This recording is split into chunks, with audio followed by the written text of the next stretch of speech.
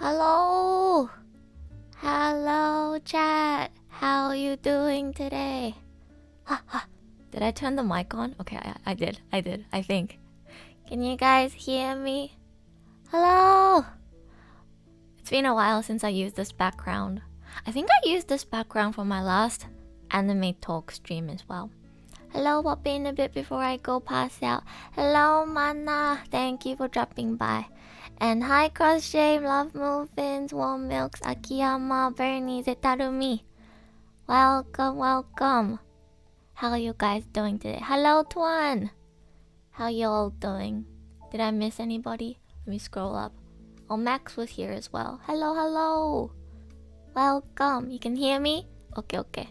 Is the balance between the BGM and my voice okay? Hopefully you guys can't hear the fan of my of my laptop that's going on right now. We're gonna chill today. This is like, it's been a while since I did a Just Chatting stream where I don't have like a script or anything prepared. We're literally just gonna chat about anime today. So I have a list of the anime that I'm watching this season and also stuff that I watched last season, which I wanted to briefly, reflect on. But like, yeah, I don't have like a structure or anything. So we're literally just gonna chat today. Let's go. Oh, hello, Mr. Subaru Duck. Welcome in chat. BGM is pretty quiet. Okay, let me turn it up a little bit then. Turn the BGM up a little bit. アニメです。そう、今日はアニメの話しますよ。So, let me look at the list. Let's start off with reflecting on the anime from last season, actually. Because remember how I did a live stream talking about anime, like for last season as well? Since everything on that list has finished airing now, I thought we can like reflect on the last season and just like talk about, which show was the best. If you missed it, you should go watch it, We're just gonna chill and talk about anime today. What was you guys' favorite anime from last season? I mean, I'm sorry if you didn't watch any anime last season, but hello Emma, welcome. We are just chatting about anime and chilling today. Can you guys hear the fan of my laptop? I feel like it might be a bit loud. Let me move my microphone away from it. Maybe if I move my microphone away from it, it will be less noticeable. Summertime rendering. 俺の名はエレン・イェーガー. Yo, guys, I'm sorry if I like end up talking about Attack on Titan a lot today because I just binged all of season 1 up till the latest season, so I'm probably gonna be talking a little bit about Attack on Titan. I think I only watched one anime from this year, All Summer Ranking. I haven't watched All Summer Ranking. Oh my god, wait. That's like one of the shows that everyone was talking about, and I was like, no, I need to watch it too. But then I kind of forgot to watch it. I need to remember to watch it. Kaguya-sama was absolute gold. Yeah, oh my god. We're getting like another like movie or something, right? For Kaguya-sama. I'm so glad there's gonna be more. Kaguya-sama is actually so good. It was perfect. Like everything up until the final episode, the setup and everything was so perfect. I miss Kongming already. Me too, Mana. Yo, if you were here in my last seasonal anime talk, I was like gushing all over how good your boy Kongming is and why everybody should watch it. It was so good. I'm kind of upset that they ended before. I mean, I guess it can't be helped. There's only one core, so they can't really go that far, but I really hope they make another season for Kongming, or at least, release some OVAs or like a movie or something, because I need to see Echo on the big stage. I need to see her actually on the stage. Like, they won the ticket to be on the big stage and we don't get to see them actually go there. How can that be? We need an OVA. Last season, the Spy X Family. Yeah, exactly. I'm pretty sure Spy Family or Kaguya-sama is the biggest thing for last season. Summertime rendering. Wait, let me search that up. I think I heard it from like a seasonal anime review before, but I haven't actually watched it myself. Summertime rendering. Oh, it's this one with like the blonde girl. Is this one really good? What is it about? Should I check it out? I didn't watch this one for last season. Mystery, supernatural fiction thriller. Oh, the rating is so high on my anime list. Should I check this one out? Also, hello, Ophelia Theory. OVA sounds promising. Yeah, I hope they at least make some OVAs for Kongming. Isekai Oji-san. Is that from this season? Wait, Isekai Oji-san. By the way, I haven't watched like everything from last season or this season. I'm not like the anime girl or anything. I'm just watching whatever I found interesting, so.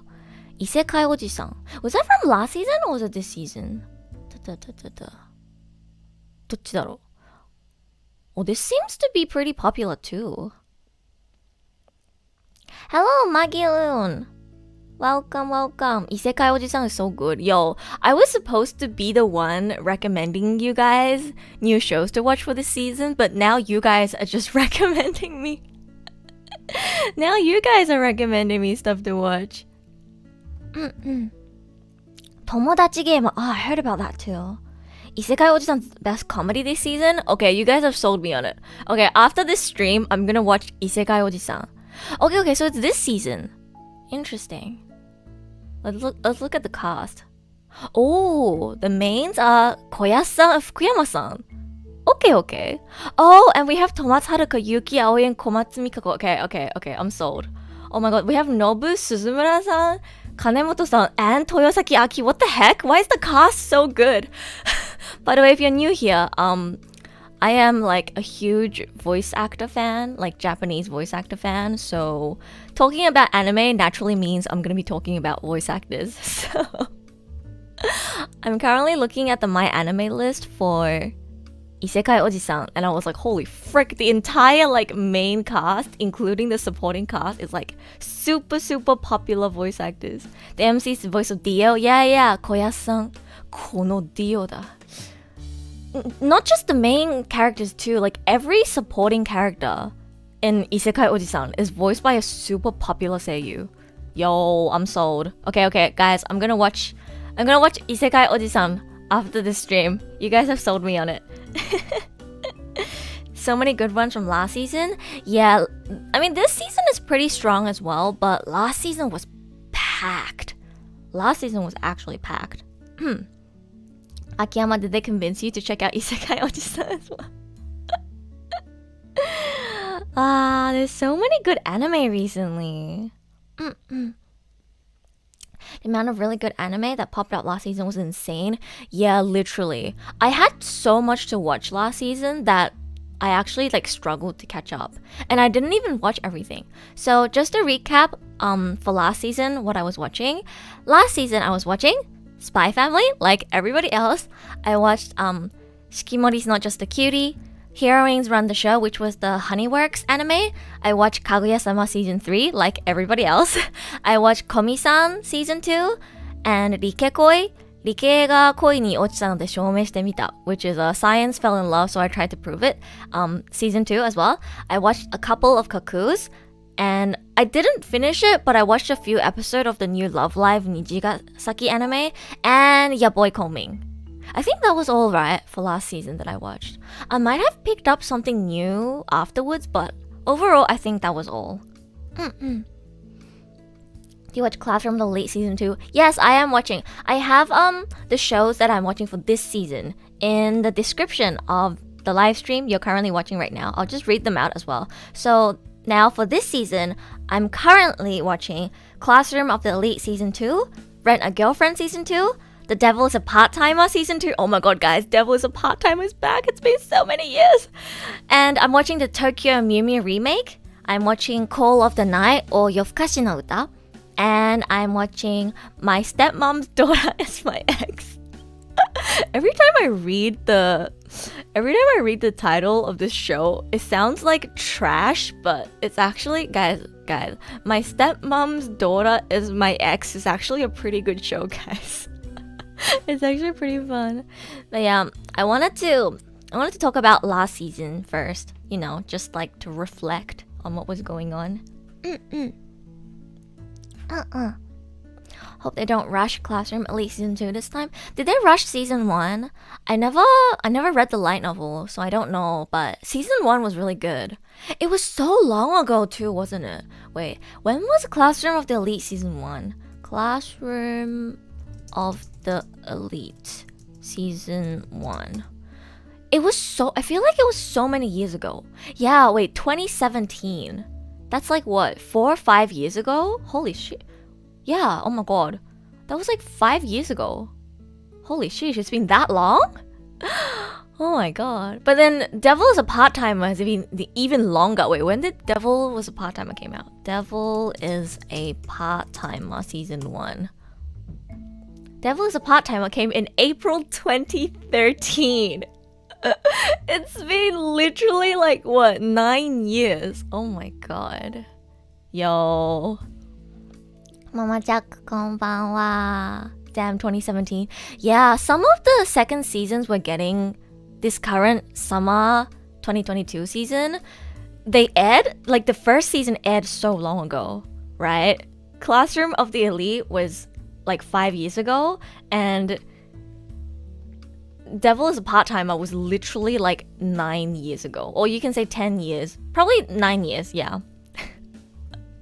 It's been so long. But I guess getting a second season 9 years later is better than never getting a second season, right? Right? Probably. This season Overlord 4 is ranking second. I haven't watched the previous seasons of Overlord. And sorry for any Made in Abyss fans as well. I can't watch the new season for Made in Abyss because I haven't watched season 1 yet.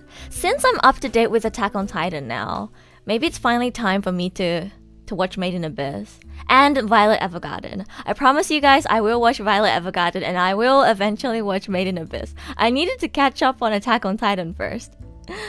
Literally forgot the plot of Devil Part-Timer and Late Classroom. Yeah, exactly, me too. You know guys, I had to like pick out a day and go and rewatch all of Classroom of the Elite season 1 because it was literally 5 days ago. 5 years ago. It was literally 5 years ago when season 1 aired, and I don't remember a single thing.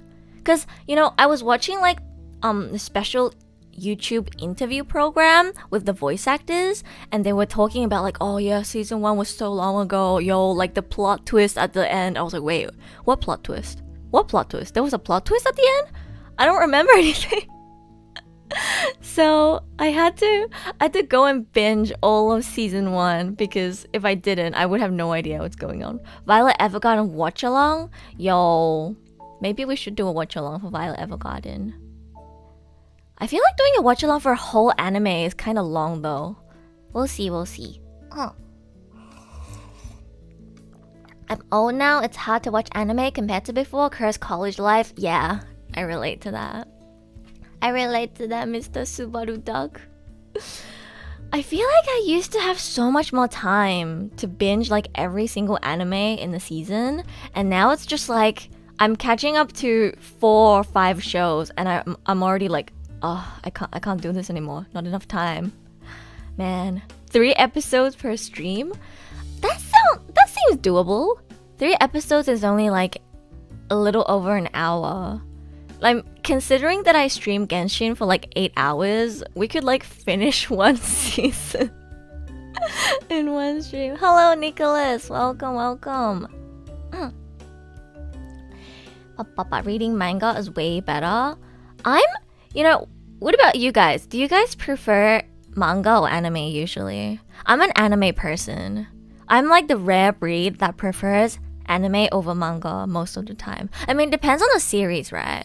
Obviously, it depends on the series, but overall, I think I'm an anime over manga person just because I'm such a huge fan of voice acting and, you know, I really, really love Japanese voice actors. So I think having the voice acting adds a lot to the viewing experience for me that's probably the main reason why I'm an anime over manga person. But yeah, it definitely depends on the series, Bernie. Some series I do prefer the manga. But yeah, I think most of the times I'm an anime over manga person. Unless they really fuck up the anime, right? Because, you know, I like having the voice acting. You guys all prefer manga? Prefer anime as reading can be tiring at times? Yeah, that's another reason too, Wales. I also prefer anime a lot of the times just because I find reading a bit tiring. For me, listening has always been easier than reading text. So when I watch anime, because, you know, I'm fluent in Japanese, so when I watch anime, I don't have to give it my 120% attention. Sometimes I can kind of, you know, like, I don't know, do my Genshin dailies or eat some food or like do something on the side while watching anime. Because if you know there's a voice acting and I can kind of listen to it and just like look at the screen occasionally, I can divide my attention. But if I'm reading something, I have to actually dedicate all of my attention towards it. So I'm most of the times an anime over manga person. I got over 15 plus anime this season. Wait, really? You're watching that much? Wait, actually, let me open the summer 2022 anime list. Where is it? Summer 2022. Hello, Long. Welcome. Read manga more nowadays. I'm watching Classroom of the Elite. I feel like Classroom of the Elite is probably like the top hyped show for this season. Or maybe not number one, but I did see a lot of people excited for Classroom of the Elite season 2. Let's look at summer 2022 anime list. Started reading Oshinoko. Yo, Oshinoko. So many people have recommended Oshinoko to me. I watched like some videos briefly describing the plot of it, and it seems like something that I would be really into. It seems super, super interesting. But then, just as I was about to pick up the manga, they announced that it's gonna have an anime. So now I'm like, should I wait for the anime? Wait, when does Oshinoko anime come out? Oshinoko anime. Did they announce when the anime is gonna come out? Or did they just announce that it's going to be released? I don't see a release date. I was so excited when they announced the anime production. Yeah, I was really excited too. I know a lot of people like think this manga is super, super good. I had so many people recommend it to me.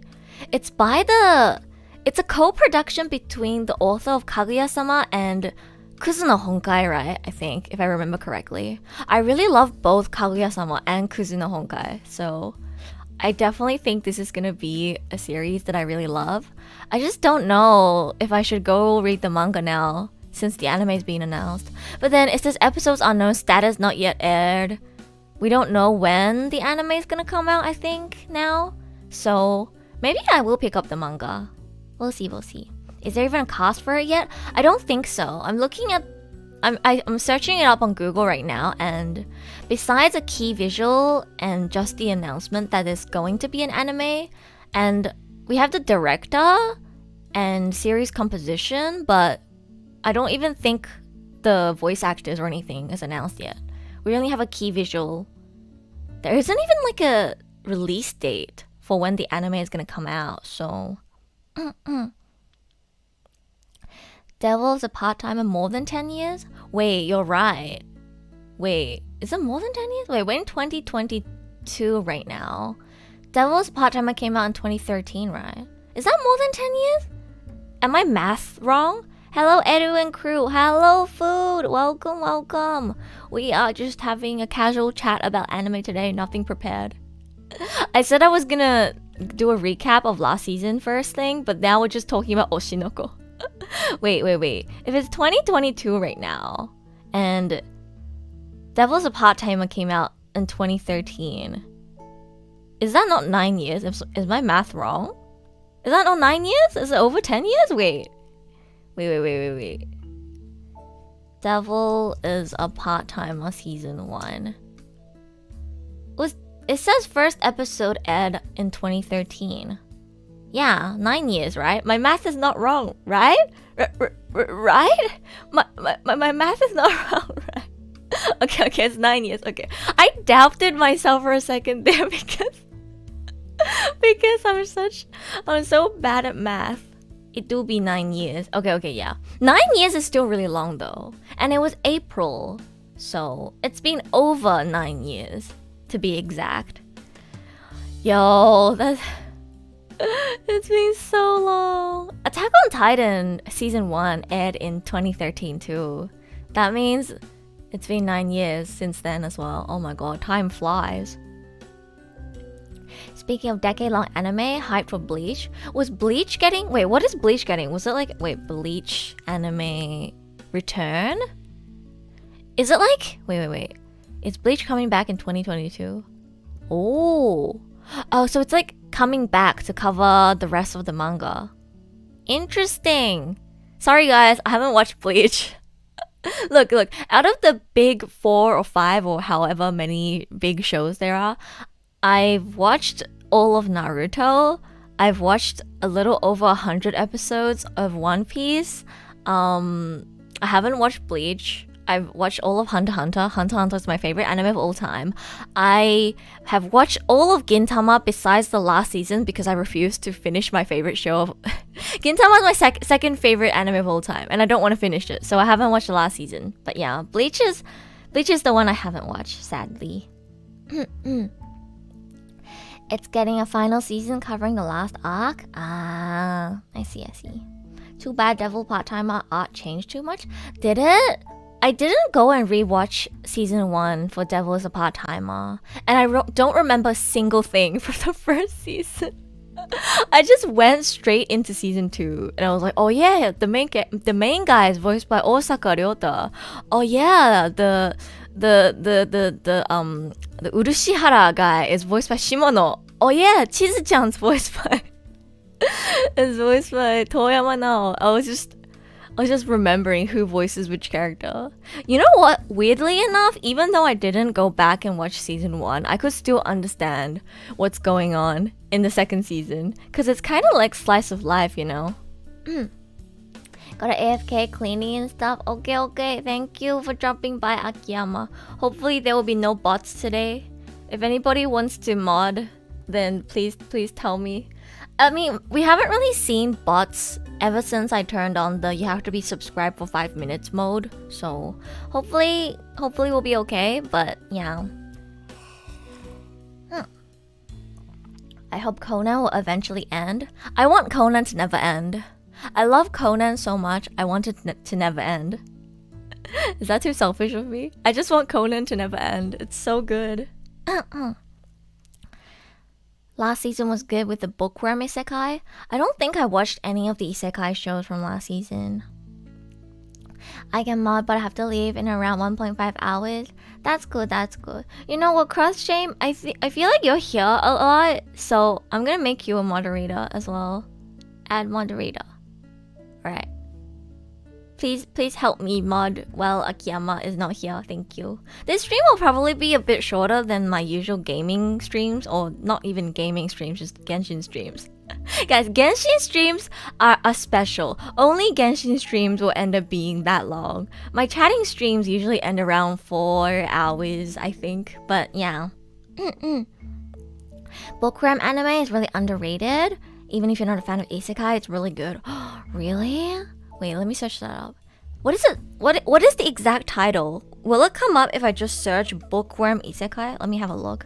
Bookworm Isekai. 本好きの下克上師匠になるためには手段 It got cut off because the title is too long. Wait. 本好きの下克上師匠になるためには手段を選んでいられません。This is such a light novel title. It's so long. Binged all 3 seasons of Bookworm last month. Is it that good? Yo, you guys are recommending me so many new shows. I'm supposed to be the one that's recommended. Not well known in Western. Yeah, I haven't seen that many people talk about it. Is it super good? I think I saw a few anime-tubers talk about it briefly, but what is it about? Ura no Mototsu loves books and has an endless desire to read literature. She almost fulfills her dream job of becoming a librarian before her life is ended in an accident. Is it Truck-kun? Truck-kun strikes again. As she draws her last breath, she wishes to be able to read more books in her next life. As if fate was listening to her prayer, she wakes up reincarnated as Maine, fragile 5-year-old girl living in the medieval era.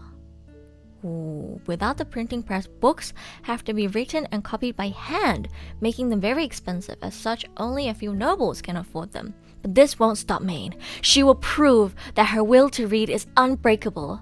And if there are no books around, she will make them herself. Oh, that seems pretty interesting.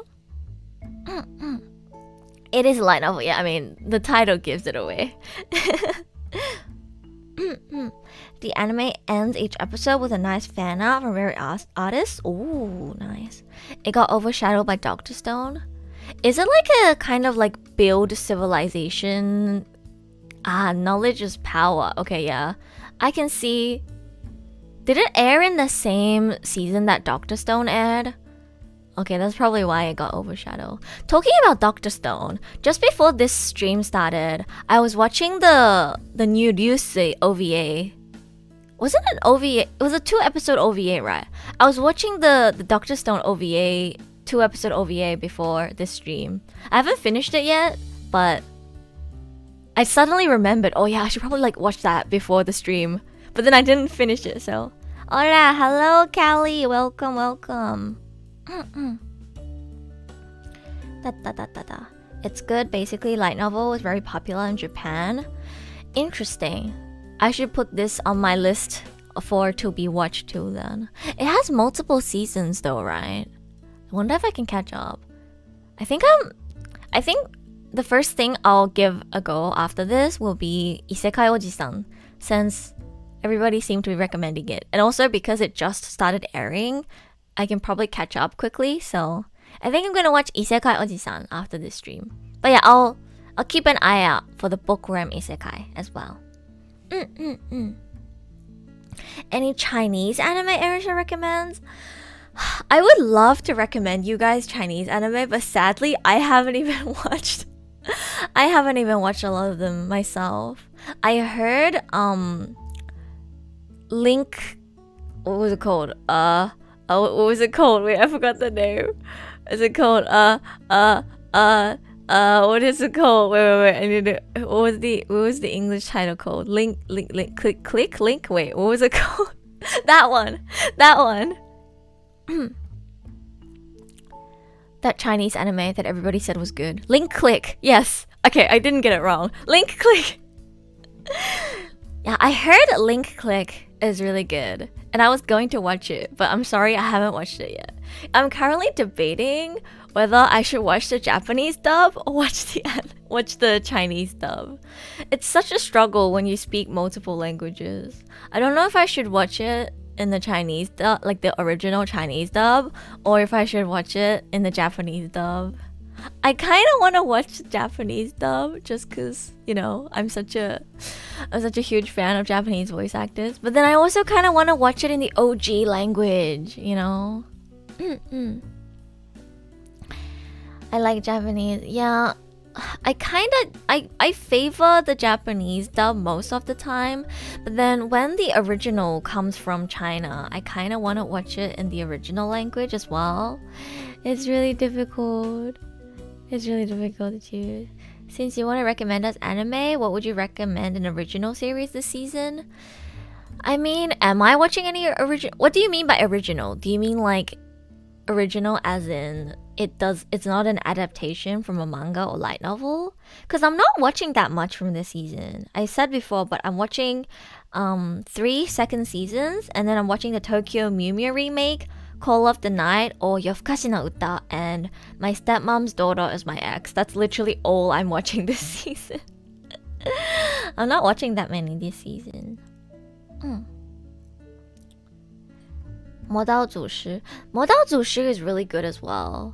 I didn't finish watching all of it, but I found the Chinese dub a little bit difficult to understand for me, for my Chinese level, because my Chinese isn't that good, and 魔导祖师 has a lot of like difficult terminology and fantasy elements in it. So because my Chinese isn't that good, like out of the 3 languages I speak, Chinese is probably the one that I'm not the best at. So I found it a little bit to follow without subtitles. And I'm considering rewatching it with a Japanese dub. Might make it a little bit easier for me to understand. Tokyo Mew Mew, let's go. Nicholas, are you watching Tokyo Mew Mew? Yo, people who grew up with Tokyo Mew Mew, rise up. Rise up. Who is watching? Yo, guys, I have so much to say about the Tokyo Mew Mew remake. And sadly, I have more criticism for it than praise for it, but yeah, let's talk about that later. I need to let's save the criticism for later. I said I was gonna do a quick reflection for last season first, so we kind of already zatsudaned about a lot of stuff, but let's do a quick reflection for the last season first. So, Spy Family, everyone loves it. Yo, guys, I'm so happy that they announced, a second core for Spy Family right away. I mean, it was obvious that we were gonna get more Spy Family, right? It was so popular, not just in the West, in Japan, in China, like every country. I feel like the Spy Family, everybody knew was gonna be popular. The manga was already super popular, but then the anime boosted the popularity like by another probably 50%. And yeah, we're getting a second core, guys. What's Spy Family? Troy, have you been living under a rock? Erikanto. Spy Family, look, I don't think anybody can deny that Spy Family was good. Some people might argue it was overhyped, but I think it was just that good, right? Demon Slayer maybe was kind of overhyped as well, but it was truly a really good show. So, by the way, guys, talking about Demon Slayer, I watched the Yuyugi-hen, the Red Light District arc. I finally watched it. Let's go. I finally watched the Red Light District arc. I read the manga for that arc, so I wasn't in a rush to watch the anime, but yeah, I finally watched it.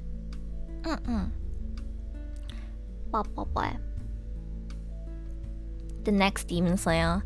Spy Family truly feels like the next Demon Slayer, doesn't it? Wait, I'm gonna try and take out the charger from my laptop and see if it reduces the fan noise. I'm kinda concerned if the fan noise is adding like noise to the stream. Wait, what? Let me see if I take the charger out, hopefully it'll reduce the fan noise by a bit. I'm the only one who didn't watch Spy Family. Wait, Troy and Cross Shame, did you guys actually not watch Spy Family? I thought you were joking.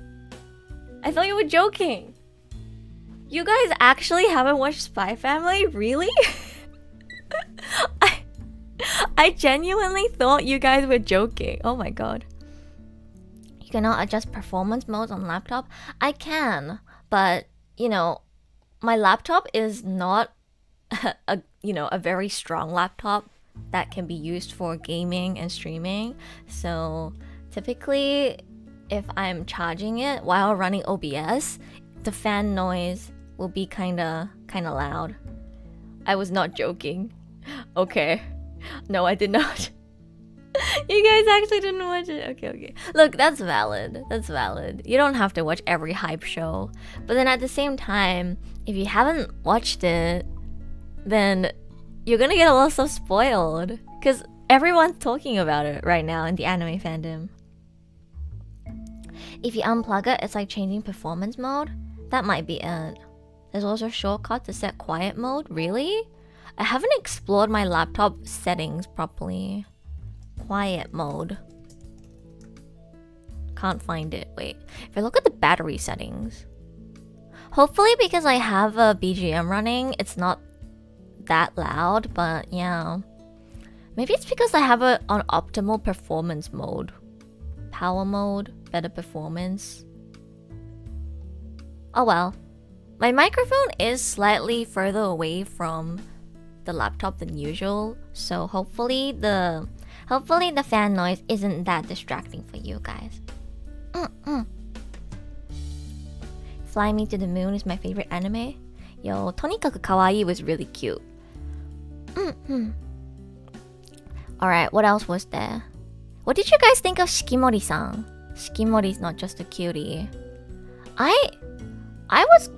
I talked quite a bit about how I really liked Shikimori-san, but I have to admit, the more I watched it, the more I realized it's not as good as it initially seemed. Like, don't get me wrong, Shikimori is still a really appealing character, but I think what disappointed me the most about Shikimori-san was, you know how in the last stream when we talked about seasonal anime, I was saying I was super excited to find out like Izumi and Shikimori's backstory, because in the opening it seemed like they were hinting at them having some kind of like more dark, like dark interesting past to how they met each other, or like before they met each other. And by the end of the show I kind of realized that it wasn't really that deep.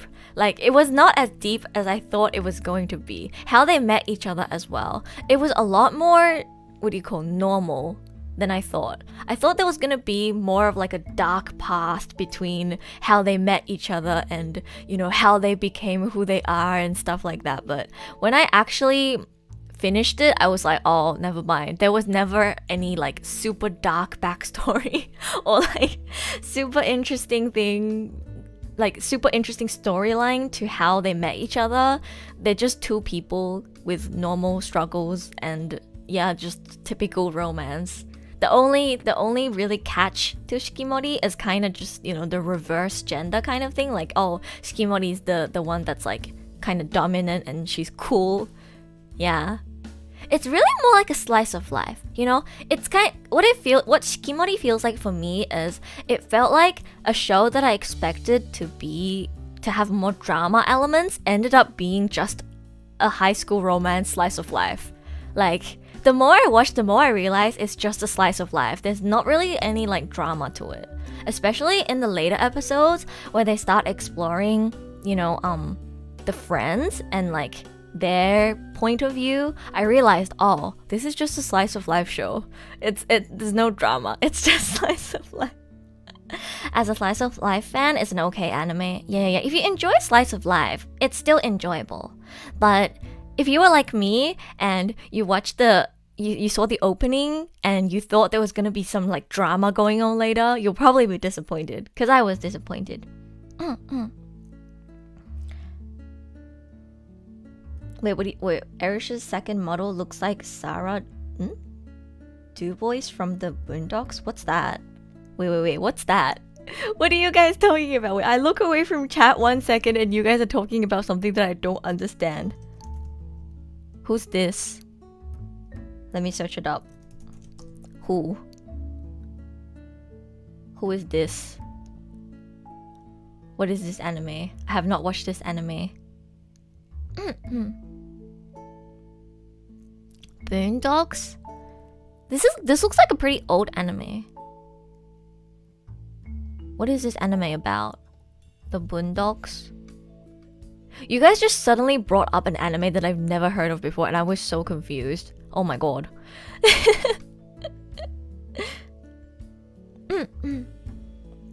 Reverse gender reconstruct. Yeah, I think Shikimori-san, once you get to the end of it, you kind of realize the only gimmick it really has is the kind of reverse gender role kind of thing, where Shikimori's more of the dominant one, and yeah, she's kind of the only interesting part of the show if you were looking for something like, unique. But if you're a slice of life fan and you just wanted to see high school friends hang out, fall in love and stuff like that, it's still a pretty enjoyable show. I was a bit disappointed though. I thought Shikimori was gonna have a more, deep, dark kind of past, but it turns out, spoiler alert, she she just like didn't really have any goals for herself and she didn't know what to do, so she just kind of copied whatever her older brother did, and then she fell in love with Izumi, so she like kind of wanted to be more of a cute girl. That's literally her entire backstory. And I was like, you're kidding me. You showed me all of that like dark-ish like foreshadowing of Shikimori like, fighting her classmates, and you're telling me all there is to her story is that she was a tomboy because she didn't know what to do with her life and she just copied her brother. Like it was so anticlimactic in my opinion. So I mean, I think that's why I also watch Nagatoro, just because of Shikimori's expression. Same goes for Nagatoro. Yeah. I think Nagatoro as well, it's like the main female character has like a, catch that kind of, appeals you to watch the show. But in terms of the actual plot of the show, there isn't anything too special going on. So unless you're a huge slice of life fan, you might be disappointed. It had potential but still wasted. Yeah, that's how I feel about Shikimori-san. I still think Shikimori is a really great character, and the friends are pretty lovable as well. But yeah, overall, I think Shikimori-san was a disappointment. I think I expected more from it. Alright, what else was I watching last season? Heroines Run the Show. I think Suzu was the only one that was really into talking about Heroines Run the Show with me last season. Did anybody watch the Honeyworks anime from last season? Heroines Run the Show. ヒロイン失格。嫌われヒロインとなんとかなんとかのやつ。I actually really enjoyed Heroines Run the Show. That became my favorite Honeyworks anime. And Honeyworks have released like 3 anime. This one is my new favorite. It was actually so good. I liked it. I really liked that for once they focused on a non-romantic relationship. You get what I mean? Because the whole show, you can argue that there was like a little bit of romance sprinkled into it because, later they introduce like a childhood friend who likes the heroine. But overall, I think the relationship between the heroine and the lip boys, it wasn't really romantic at all, right? It was like a friendship, and it was just so refreshing to me watching an Honeyworks anime that focuses on something that's not romance. I really thought it was like a fresh breath of air. Hiroin Tarumono was great, especially how it resolved the last 3 episodes. Yeah, the final episodes actually like got super interesting. Top 10 anime betrayals. That was actually such a nice plot twist. I didn't expect it. I mean, I started suspecting it halfway through because, they were like hinting at it, but I didn't want to believe it because I was like, she's voiced by Hayami Saori. She seems like a good girl. She helped her when she was being bullied. There's no way, right? There's no way it's going to be a betrayal, right? But it ended up being a betrayal, and it was a lot worse than I thought. And it was just really interesting. Love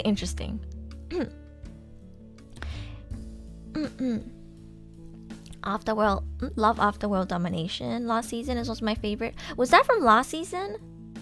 Not sure. There are characters from other Honeyworks anime.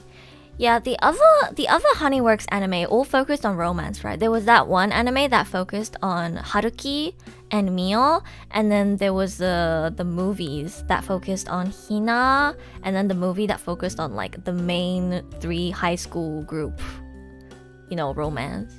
I wasn't really a fan of the Honeyworks anime. I like Haruki x Mio, but I didn't really like a lot of the other couples. They're cute if you just watch them from the music videos, but when it's in an anime format, it's like I feel a lot of the romance feels kind of rushed. So I actually wasn't a huge fan of some of the Honeyworks anime. But then they came out with Hiroin Tarumono, right?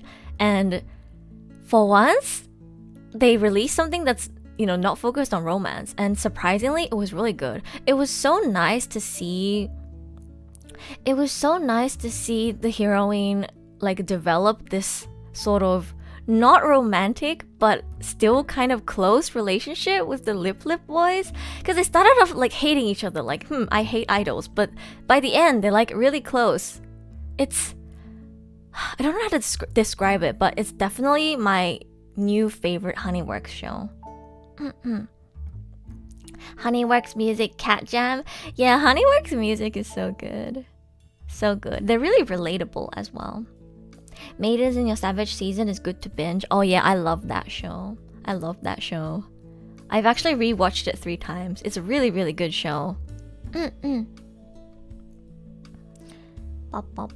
It also respects the idol-fan relationship. Yeah, that was a really good part of it. I think it explored the whole idol culture, idol-fan relationship aspect really, really well. There actually isn't that many shows that really go into depth, showing, like fans going overboard and kind of like, what do you call? I mean, Idolish 7 does it really well, but again, Idolish 7 is a series that's really under the rug because the fandom loves it, but not many people give the anime a go because they think it's just another idol show. But if you really liked Hiroin Tarumono, I recommend checking out the Idolish 7 anime. Idolish 7 explores the fan-idol relationship and just like idol culture, the entertainment industry and stuff like that really well. I like shows that explore the behind the scenes of the entertainment industry and really dive deep into like idol culture, idol fan relationship. I think it's super interesting. Anybody watch Fruits Basket? Yo, Fruits Basket is like in my top 3 favorite romance drama of all time. I can talk about Fruits Basket for an entire stream. We are not talking about Fruits Basket today. If we talk about Fruits Basket, I'm gonna be talking about Fruits Basket for the entire stream. I actually read one of my university assignments on stream the other day where I basically, gushed over just how great the character writing in Fruits Basket is. Fruits Basket is amazing. Just wait until you hear Irune's essay on it. Yeah, exactly. I love Fruits Basket so much that I wrote one of my university assignments on it. That's how you know. Internet friends are the best.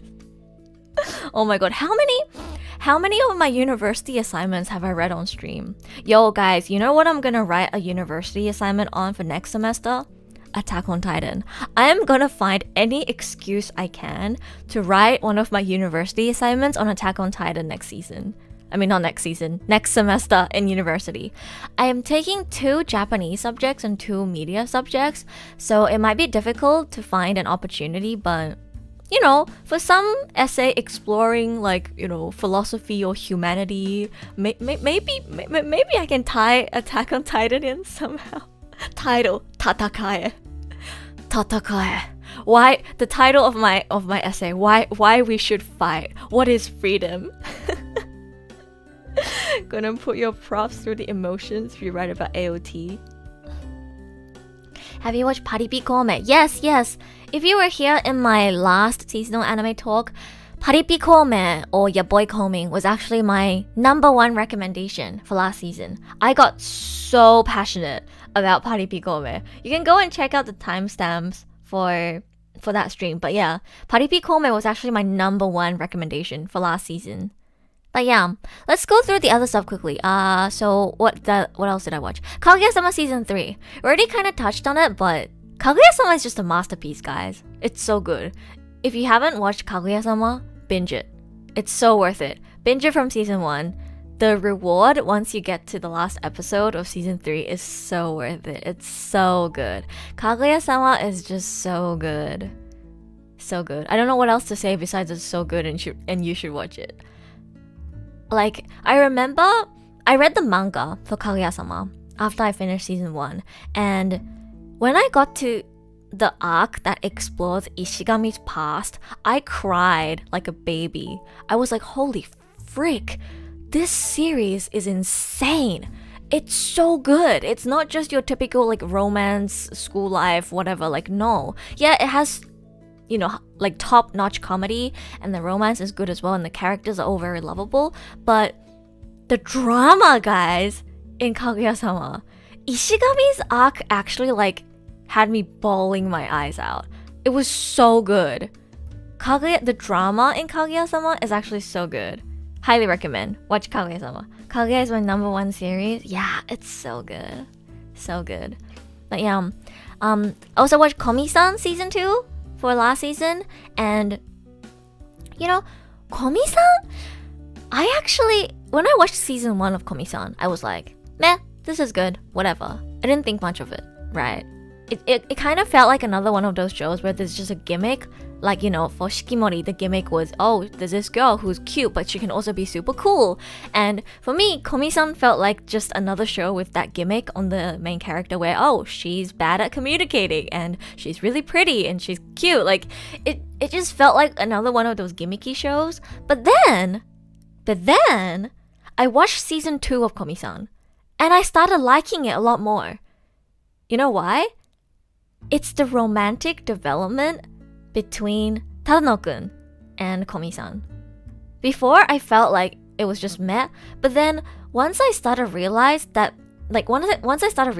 there was actually this slow romantic development between Tadano-kun and Komi-san, I started enjoying it a lot.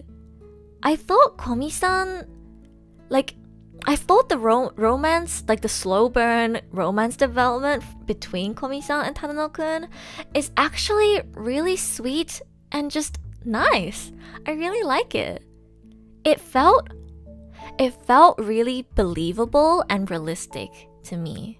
Because in the beginning, Tadano-kun felt like a kind of boring, bland protagonist, but the more I watch, and the more I see the way he treats the people around him and the way he interacts with Komi-san and helps her out and is just a genuinely good guy and a good friend to her, I'm just like, yo, guys, if Tadano-kun was real and he was my friend and he treated me the way he treated Komi-san, I would probably fall in love with him too. He's so nice. Guys, can we talk about how nice Tadano-kun is? He's actually just such a genuinely nice person.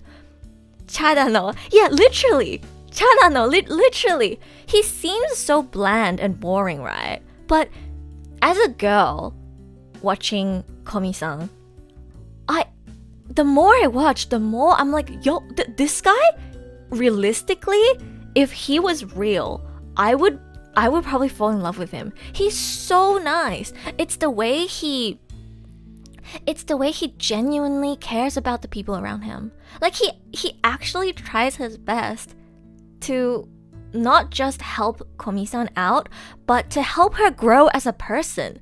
That's the kind of person you want in your life. You want, whether, you know, it's a friend or a lover, the type of people you want in your life as people who propel you to become a better person, right? I really love the way he doesn't just help her, but like push her back and let her grow on her own. It's so good. He's such a positive influence on her. And how can you not adore a relationship like that, right? シャナさん、こんばんは。今日はアニメについて語る雑談枠ですよ。今日はちょっとね、英語話す人多いので多分英語多めになっちゃうと思うんですけど、いらっしゃい、いらっしゃい。Chadano. Literally Chadano. That's my opinion after watching Komi-san season 2. Chadano. I'm actually really enjoying the slow romantic development between Komi-san and Tadano-kun. Yo guys, that scene where she goes to visit him when he's sick and like she like slowly like holds his hand. Yo, that actually made me doki doki. That reminded me of my shoujo manga reading days. There was no dialogue in that scene, but it made me so doki doki. It reminded me of my love for romance anime. It kind of made me want to go back and rewatch some of my favorite romance anime. It was actually really good. Nice guys can relate with Chadano, but most important thing is to be exactly understanding as Chadano. Yeah, he's actually such a good guy. It took me too long to realize. It was so obvious from episode 1 in season 1 that he's actually such a genuinely just understanding and great guy, not only to Komi-san, but to all of his friends. We should all strive to become a friend like Tadano. He's so nice. Like the way he interacts with Katai-kun as well. You can tell how much of a good guy he is, not just from the way he interacts with Komi-san, but with everyone around him. The way he doesn't discriminate against Katai-kun and treats him as well, just makes me respect Tadano-kun so much. I just have so much respect for him. I love Katai scene. Me too. Me too. I love how they add in like the gimmick where a lot of his dialogue is like it's so misleading. It's really funny. Some of Katai's scenes is the peak comedy in Komi-san, in my opinion. It's so funny. So funny. 自分は春からニクルで放送してるサマータイムレンダーがめっちゃ面白い。サマータイムレンダーですか？さっきもね、おすすめされたんですよ。サマータイムレンダー。サナさんも面白いって言うんだら、後で見てみようかな。今おすすめされたのが、サマータイムレンダーと異世界おじさんです。で、今、コミさん2期について話してます。Katai is such a good friend to Chadano. Yeah, he's a great friend as well. I really like Katai. Katai is a funny guy. I think he adds to a lot of the comedy in Komi-san. And also, you know what's another thing I really loved about Komi-san season 2? It's the what do you call 修学旅行 arc. What do you call 修学旅行 in English again? The like school trip. Yo, guys, the school trip arc in Komi-san season 2 was so good. I just talked about how much I love the slow like romantic development between Komi-san and Tadano-kun, right? But ironically, my number one most favorite part of Komi-san season 2 was probably the school trip arc and seeing the like friendship slowly develop between Komi-san and, you know, her two friends. Was it just me? That was so nice. The trip. Yeah. It was so nice seeing Komi-san manage to make friends with two of her classmates without the help of Tadano-kun. It really showed how much she's grown since season 1, and it was just really sweet. Like, she still didn't talk much, but it was really sweet seeing the relationship between the three of them. So, you know, seeing them slowly get closer. It was so sweet. I really, really loved the school trip arc. I was surprised that how much I loved that arc. Like, once they got to the point where they were talking about, you know, like, oh, which boy are you crushing on in the class? I just thought, it's so heartwarming. Like, Komi-san probably never thought she would ever be in a situation where she can talk with her female friends about, like, yo, which boy are you crushing on? Like, it's just, it was so heartwarming in a really bland way. I enjoyed Komi-san season 2 so much more than I thought I would. It was very, very sweet. I think sweet is the best word I have to describe Komi-san season 2. It was so sweet. It really warmed my heart. I actually really enjoyed Komi-san season 2.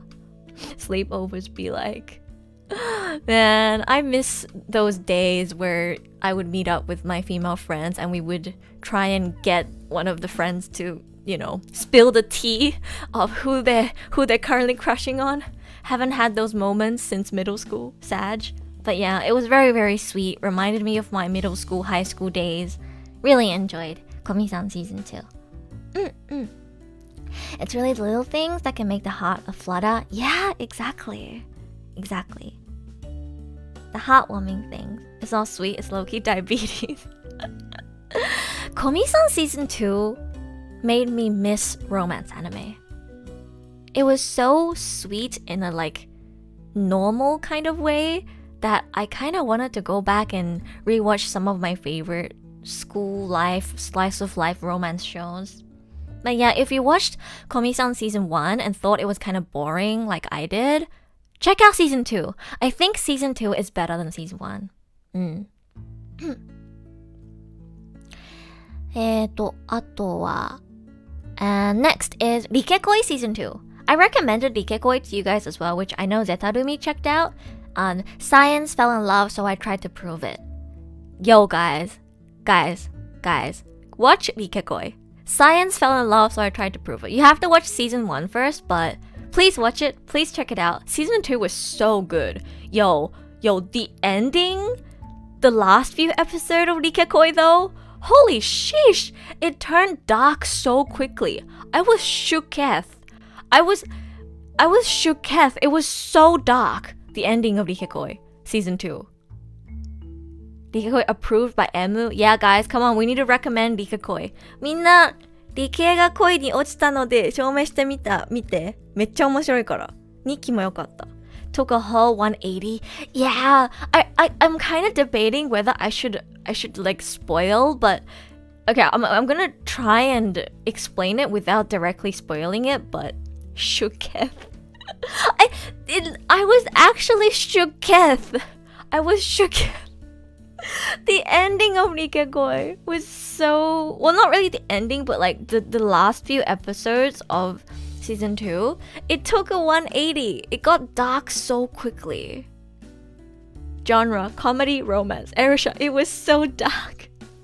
It was dark. I don't want to say the word or like spoil exactly what happened, but all you need to know is that it was a cute, goofy comedy romance, you know, where these people, they tried to prove that they're in love by doing scientific experiments, and then all of a sudden, it became super dark.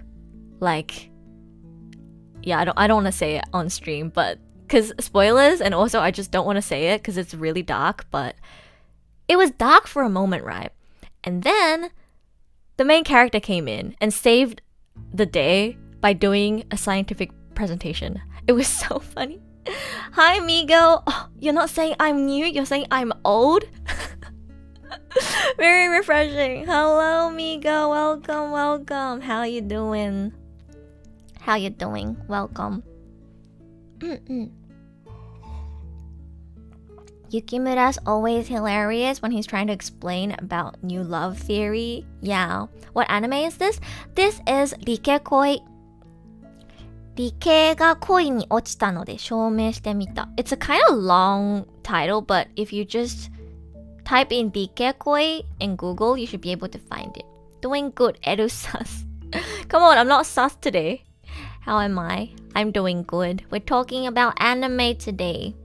I'm currently recommending everyone to check out Nikakoi. Science fell in love, so I tried to prove it. It's like... First season is just a good comedy romance overall. It's also very educational because if for anybody who doesn't know, the premise of this anime is basically it's set in university and they're in like a research lab. They're all STEM students and the main characters, they think they like each other, but because they're science students, they refuse to kind of admit to their feelings just by feelings, if you know what I mean. They're like, because they are STEM students, they have to scientifically prove that they're in love with each other before they can admit or say that they're actually in love with each other. And that's like the basic premise. So it's really funny because they try to do scientific experiments on things that usually you wouldn't think about. For example, they tried to measure like heart rates or do like date experiments or like measure the scientific components in your saliva to find hormonal levels and stuff like that. Basically, they do all these ridiculous scientific experiments to try and prove the formula of love, basically. How do you scientifically prove that you have romantic feelings for someone or that you're in love? That's the basic premise of the show. And it's educational, super interesting, super funny, and it's really sweet as well, the relationship between the main characters. Not just the romance between Himuro and Yukimura, but also I personally am a huge fan of Ibarada and Tora. I think they're super cute. Totally not just my childhood friend Brainrot speaking. I think Ibarada and Tora are super cute. Yo, guys, when they kissed in the second season, I was like, my heart. I need another season of Nikakoi. I need to see what happens to Ibarada and Tora after that kiss. I have to know. They are my favorite couple in the show. And Kanade-chan as well. But yeah, overall, Nikakoi has a really cute, goofy, lovable cast of characters. I think the scientific experiments that they do are both educational and really funny at times. So highly recommend checking out Nikakoi. Geniuses but idiots at love. Exactly. That's the premise, basically. Love the first opening of Nikakoi Paradox because Amamiya Sora herself is a singer. Yeah, I think she sings the opening in the new season too, second season. Amamiya Sora so good. Yo, we have so much to say about Amamiya Sora for this season since she voices both Nazuna, who's the main girl in Call of the Night, and she also voices Chizuru, who's the main character in Rent-a-Girlfriend. So we'll get to talk about Amamiya Sora a lot. Talking about the opening song, yo, the first ending song of season 1 though. I talked about this last season, but I forgot that Cheering Love was the ending song of Nikakoi because so many VTubers covered it that I kind of just was like, oh, it's a VTuber song or like a Vocaloid song, but it's not. It's Nikakoi's ending song. I almost forgot. But yeah, Nikakoi has good openings and endings too, and a really lovable cast of characters with a pretty unique premise, I'd say. So please do check it out if you haven't watched it yet. What do you think of the Gyaru type character in Nikakoi? What do you mean Gyaru type character? Was there a Gyaru type character? Wait, I can't remember what you're talking about. I think the last few episodes of Nikakoi just season 2 just completely wiped my memory of everything else that happened before it. All I remember is what happened to Kanade, and then I won't say what exactly was happening to Kanade, but basically she got kidnapped by these bad guys, and then Yukimura came in, and these guys, mind you, literally had stun guns in their hand. They had weapons. It was really dangerous.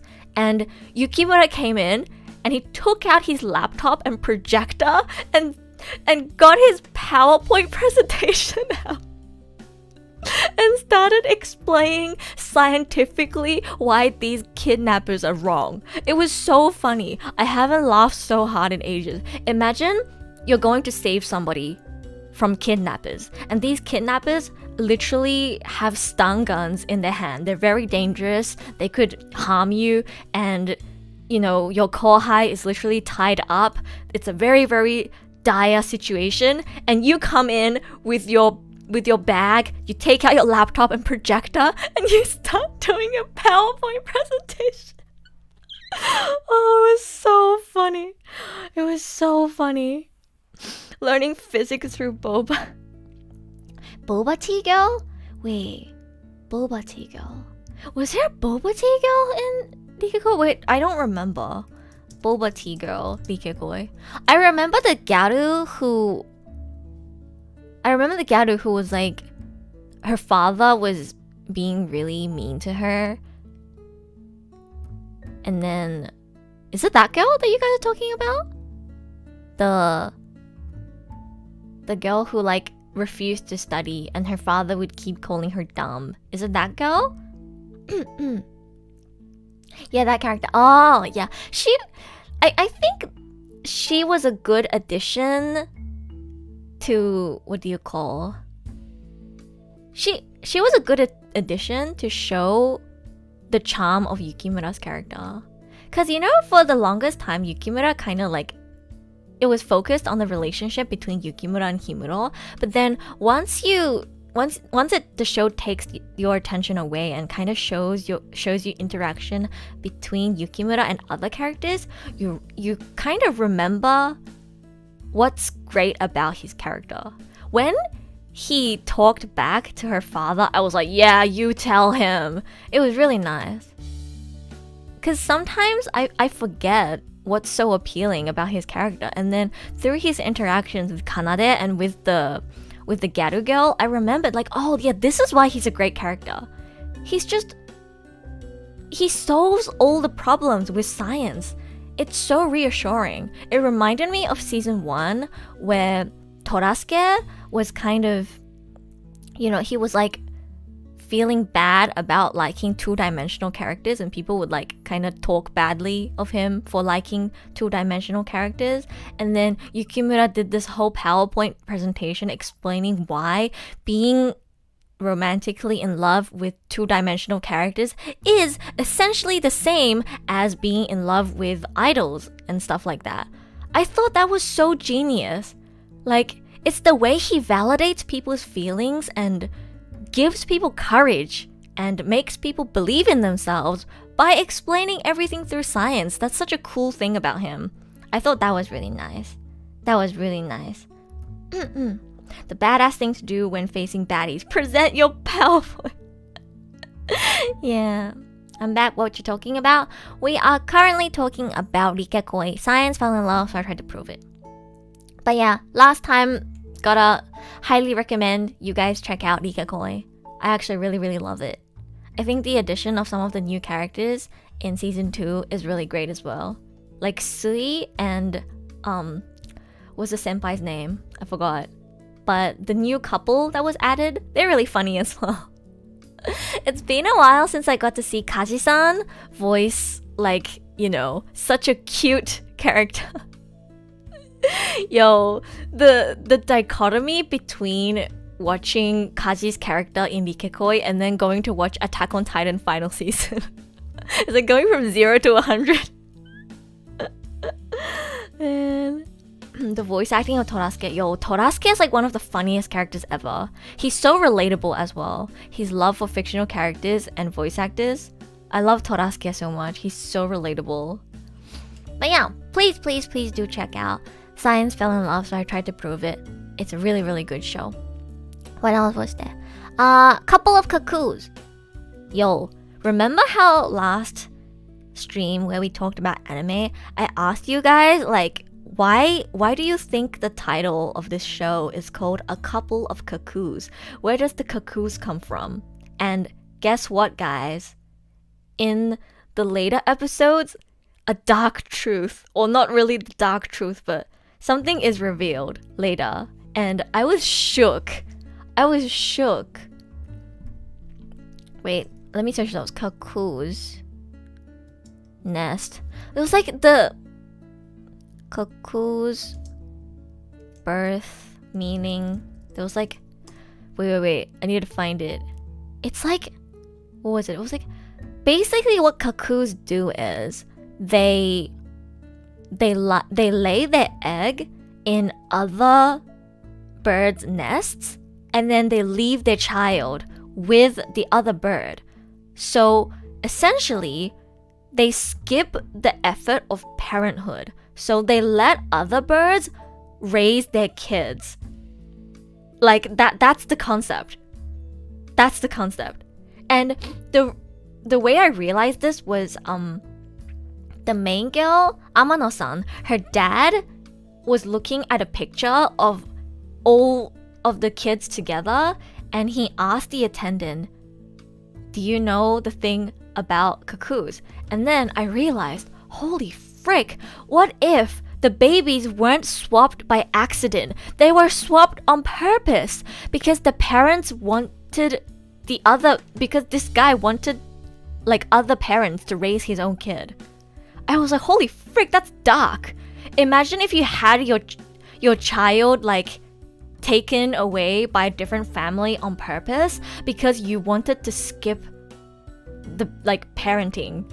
You wanted like another pair of parents to raise your child. What if it was all on purpose?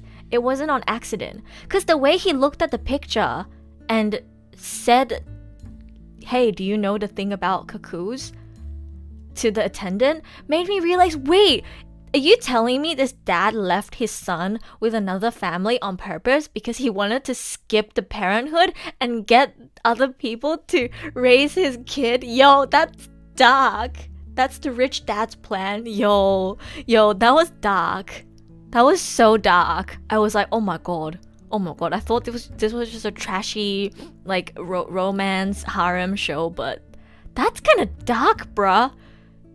Imagine if your parents like planned to have you accidentally be mistaken to be another family's kid just so that they can skip the parenthood. That's so dark. But yeah, other than finding out this dark truth about a couple of cuckoos and the meaning behind the title, essentially. But it says a couple of cuckoos. But then the thing is, right, he didn't just leave his kid with another family. He also adopted a child from that family. So unless I go and read the manga, I won't know what the dad's actual aims are. But yeah, it was darker than I thought it was gonna be. And in terms of the actual show, like the characters and the romance, it's not that good. Don't recommend. It's not that good. I'll be honest with you guys, it's not that good. Rent-A-Girlfriend is probably more entertaining than A Couple of Cuckoos. Nisekoi is better than A Couple of Cuckoos. A Couple of Cuckoos was genuinely pretty boring, in my opinion. I kind of hoped that the little sister wouldn't like join the harem too, even though, you know, she's not related by blood, but I kind of wanted her to stay as a little sister because their relationship felt like a realistic sibling relationship. You know, I was talking about that in my last stream, like the way she steps on him and stuff, and the way they fight over the controller and fight over who gets to eat the bigger egg. Like, they felt like a really nice, realistic sibling relationship. I didn't want it to turn into like an awkward, oh, now I find out you're not actually my big bro and maybe I'm in love with you. Like, I didn't want it to be like that. But considering that there's only 3 main girls and she's in the poster and everything and she's supposedly really cute as well, I guess it can't be helped that she was eventually going to join the harem. But yeah, cross shame, don't watch it. It's not worth it. It's not worth it. Don't watch A Couple of Cuckoos. It's not worth your time, honestly. Unfortunately, manga readers don't know either. I guess we can find out later then, maybe. But yeah, the part where the dad revealed that maybe the babies being swapped was on purpose, I was like, yo, that's kind of dark. But yeah. Okay, last one. Ya boy Kongming! My number 1 favorite and number 1 recommendation for last season. Rise up, ya boy Kongming or Paripikome fans. We have to propaganda again.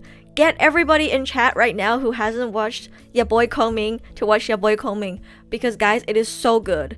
I'm not gonna like do my whole TED talk on why you should watch it again because I poured my heart out already in the last stream. It's timestamped, you can go check that out, but it's just so good, guys.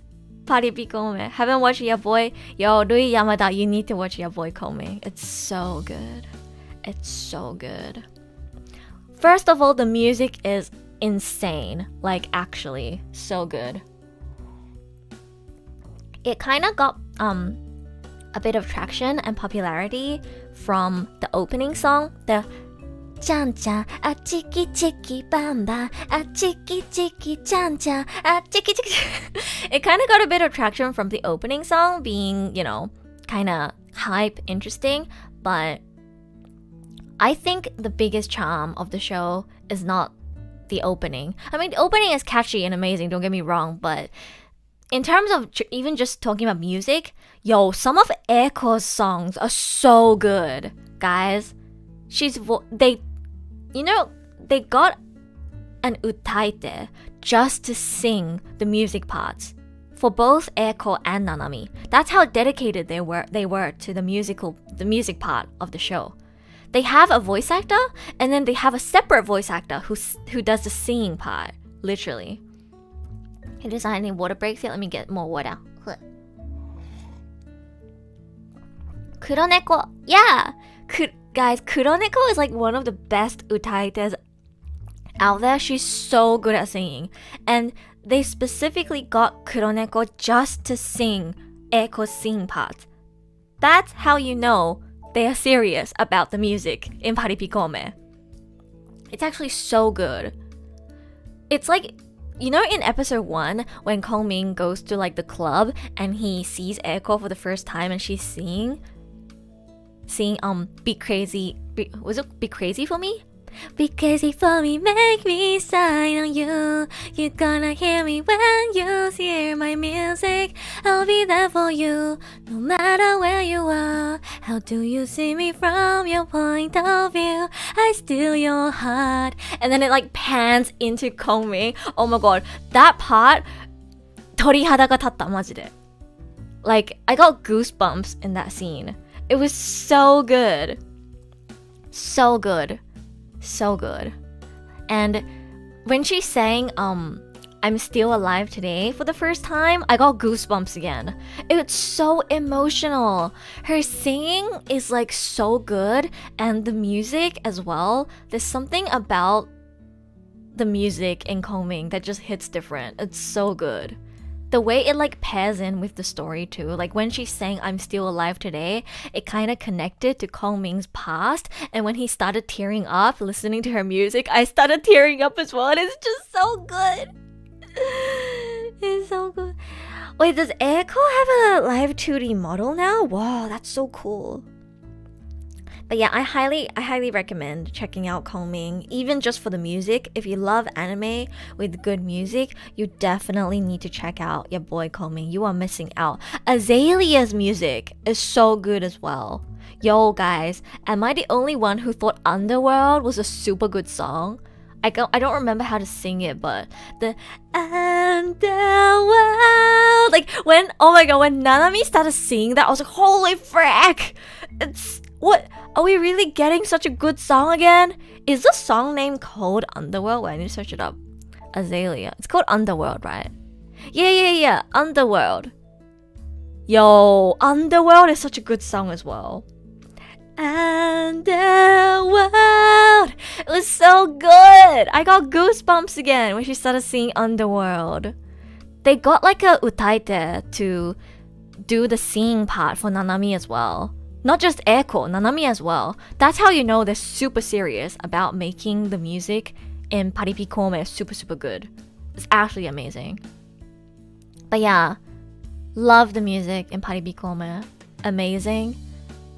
Our boy Kabe, also great rapper.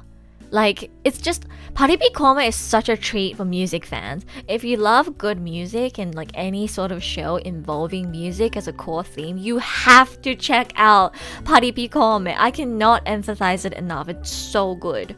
So good.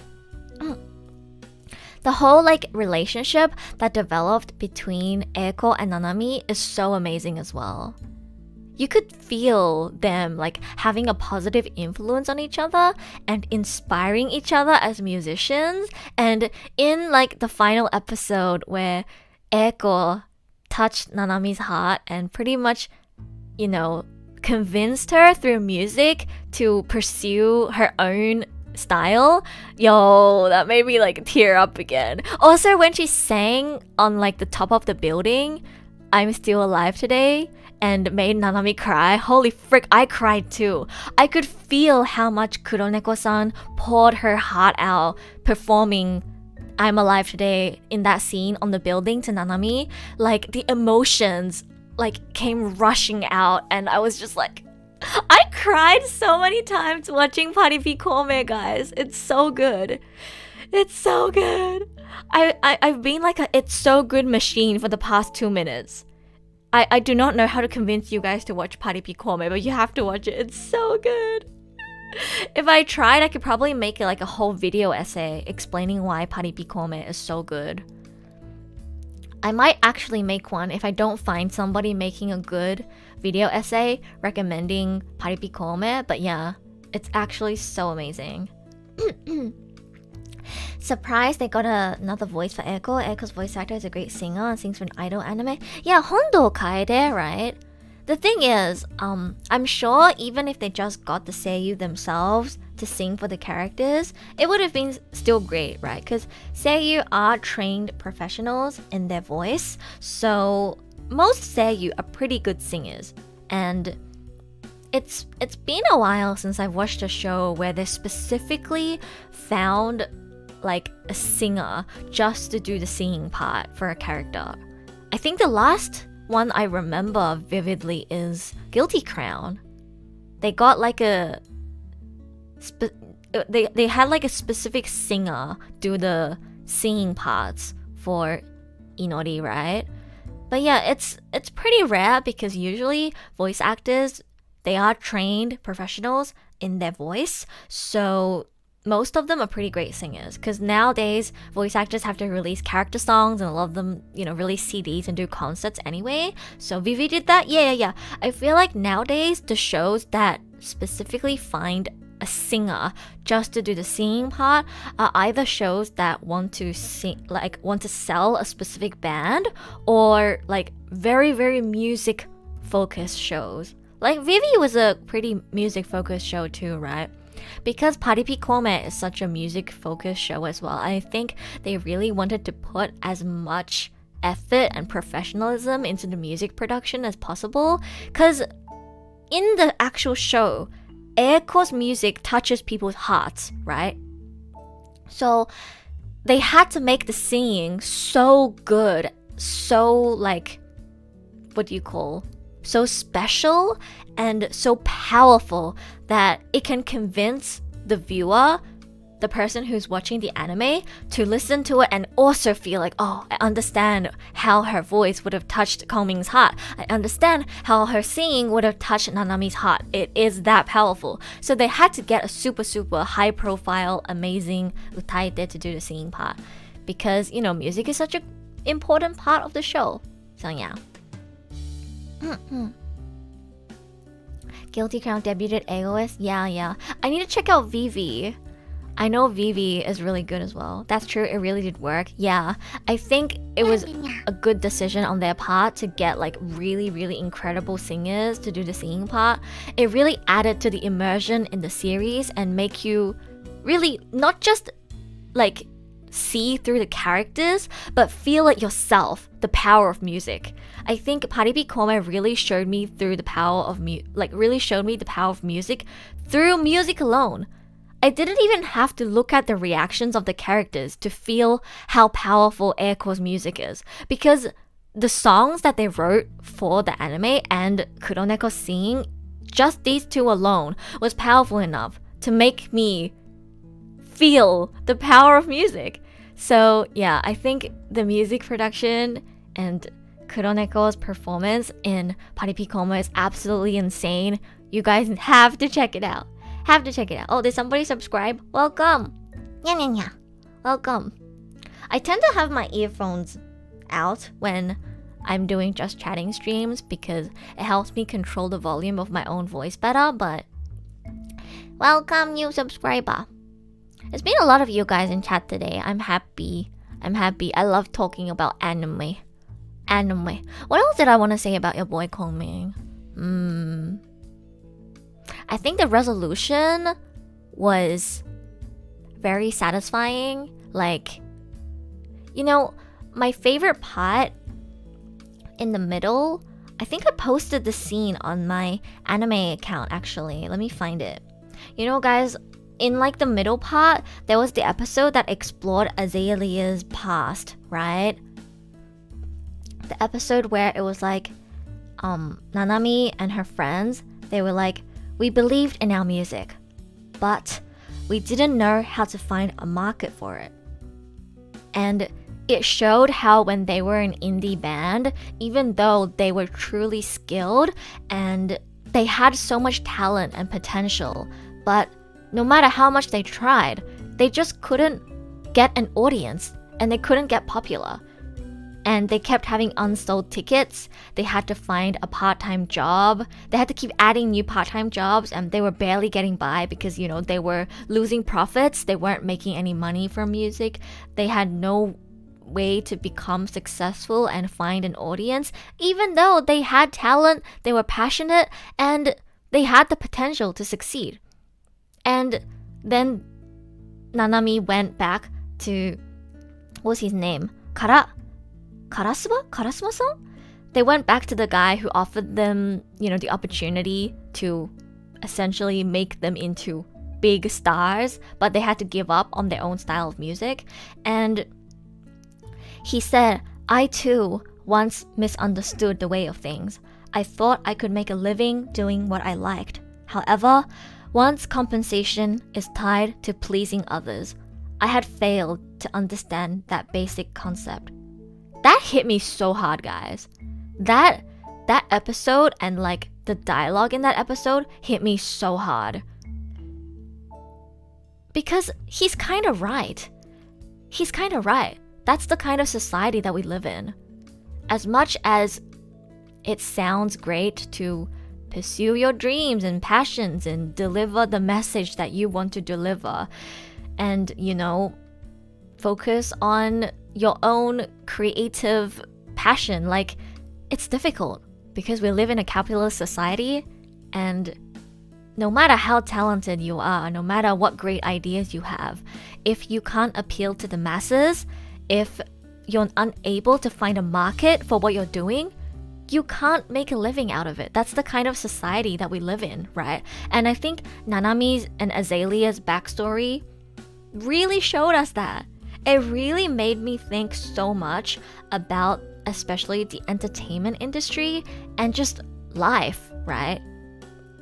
It made me think about how many people working in the creative field, and that's not just music, that can be artists, you know, content creators, streamers, like anyone doing creative work.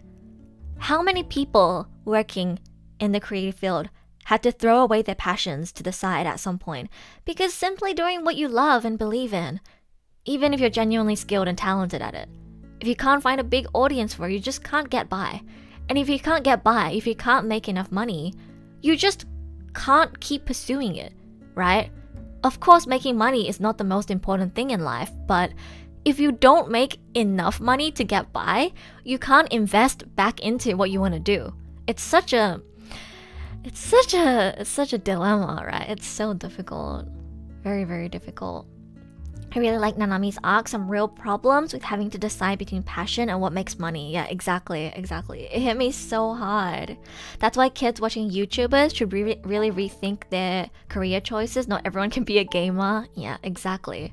I think it was a good reality check, slap in the face for, you know, everybody, because so many people nowadays want to be content creators. I'm one of those people. I'm trying right now, right? I've very luckily been able to find some success. I have 16 people in chat right now. I'm very, very lucky to have you guys here. I managed to grow a YouTube channel to 1,000 subscribers in a little over half a year, right? Like, I'm one of the lucky ones. Some people are on YouTube for 2 years, 3 years, 4 years, and they still can't hit 1,000 subscribers. That's the reality we live in. That's the reality of doing things like content creation and streaming. How many streamers out there right now are streaming to 2 viewers, 3 viewers, 0 viewers, right? It's so difficult. Everybody wants to do it, but it's so difficult, right? There are people out there right now with 10k viewers, people like me with 16 viewers, and people with probably like 0 to 3 viewers. There's so many people right now trying their best to gain an audience, and there's just no guarantee that you're going to succeed. Even if you have genuine talent, even if you work very, very, very hard, even if you have great ideas, there's just no guarantee that you're going to find a market, that you're going to find an audience, right? And yet it's difficult for an audience to support all the talented creators too, because there's so many people out there. That's just how it is, right? Even if you are creative and talented, if your work doesn't appeal to the masses, or if you can't find a new market for whatever unique new idea you're trying to execute, you just never get to shine on a bigger stage, right? Worst case, you won't even make enough to sustain a living. But if you throw away your ideals, your passion, what made you choose to do what you do in the first place, in exchange for success, will you really be happy? That is the entire, like, moral dilemma, I guess, that Nanami and Azalea's story tries to explore. Which path do you pick, right? Will you really be happy if you throw away your ideals, your passion, what made you choose to do what you do in the first place? Will you really be happy? That moment where... Wait, I have the screenshots here. Let me see. Just as Karasawa had promised, we got more fans in no time. As a result, our fan base exploded. We sold loads of CD and merch, and we were able to make a living on music alone. That said, that change in clothing had in fact changed me. That hit me so hard. Because remember when Karasawa showed them like the new like skimpy idol outfits that they had to wear? They were like, ew, no, we don't want to. But Nanami was like, guys, girls, it's okay. Suck it up. It's okay. We'll listen to them for now. Just changing the clothes that we wear isn't going to change who we are. But it did change who they are, right? It completely changed the direction of what they were aiming for. And, you know, eventually they were forced to do more dancing. In, you know, like dance and performance was favored over actual instrumental performance when they started off as a band. To them, the instruments is the soul of their music. That change ended up making them more of like an idol dance group. Eventually the production side told them, you guys don't even have to play your instruments anymore. You can just pretend to play the instruments. Focus on your dancing, focus on the performance. And when it gets to that point, they just completely lost, you know, the concept that they were trying to go for.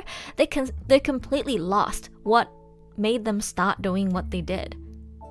And they were ripped away of their creative outlet, what they wanted to do, in exchange for being able to make a living on music alone. Was it worth it? Were they happy? Like, there's so much to think about in the entertainment industry, and I think Paripi Kome explored that moral dilemma very, very well and really makes you think about things like content creation and just which one do you favor? Is it possible to find a balance? What should you do? Should you favor your passion? Should you pursue what you want to do, even if it means it's more difficult to find a market for it? Or should you, you know, try to appeal to the masses? What should you do, right? It's very difficult. こんにちは。りんごさん、こんにちは。今日はアニメについて語る雑談枠です。ちょっとチャットで英語を話す人が多いので多分英語多めになっちゃうと思います。ごめんなさい。でも日本語でチャットしても全然 OK ですよ。今、春アニメについてまず話してます。今、パリピ孔明について熱く語ってるところです。パパパ。I get 3 hours every time Eduna streams. Maybe I need to sleep earlier. Love muffins! Love muffins. You can go sleep whenever you need to. Don't worry. You don't have to be here the whole time. I really appreciate it when you are here though. I don't get why we human bodies need to sleep for 1/3 of the day as well. Yeah, me too. You know what? I wish we needed to sleep less. Sleeping is nice, but sometimes I wish we could sleep less so that, you know, like, I can get more stuff done. Welcome back, Akiyama. And here I thought it was a goofy comedy, Paripi Kome. It has some good comedy elements, but overall, I'd say it's a great drama. It explores some very, very interesting and deep topics, and the music is absolutely insane. Highly, highly, highly recommended for anybody who hasn't checked it out yet. We can talk spoilers in Japanese. I guess we could. It's so difficult to find a balance between speaking Japanese and English in my streams. I might do a full Japanese stream again sometime soon, because I think I have a few more Japanese viewers compared to last time when I did a Japanese stream. So maybe soon I'll do another Japanese only stream. And if you guys know a little bit of Japanese, you know, good Japanese practice. But yeah, please do check out Paripi Kome. It's so good. I'm looking at my Instagram caption for this post right now. I thought I could make a living doing what I liked. However, one's compensation is tied to pleasing others. Karasawa reminded me that this is what the entertainment industry is at its core. On the surface, it looks like people living their dreams, having the platform to display their passions and make a living from it. But that's only what we as the audience see. Maybe a huge part of what these entertainers create isn't even made from passion anymore. Their words, their content, their public persona. What if all of it is just a carefully constructed and meticulously planned act to appeal to the masses as much as possible? The sad thing is, this is often the reality of success. And I love shows that can dig up these thoughts of deep thoughts from me because I believe it's content like this that reminds us to not blindly believe whatever we see on the surface and keep questioning our own actions, choices, and motivations so we can choose a path that will lead to the most fulfillment in life. Yo! Yo, I love reading my own Instagram captions. Sometimes I go back and read my own deep Instagram captions and I'm like, holy shit, yo, I should write video essays. Maybe I will write a video essay in the future. I don't know if you guys can tell with my content, but I have been trying to make different types of content. Like, you know, my Spy Family comic dub really popped off. So, for example, if I wanted to really get more followers quickly, it's an easy choice for me, guys. If I make 3 more comic dubs, and you know, they obviously have to make them good, but if I keep making comic dubs, I'm gonna grow probably 10 times faster. But I haven't. I do want to make more, but I don't want my channel to just become comic dubs, right? I want to do different things, and that's a conscious choice that I've made. I know, as a content creator, if I just focus on making more content of what is popular, I can grow faster. But because I respect my own creativity and I want to try and experiment with making different types of content, I have decided that even though it's a juicy offer, if I just make more comic dubs, I can probably grow faster. I decided I'm not going to. I will make more, but it's not going to be the only content I make. Right? I still want to try doing more streaming. I want to grow as a streamer. I want to see what more I can do as a streamer. You know, I plan to debut as a VTuber soon. For anybody in chat right now who doesn't know, I do have a live 2D model that is ready to be rigged. My friend is helping me with the rigging and she's been feeling a little sick recently, so it's taking a bit longer, but I will be a VTuber soon. I mean, I already am a VTuber. I'm just a PNG right now, but technically, since a fictional character is representing me, I guess I am a VTuber. But yeah, I will have a live 2D model soon, and I don't know if you guys can tell, but recently I've been experimenting with making clips of my streams. So, I'm also experimenting with ASMR content, and what else am I doing? And yeah, video essays is one more thing that I wanted to try doing. So maybe in the future I will make a video essay. I've always wanted to try making video essay format. If you can tell from my university assignments and my Instagram captions that I've read to you guys a few times, I'm quite passionate about writing scripts, and yeah, I kind of wanna write a video essay sometime. Reminded the 2D model won't have any wisdom teeth. Yeah, guys, I am wisdom teethless. I feel quite recovered from the surgery now. All good. I can eat food normally now. Still trying to avoid really hard foods, but I'm mostly recovered. All good, all good. I will miss my favorite PNG tuber. I mean, you know, guys, I haven't gotten a whole PC setup or anything, so I'm not even sure if my live 2D model is gonna run well. Maybe on days where my internet isn't as good, I'm gonna have to go back to using a PNG. Or maybe if I have to run a really heavy game at the same time, I might not be able to run VTube Studio with it because my internet isn't amazing and my equipment also isn't amazing. So I might still use this PNG, guys. Don't worry, the PNG will always be alive. And if you ever miss it, you can always look at the top video on my channel, which probably won't change. the voice sample with this picture and variations of it, the kimono variation and also the qipao variation. The PNG will always live. Heizo Senpi keyword edu confirmed. The clip that I posted this morning, you know what, guys? I've been noticing a pattern with YouTube Shorts. A little bit of content creation backstory for now, since we were just talking about how Parupi Kome made me really think about, like, you know, content creators in the entertainment industry. But luck is so important with the algorithm, guys. You know, when I started posting YouTube Shorts, the first short that ever did well on my channel was the Spy Family Yoru voice acting video that I did. I posted that video at 3 a.m. in my time. And that wasn't intentional because 3 a.m. doesn't feel like a good time to be posting videos. But that video got like 1,000 views in the first hour, I think. And that was insane. So I was like, okay, so maybe posting at 3 a.m. is a good time. So from then on, every single short I've been trying to post around the 3 a.m. mark in my time.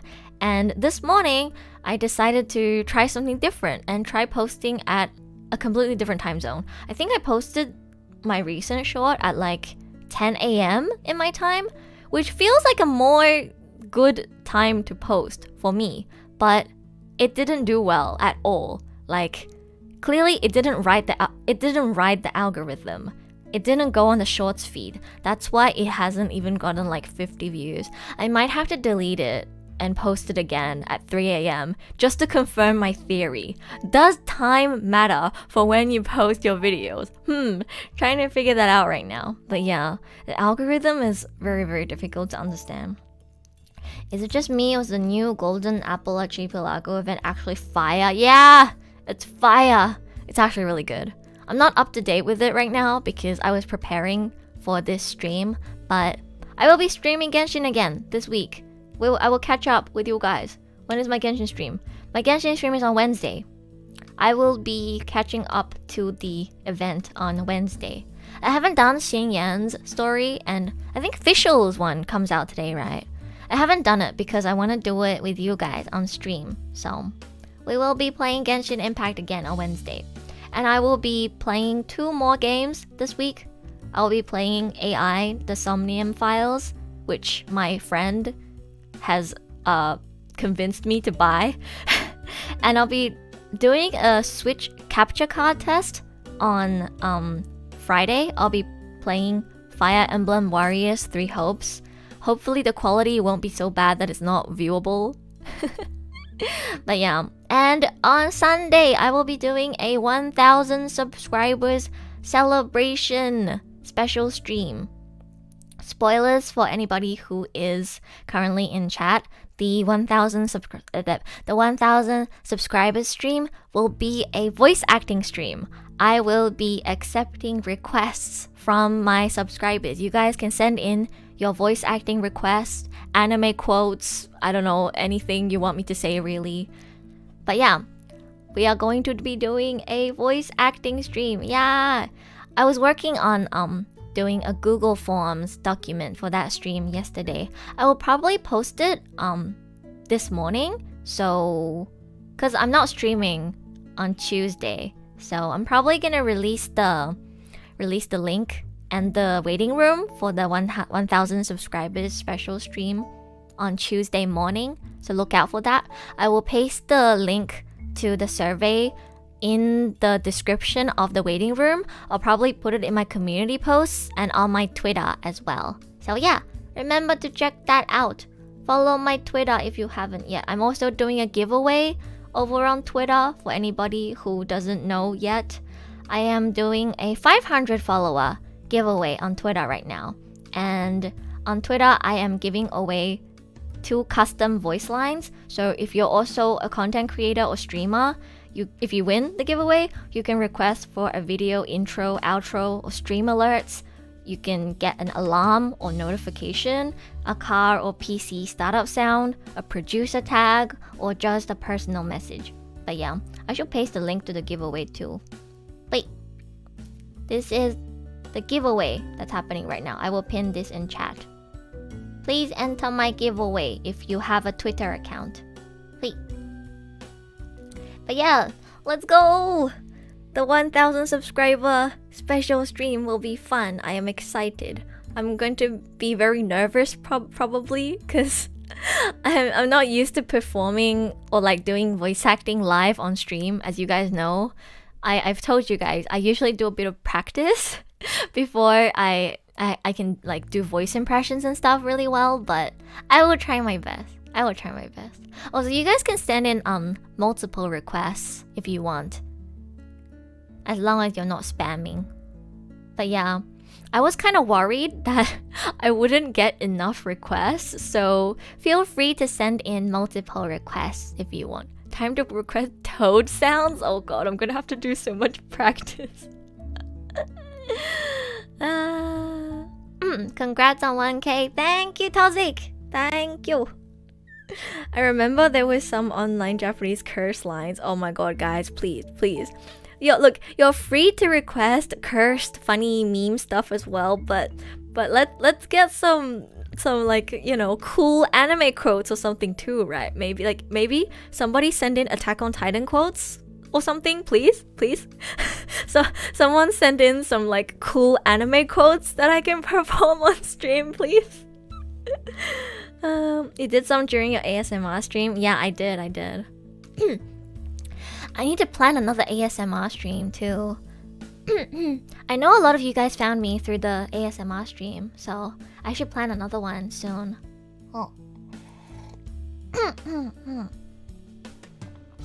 What should I do for my next ASMR stream? I need to plan. Ecchi quotes, let's go. No, not safe for work. You can request like sexy characters like Lisa. I'm really good at doing voice impressions of Lisa from Genshin Impact, by the way. Maybe I can finally show you guys. I know a lot of you guys are a fan of Lisa. Somebody send in a request for Lisa. I will finally do it on stream for you. Wasn't Migo and Zetarumi both like a Lisa main or something? Yo, send in requests for Lisa. I may request Edu as Armin if I win. Yo, I love Armin. Armin is my favorite character in Attack on Titan. I would love it if you requested Armin. But yeah, hope we'll have lots of fun. Look out for the waiting room and the Twitter post for the Google Forms. Send in lots of requests. Let's have fun. I am a Ganyu main. I am also a Ganyu main. Or am I still? I was a Ganyu and Hutao main. Now I'm more of a Hutao and Ayaka main. I use Ganyu as a support. But yeah, I hope we have lots of fun on the Sunday stream. And before then, I'm trying a lot of new things too, you know. AI, the Somnium Files is a new game. Fire Emblem Warriors is gonna be my first time streaming a Switch game. You know, you guys don't have to come to all of my streams, but it's always nice to see you in chat. So if you just have time to drop by and say hi, that would make me really happy. I am challenging myself to stream 5 times this week because university semester 2 resumes for me on the 25th. So I probably can't do like 8-hour Genshin streams anymore. Not when uni is going on. Maybe on the weekends, but yeah, I won't be able to stream as much. Probably will have to go back to streaming maximum 2 to 3 times a week. So I am challenging myself to do 5 streams this week. Wanna do an anime voice actor character tier list? Yo, that sounds fun. That actually sounds really fun. I did want to try doing a tier list stream. That's a good idea for a future stream. Anime VA character tier list. That does seem fun. Okay, I'm gonna write that down. I did want to do a tier list stream for like a topic that's, you know, something I'm relatively knowledgeable in. So doing something related to voice actors is probably a good idea. What do you think of Shimazaki Nobunaga? I love him. He's one of my favorite voice actors. If you check out one of my earliest streams, the Seiyu Talk stream, which is like my second stream of all time, right? I think. Yeah, my second stream of all time. The one with Hu Tao on the cover that says Seiyu Talk. I gushed over how much I love Shimazaki Nobunaga there. It's timestamped if you want to check out. I really, really love Shimazaki Nobunaga. Assuming this stream will need a part 2, the anime talk. Yeah, I'm probably gonna do another anime talk stream when the season ends. Actually, we haven't even started talking about this season yet. I just finished talking about the reflection of last season. Okay, we should probably get into talking about this season soon. Let me find my list for this season. えっとね He's quite big in the Fate series. Oh yeah, I know Zaki's really big in the Fate series. He's a huge fan of Fate. I've seen him cosplay as Fate characters. He's a huge fan of Fate. He's also a famous, or should I say infamous, whale in FGO. He has spent ungodly amounts of money on FGO. For anybody who doesn't know. But where? Alright, I'm opening my description on my desktop right now.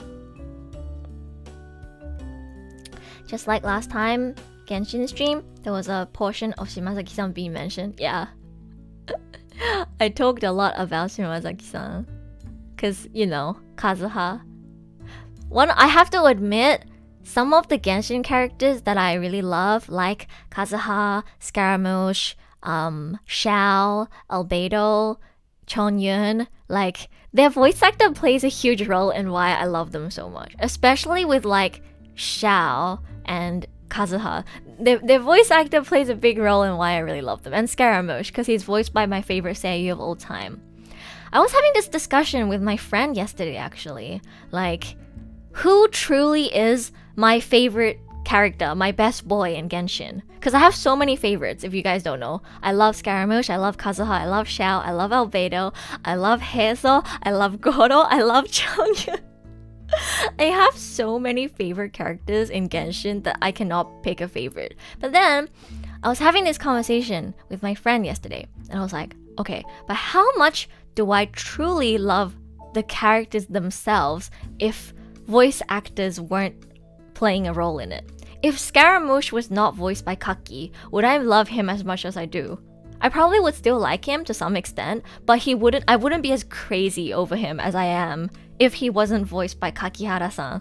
So, if we think of it that way, Heizo and Goro, who are not voiced by voice actors that are my oshi, probably would end up being my favorites then, because there's no voice actor bias playing into this affection that I feel, right? Because I admit part of the affection that I feel towards Kazuha, Xiao, especially Kazuha and Xiao actually, is towards the voice actors. The voice actors is very important, and Scaramouche as well. So I love their character too, but it's like the character in combination with their voice and the voice performance that makes me love them so much. Albedo as well. I really, really love Nojima Kenji-san's voice acting for Albedo. So if we think of it like that, with zero voice actor bias, because Chongyun's also voiced by Saito Soma, who I love, with zero voice actor bias, then Goro and Heizo will probably be my favorite. Because Heizo's voice actor, I didn't even really know him until Genshin. And Goro's voice actor, while I know him, he's not my oshi. So if we're thinking of this with no voice actor bias, then Goro and Heizo are probably my favorites. Bye bye, Cross Shame. Thank you for helping with modding. Might still be listening. Hope you have fun if you're still listening. Eren Yeager is exactly why I gave Kaji Yuki such huge respect. Yo, Kaji-san is just such a good voice actor. If anybody has ever read his book, いつかすべてが君の力になる, that book has such a huge impact on me. He loves voice acting so much. He's so passionate. He's a really, really, really great actor. I knew I had to watch Attack on Titan, all of it, at some point, even if it was just to honor Kaji-san. His performance is insane. So good. I hope we get to see Kaji in Genshin someday. That would be big. That would be really big. Alright, is it about time? I guess we should start talking about this season? Summer 2022! Woo! What are you all watching, guys? For summer 2022. I'm just gonna do a quick, summary of what I'm watching again. I am watching, Classroom of the Elite Season 2, Rent a Girlfriend Season 2, The Devil is a Part-Timer Season 2, Tokyo Mew Mew Remake, Call of the Night, and My Stepmom's Daughter is My Ex. These are the ones that I'm currently watching. I am going to check out Isekai Oji-san after this stream, I promise you guys. I also watched the new Dr. Stone OVA, but I didn't finish the second episode because I was like, I have to start streaming. And I didn't finish watching it, but that's really good too. Guys, make sure to check out the Dr. Stone OVA. It's really good. Dr. Stone's always good. Winter 2022. Yeah, it's actually winter for me, guys. But I had to put summer in the title and description and thumbnail because it's summer for the rest of the world. Licorice Recall. That's the show that Love Muffins told me to check out. I couldn't find it on the list of anime, like on the website that I watch anime. That's why I haven't checked it out yet. But I wanted to check it out too. Love Muffins said it was really good. Should I check it out? Licorice Recall. I heard that it's good. There's so many this season to watch. Yeah, this season is pretty packed too. Not as packed as last season, but this season is pretty strong too.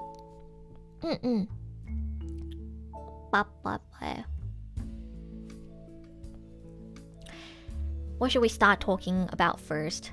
When Girls Are in the Secret Police? That sounds interesting.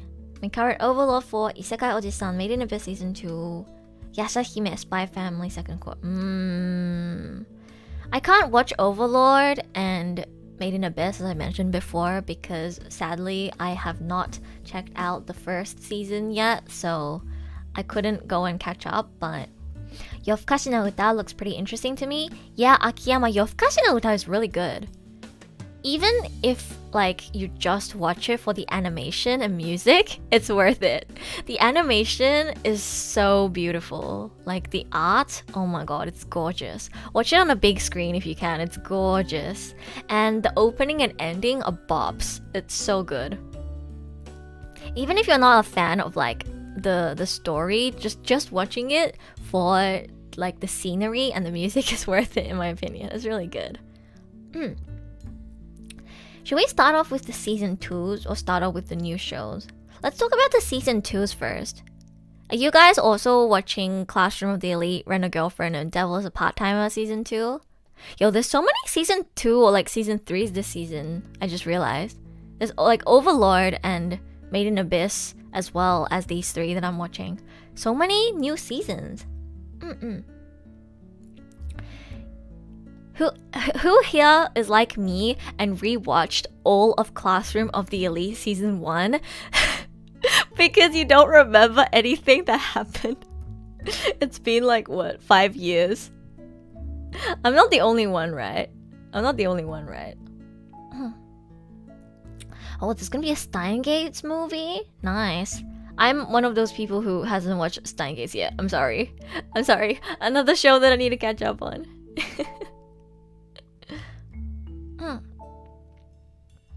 Can you summarize it? Classroom of the Elite? Okay, for anybody who wants to watch Classroom of the Elite season 2 and is lazy to go and binge season 1, summary is basically there's these kids in this school. The school system basically works as in you have to get points. The more points you get, the more money you have to spend. And there's classes, so there's D class all the way up to A class. Basically, A class is the kids with the best grades and also just the most successful overall, and then D class is the worst. And these classes, they basically like have to compete with each other in different activities, not just in terms of like school grades, but also things like, I don't know, being stuck on a deserted island. They have to fight for points, and the class with the most points overall is the A class, and least points overall is D class. So that's the basic premise. And then basically in season 1, we get introduced to the main characters, and we see how D class can outsmart the higher ranked classes, and it's kind of like a battle of wits, really, right? And then in the very end of season 1, spoiler alert for Classroom of the Alert season 1, if anybody hasn't watched it yet. I said it, spoiler alert. In the end of season 1 of Classroom of the Elite, basically there's like this huge revelation of the main character, Ayano Koji. We find out that he's actually like some kind of test experiment. Like he was a part of some kind of shady like human experiment. And we don't know exactly what it is, but he's definitely gone through some kind of experiment that makes him special and different to other humans. And basically, in the very, very last episode, what seems like to be, his relationship with the main girl, Suzune, is getting closer, and, they're becoming more trusting of each other. And then, while Suzune is being all tsundere in front of him, he has this whole monologue where he's like, I don't remember exactly what he says, but basically he reveals that he doesn't care about anyone. Because if you look at his actions throughout the season, it feels like he's trying to help everyone around him, right? It feels like he's this good guy who's trying to help his own class and cares about his friends and the people around him. But then, in the very last episode, you realize that he's basically, like, heartless. Like, he doesn't care about anyone. He only cares about his own objective. He doesn't actually see anybody in the class or Suzune as his friend. He actually, this whole time, just doesn't care about everyone. He's apathetic about everything around him. He just wants to win. That was like the huge revelation at the end of season 1. What seems like to be a season of build-up to show the whole class becoming closer to each other is revealed in the very end that he actually just doesn't give a fuck about anyone. Basically, that's the revelation. In the light novel, Ayano Koji is a bit expressive. Interesting. I mean, the voice actor of Ayano Koji, Chiba Shoya, when he was casted as Ayano Koji in season 1, he was still a rookie. He was quite new back then. So I think a lot of people were mentioning on Twitter and stuff that his voice acting has improved a lot since season 1. So maybe he'll feel a little more expressive in a subtle way in the new season. Because Chiba Shoya has grown a lot as an actor since season 1. When he was casted as Ayano Koji in season 1, he was like very, very, very new. That was like one of his first main character roles ever. So maybe his performance wasn't as amazing as it could have been, but I expect him to have better performance in season 2 because he's grown a lot as an actor after being casted in multiple series. All I care about in Elite Classroom is just to know Ayano Koji's backstory. Honestly, kinda same, Akiyama. I'm really curious to know about his backstory. He's a super interesting character, actually. He didn't have many roles back then. Yeah, exactly. Back then, when Classroom of the Elite first aired, if you looked at Chiba Shoya's My Anime list, he had like 5 roles or something. He's grown so much over these 5 years. I'm sure his acting has improved a lot. I think the lack of expression was perfect for the character. I think so too. I didn't specifically think his acting was bad. I just feel like Ayano Koji is a type of character where you need to sound apathetic and emotionless, but have a very subtle way of showing like or hinting at emotion, if you know what I mean. And perhaps in season 1, that balance between the apatheticness and hinting at how he actually feels was done a little bit poorly. I feel like he was a bit too apathetic. I couldn't really feel much emotion at all. So I think in season 2 that would be better because he's improved a lot at expressing, subtle feelings. I'm just fond of Horikita's design. Her voice actor is great too. Yeah, Kito Akari is great. Love her voice. It's actually pretty rare to find Kito Akari voicing like slightly deeper character voice, deeper voiced characters. Because Horikita has a pretty... Like she has a more, deep kind of voice. Whereas Kito Akari, you see her more as like the Genki girl type, like Amano-san from a couple of Kakus. So it's actually pretty rare to see Kito Akari casted as a more deep voice, cool type of girl. Oh wait, he voiced Kabetai from Coming. Yeah. Chiba Shoya, who voices Ayana Koji from Elite Classroom, voices Kabe from Kongming. We talked so much about Chiba Shoya when my friend Mana and when Suzu was here. We all be like, Chiba Shoya, yeah. Chiba Shoya has improved so much over the past few years, guys. He's insane. He's a really good actor. I really liked his performance in Banana Fish as well. And he's a really great singer. His rap was great in Coming. But yeah, after being casted in so much more shows and, it's been 5 years, I'm sure he's grown a lot as an actor. Maybe pay a bit more attention to his acting in season 2. Might discover something new. Ayana Koji sounds super bored all the time in season 1. Yeah, I feel like the apatheticness maybe was a little overboard in season 1. It could have been on purpose, but I think it also makes sense to just attribute it to the fact that he was very, very new and he wasn't as good as now at drawing out like very subtle differences in, expression and feelings for a character. So, yeah. This season, it's only been 2 episodes, right? When does episode 3 comes out? It should come out in the next few days, right? Let me have a look. I feel like episode 2 came out a week ago. Episode 3 should be out soon. Oh, actually, it just came out. It just came out. Episode 3, watch it out. Let's go now. I was like planning my stream, right? And I was like, when should I do it so that I can maximize the amount of anime I've watched? I planned it wrong. Literally, episode 3 just came out. Oh man. Oh well, too bad. But yeah, season 2 kind of just like jumped straight into another like class battle kind of thing, and it was a bit confusing. Am I the only one who got kind of confused by the rules of this new like challenge that they have to do between the classes? I thought it was confusing. And yeah, same. I was just interested in Karuizawa. She seems to be one of the focuses of this season, so... Hey, should we do a watch along for episode 3 now? I got so confused when they started explaining the rules of like this new game that they have to play. It's so confusing. It's so confusing. Maybe because I watched it without subtitles, but I don't know, it was really confusing.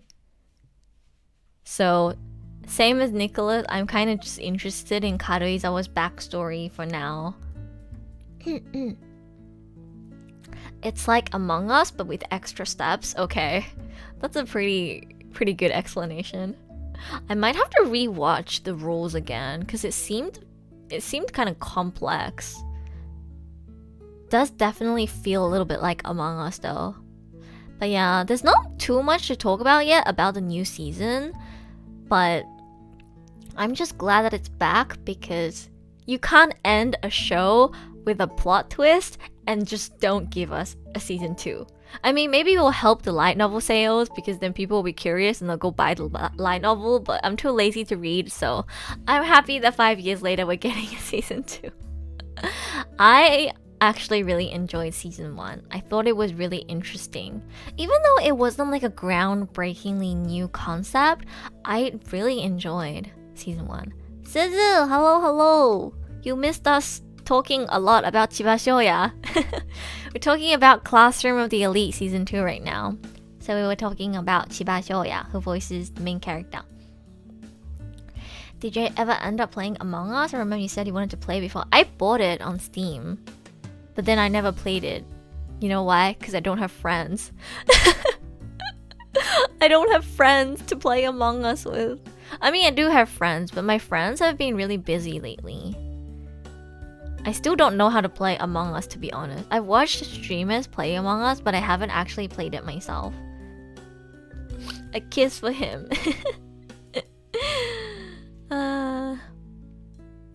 Speaking of games, I'm still waiting for the Henry Stickmin stream. Don't worry, Twan. I bought Henry Stickmin. I bought like 4 to 5 games during the recent Steam sale. I bought Henry Stickmin. I bought Needy Streamer Overdose. I bought... What else did I buy? I bought AI, the Somnium Files, and one more game I forgot. But yeah, I bought some new games. So there will be lots more game streams in the future. I've been streaming a lot of Genshin in the past week because of the new update, but you guys know Genshin. Once you finish like all the event stuff, it's just back to regular everyday grinding. So once I finish all the event stuff on stream, I'm probably not going to stream Genshin as much, and then I can go back to streaming some other games. Yeah, this week I have AI, the Somnium Files, because I promised my friend who kinda convinced me to buy it that it would be the first new game that I stream. So I also just want to check it out. It looks like a really fun game. So yeah. Oh shoot, we can play Among Us. Can we do like a viewer versus streamer Among Us game someday? I don't know. I need to learn the rules first. I need to play like a test game with some of my friends. I bought it and I downloaded it on my laptop, but I just haven't played it. Suzu joining when we talk about Among Us. Very sus. Alright, what else was this season? Rent a Girlfriend season 2. You know, guys, I finished catching up to Attack on Titan final season part 2, right? And I finished it and I was like, what is life? What is freedom? What is humanity? We are just human. And I had like all these deep thoughts in my head after finishing Attack on Titan season. And after that, I closed the browser and I was like, alright, time to watch Rent a Girlfriend new episode. That felt like such a me thing to do. I said this in my last Genshin stream too, but I'm the type of person who, when I watch a really amazing, critically acclaimed, deep show, and I'm left with all of these like deep thoughts, I have to take a break and watch some popcorn trash before I can go back and consume another deep show. I am currently in my break period. I just binged all of Attack on Titan in one go. I have too much deep thoughts in me. I can't go and watch Made in Abyss or Violet Evergarden, which have some pretty heavy themes and stuff. No, like I can't. I have to like put some popcorn trash in between. Okay, I'm gonna sit this one off. What milks do you hate Rent a Girlfriend? I have to make it clear that I don't like Rent a Girlfriend. I don't like Rent a Girlfriend, but I like Chizuru and Sumi. Look, guys, Rent a Girlfriend might be trash, but the girls have done nothing wrong, right?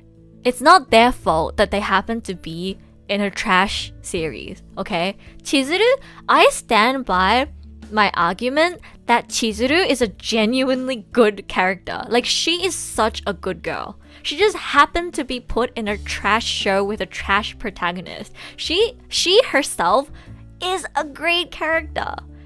Like, I think season 2 makes that even clearer. Chizuru is actually a great character, right? I watched only 3 episodes of Rent-A-Girl. You don't have to watch it. You don't have to watch it. It's not that good. I watch it because I enjoy watching some popcorn trash, from time to time. Facts. Yeah, exactly. I think even people who hate Rent-A-Girlfriend can agree that Chizuru is a good character. She just happened to be in a trash show with a trash protagonist, right? Like, spoiler for season 2 if anybody hasn't watched it yet, but episode 1 of season 2, right? Episode 1 of Rent-A-Girlfriend season 2. We saw Chizuru as an actor for the first time. That episode hit me actually really hard. She performed on stage. She did an amazing job. We know how hard she works, right? She balances university and her job as a rental girlfriend to make enough money to go to acting school to pursue her dream as an actress, right? And she works so hard. She is clearly talented. She, according to Kazuya and probably everyone in the audience, her performance that day on stage was amazing. She was amazing. Kazuya and everybody there was so sure that she was going to be the one that the directors have an eye on because, she was genuinely a great performer. And yet what happened? She lost to nepotism. The other girl, ended up having some kind of contract or got noticed by the director because apparently they knew each other since she was young or something. And for me, that hit so hard. It's the way they cut to B-roll. There wasn't even any dialogue, right? It's the way they cut to the B-roll, showing Chizuru's stack of scripts. You see her scripts and the amount of notes that she took on every single line, the amount of research she put into building her character, the amount of hard work, the amount of blood and sweat she poured into this performance because she saw it as a chance for her to finally get a bigger opportunity as an actress. She worked so hard. We see the montage of her researching, history and looking into her character and making very, very detailed notes on all of her scripts so that she could do her best performance. And all of that, it lost to nepotism. She lost to a girl who just happened to be acquainted with a famous director. All of that effort that she poured in, all of her hard work, not just the effort she put into that play, but her efforts of working as a rental girlfriend, balancing university with taking acting classes, all of it was just crushed by nepotism, right? That hit so hard. That hit me so hard. That made me want to continue watching Rent-A-Girlfriend just to support Chizuru. Kazuha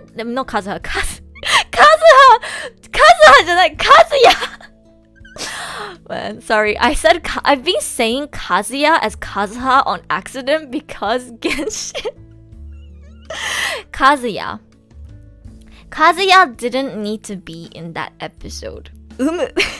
Kazuya didn't need to be in that episode. Just Chizuru's story alone was enough emotional impact for me to keep watching the episode. Kazuha renting girlfriends. No, don't, no. That was a verbal typo on my end. Kazuha じゃない。Kazuha はいい男だよ。Kazuhaはいい男。Kazuyaはダメな男。ここははっきりしとかないと。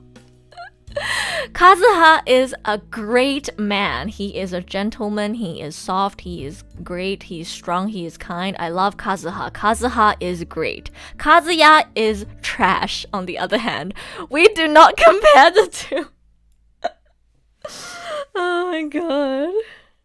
Kazuha, Kazuya, Kazuma. So many Kazus, come to think of it. Oh my god. Did I accidentally say Kazuya instead of Kazuha before? God, I'm getting so confused. Their names are too close. But yeah, guys, Kazuya, I think we can all agree that Kazuya is not a great character. Like, I kind of hoped that he would get more character development, but according to manga readers and spoilers from the manga, it seems like he doesn't grow at all as a character. He really is just a professional simp. Like, I expected him to grow into a better person eventually, but from the looks of it, not really. Not really at all. Did I accidentally say Kazuya instead of Kazuha? I feel like I sometimes accidentally say Kazuha instead of Kazuya, but not the other way around. Because Kazuha is probably, like, out of Kazuha, Kazuya, Kazuma, I probably say Kazuha the most. So I sometimes accidentally say Kazuya as Kazuha, but I don't think I've ever accidentally said Kazuha as Kazuya. God, this is becoming like a tongue twister. Kazuya, Kazuha, Kazuma, Kazuya, Kazuha, Kazuma, Kazuma, Kazuya, Kazuha. New tongue twister. New tongue twister. Oh man. Rent-A-Girlfriend manga has become a meme. Yeah, I saw the meme.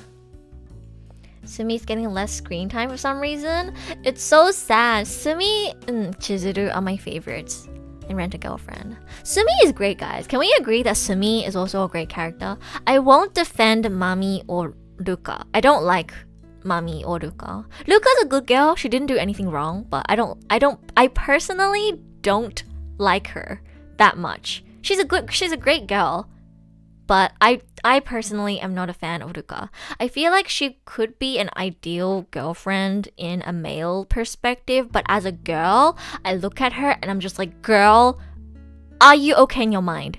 What do you like about Kazuya? Girl. That's how I feel when I look at Ruka as a girl. I have heard some guys really like Ruka, but I personally look at her and I go, girl, there's better men out there, girl. But Mami, I mean, she's a snake. We all know that already. So yeah, I'm not gonna defend Mami. The only thing I can defend about Mami is that she's voiced by Yuki Aoi, who's my queen. I love Ao-chan. But yeah. You know what? Unironically, I actually like Mami more than Ruka. Not because she's a good person, but because her character's interesting. You know what I mean? Like, she's a snake, right? She's a snake. But sometimes, snakes are more of an interesting character. Do you get what I mean? Like, Mami is obviously not a great person, but she's interesting. She feels the drama in the show. You get what I mean?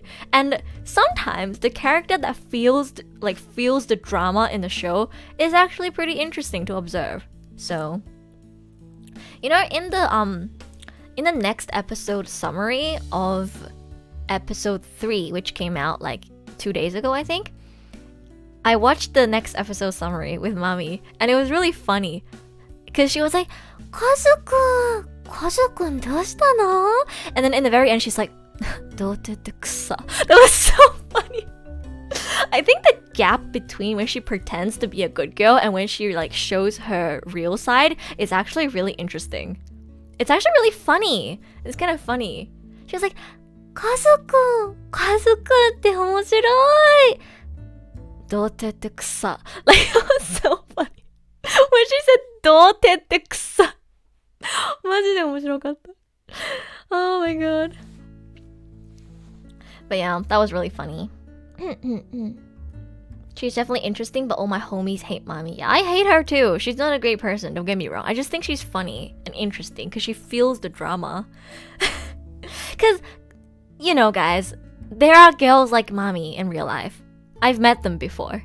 She's actually a pretty realistic portrayal of some girls IRL. There are a lot of girls who are actually like her.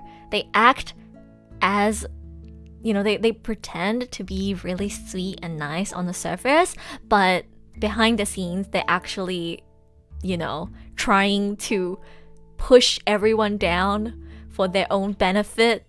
They actually don't care about anybody's feelings. They only care about themselves. They're always talking trash about other people on their private Twitter account. I'm telling you, as a girl who has been friends with lots of girls in my life, I know that girls like this are actually very, like, it's a very realistic portrayal of existing girls IRL. So I think Mami is actually an interesting character.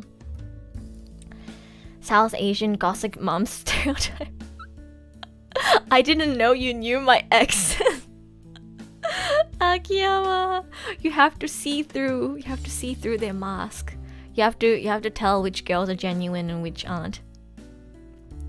So that character is the most human of all. Yeah, I would argue that Mami is actually the most realistic character in Rent-A-Girlfriend. Because look, as much as I love Chizuru and Sumi, they're not that realistic. I mean, Sumi, maybe, we just don't get to know much about her yet, but Chizuru is an unrealistic character, guys. No girl is that perfect.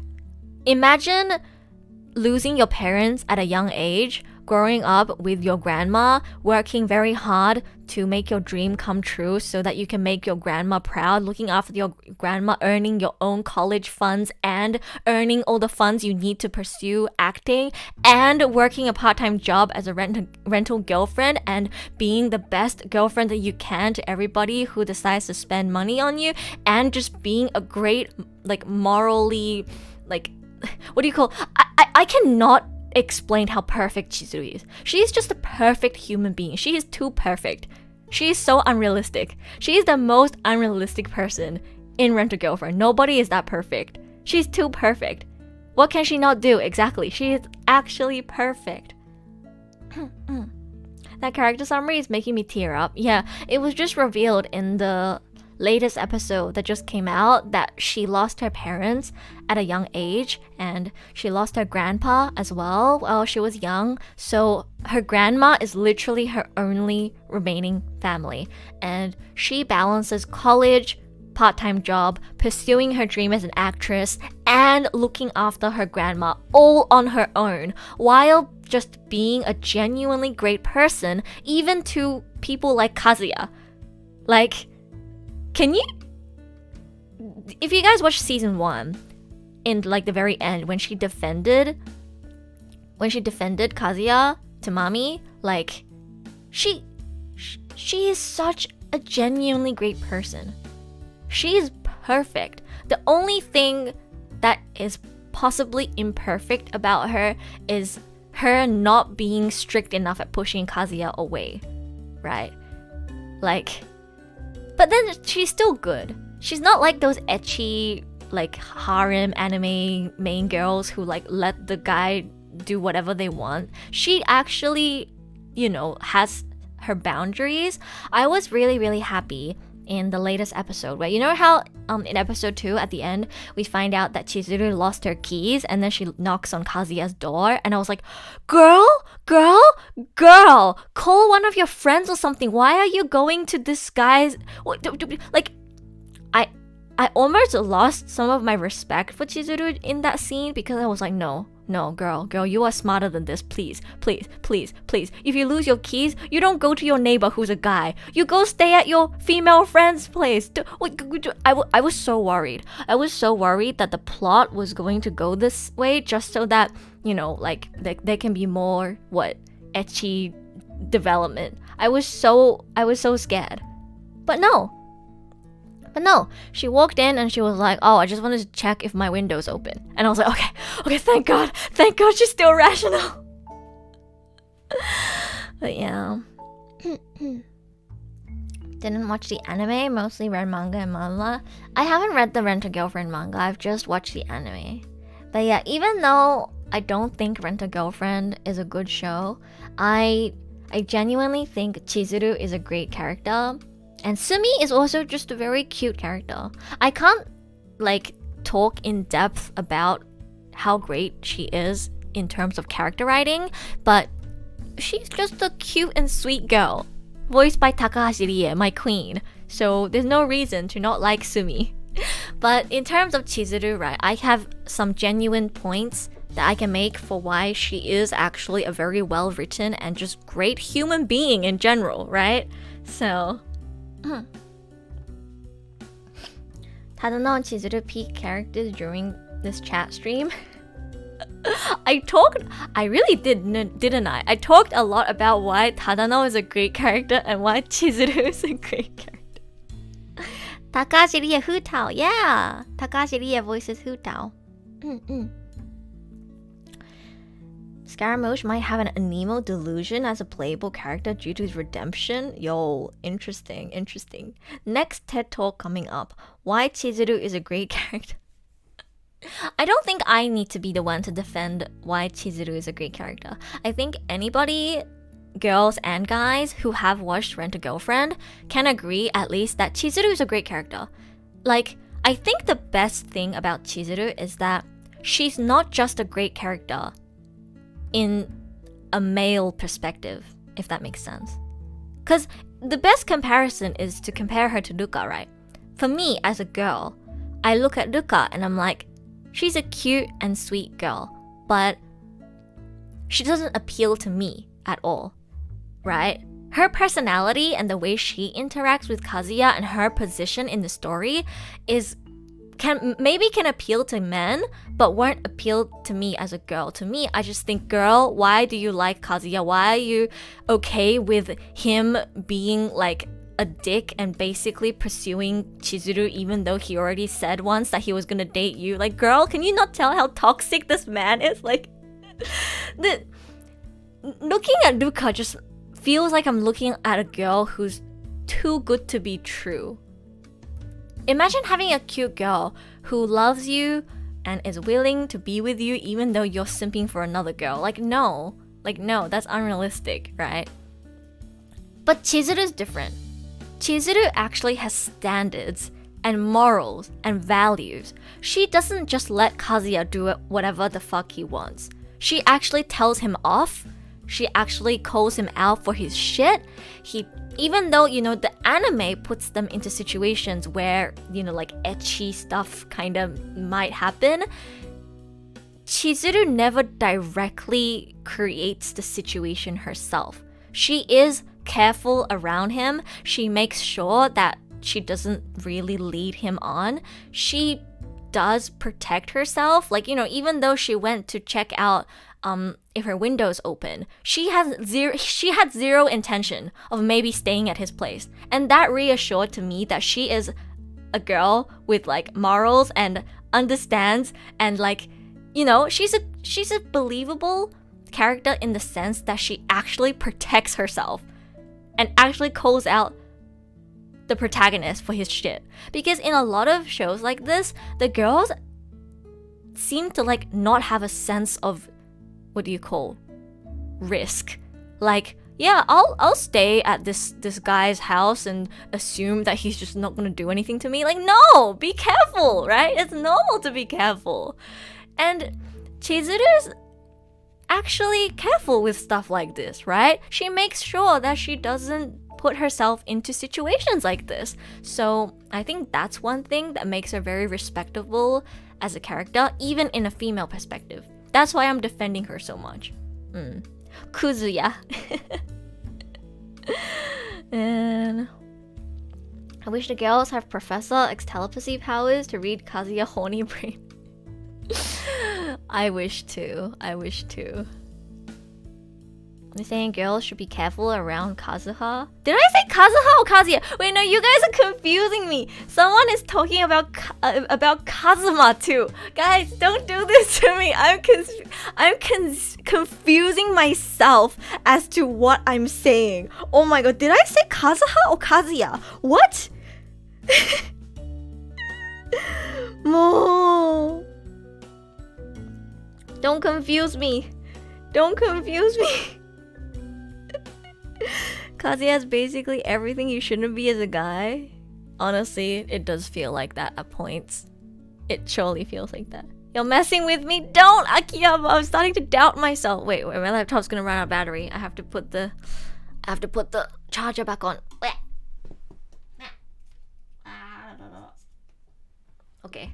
The fan noise might be back, but hopefully it won't be too distracting. Let me put my microphone away from the fan. Akiyama, don't mess with me. I don't want to accidentally criticize Kazuya and have said Kazuha. I don't want to do that because I love Kazuha, but I don't like Kazuya. Oh man.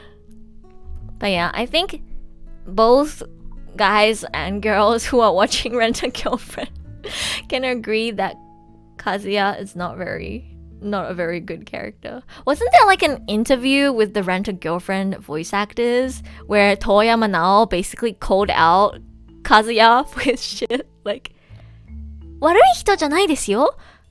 悪い人じゃないんだけど、ダメなやつだよねってやつ。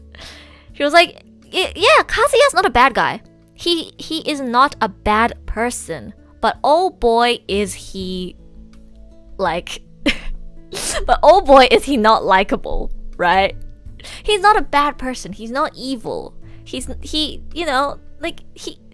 a bad person, but oh boy, he's just so unlikable. What? He is such a failure in so many ways, and it's very disappointing because he had the opportunity to redeem himself or, be a better character in many situations, and yet he always ruins it for himself, right? He's just annoying, that's all. He is kind of annoying. I had some hope that he would go through more development throughout the series, but, again, considering what happens later in the manga, I don't think we can expect much from him. At this point, the only reason why I'm watching Rent-A-Girlfriend is just because I respect the girls, especially Chizuru, and I like Sumi. I think she's adorable. That's the only reason why I'm watching Rent-A-Girlfriend. And again, back to my whole speech about episode 1 of Rent-A-Girlfriend season 2 with the whole thing of Chizuru working very, very hard towards her dream as an actress, but then losing all of that to nepotism. I think Rent-A-Girlfriend actually explores some good themes. This episode, that whole montage of Chizuru and her story showed us kind of like it's the same as Paripikome. It pushed the reality into your face that sometimes you can be very talented, very amazing, very hardworking, and you just won't be noticed. Somebody else will take the chance away from you. Somebody else will be the one who rises to success, not because necessarily they are better than you, that they're more talented than you, that they worked harder than you, but just because the world is unfair. That's what episode 1 pushes into your face. And I think that whole montage showing us the hard work that she put in and then transitioning into her crying to herself in her apartment, that hit me. That scene hit me. Kazuya didn't even need to be in that episode. He didn't need to go and comfort Chizuru. This show cannot have Kazuya, and I would watch it just to see Chizuru slowly grow and just, step towards her dream.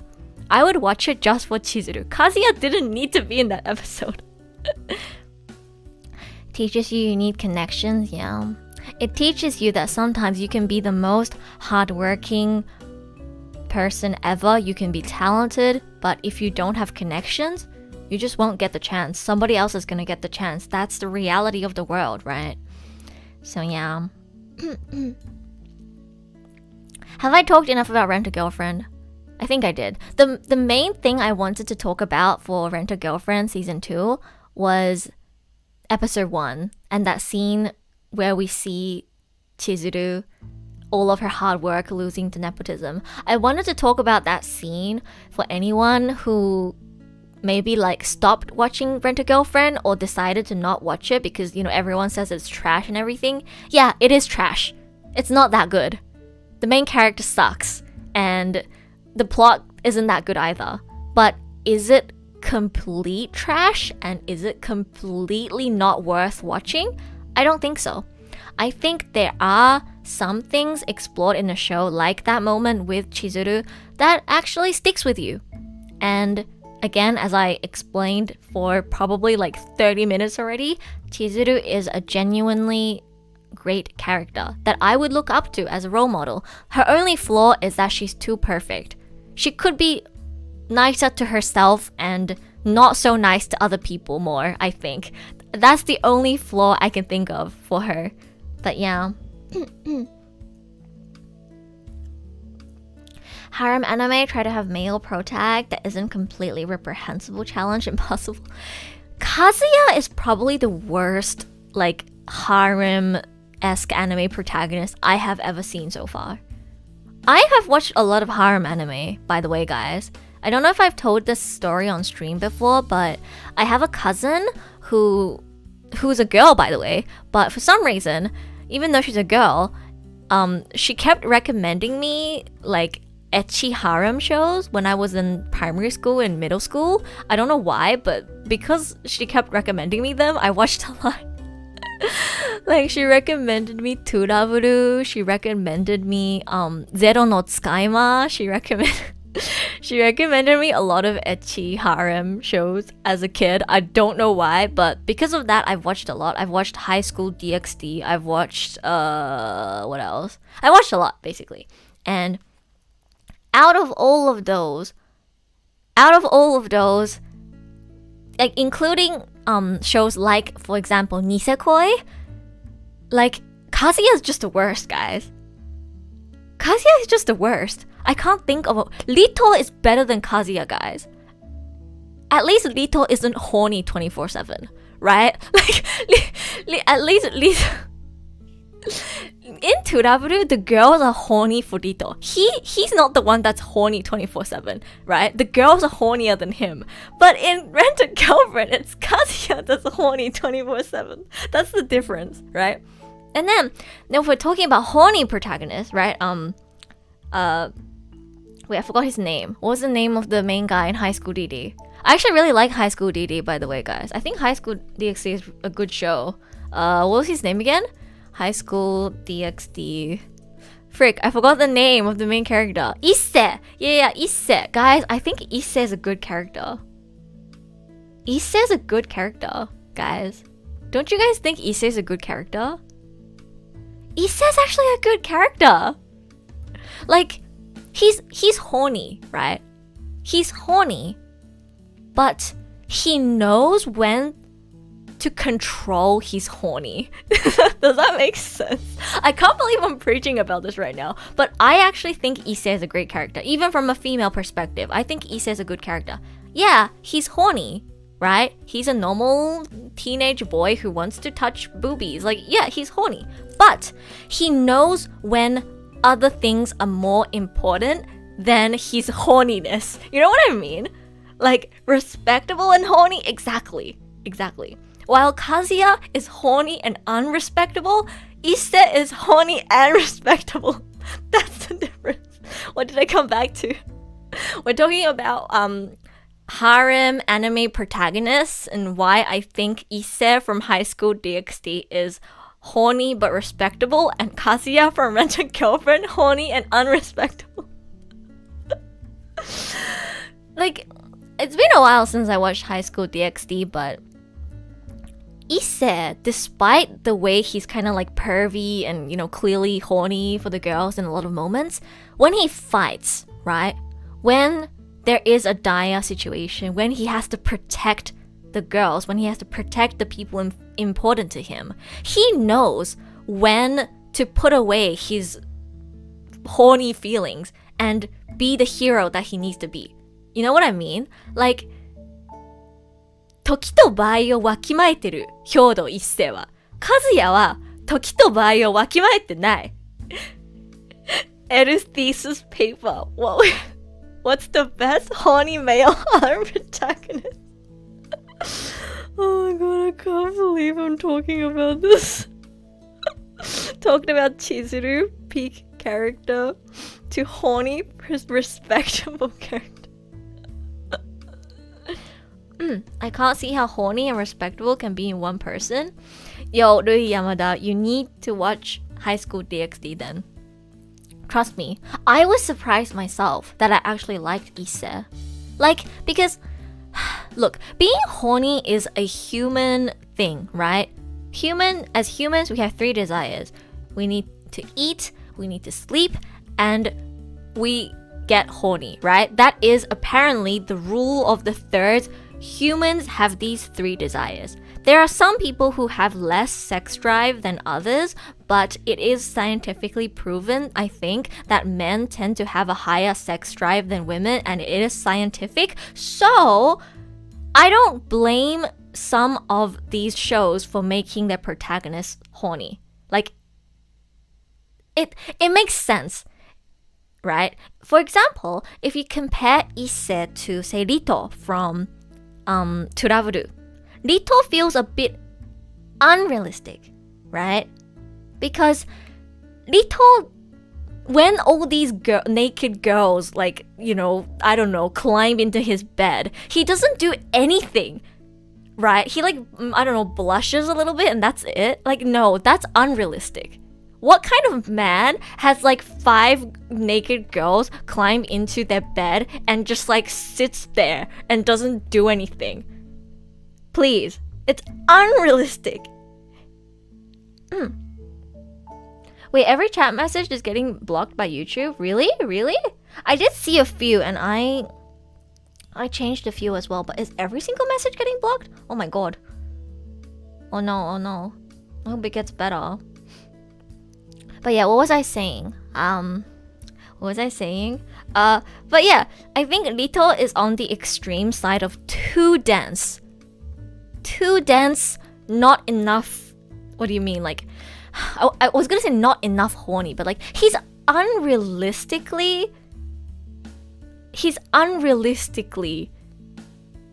what do you call, not horny towards the girls.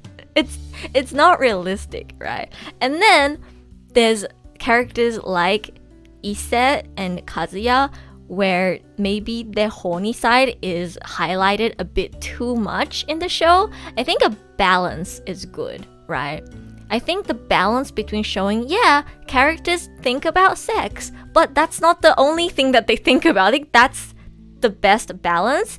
And in terms of Issei, they do still highlight his pervy side a lot, but when it is a dire situation, like when he has to save somebody's life, when people are in danger, when he's, you know, not just the girls too, when his friends are in danger, when he has to actually get shit done, he is able to completely rid himself of the horny and become a respectable character.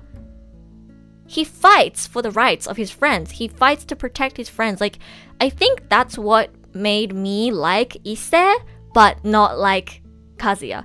Kazuya, even in moments when he shouldn't be horny, he's still horny. That's what makes him so annoying to watch, right? Manga readers probably know this better than anime watchers, but like, you guys know, right? Like, in some moments where clearly he should be controlling his feelings and, you know, actually paying attention to what somebody is talking about or actually reflecting on his own actions, he's horny. Like, it's ほんとダメなやつ。ほんとダメなやつなんだよな、和也くん。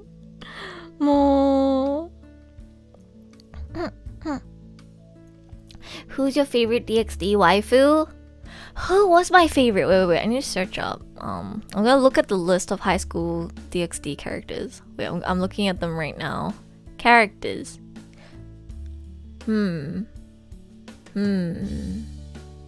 Oh wait. Wait. I need to look at the voice actors. I remember the voice actor of my favorite character, but Yukikaji singing Oppai Dragon is hilarious. I love that song.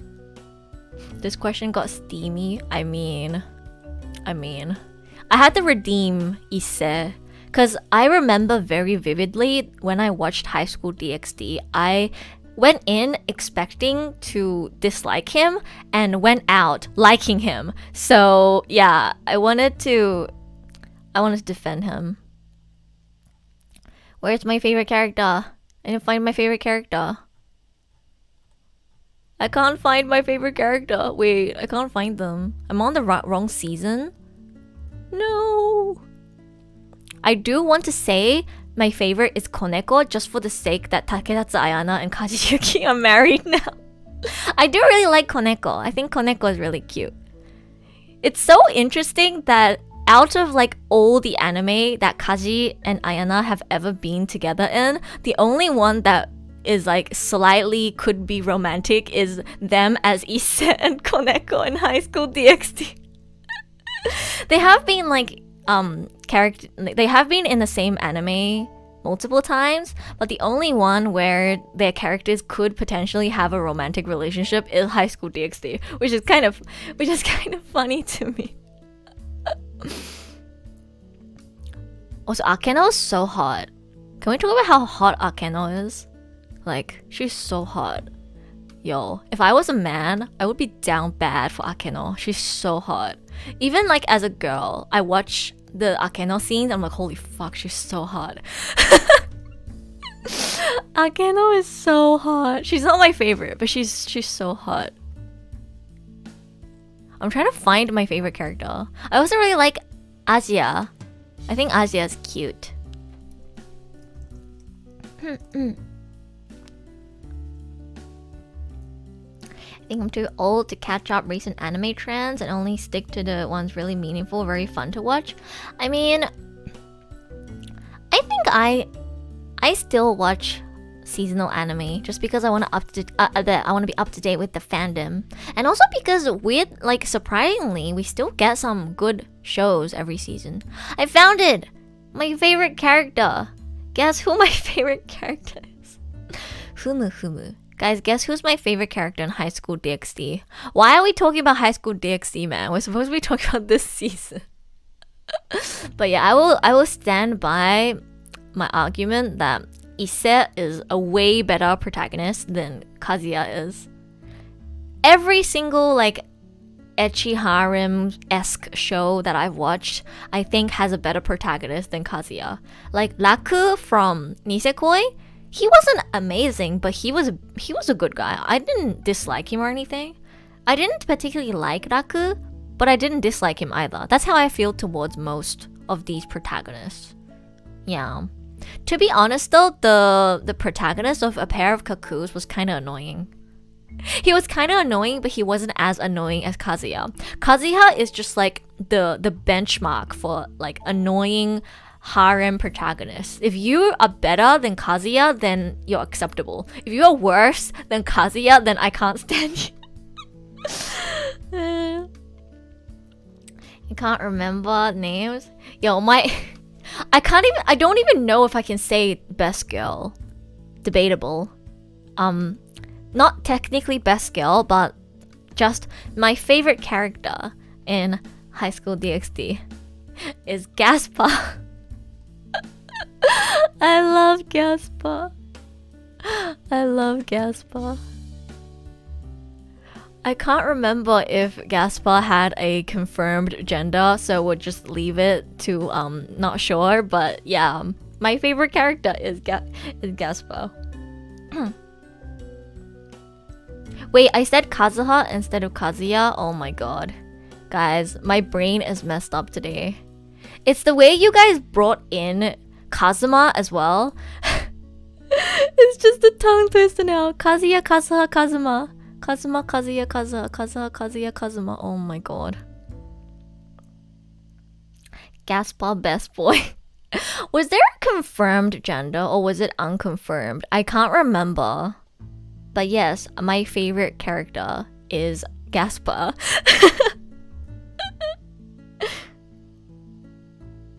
Guys, stop making it more difficult for me to control which one I am saying. But yeah, Kazuya is definitely the worst harem protagonist I have watched in the anime I've seen. I'm trying to remember all the ones I've seen, and I can't think of somebody that I dislike more than Kazuya, so... Next anime. Alright, let's move on. We've talked about Rent a Girlfriend behind. Gaspa is reversed. Was he confirmed to be a he? Okay, yeah, he is confirmed to be male. Okay. Oh, good.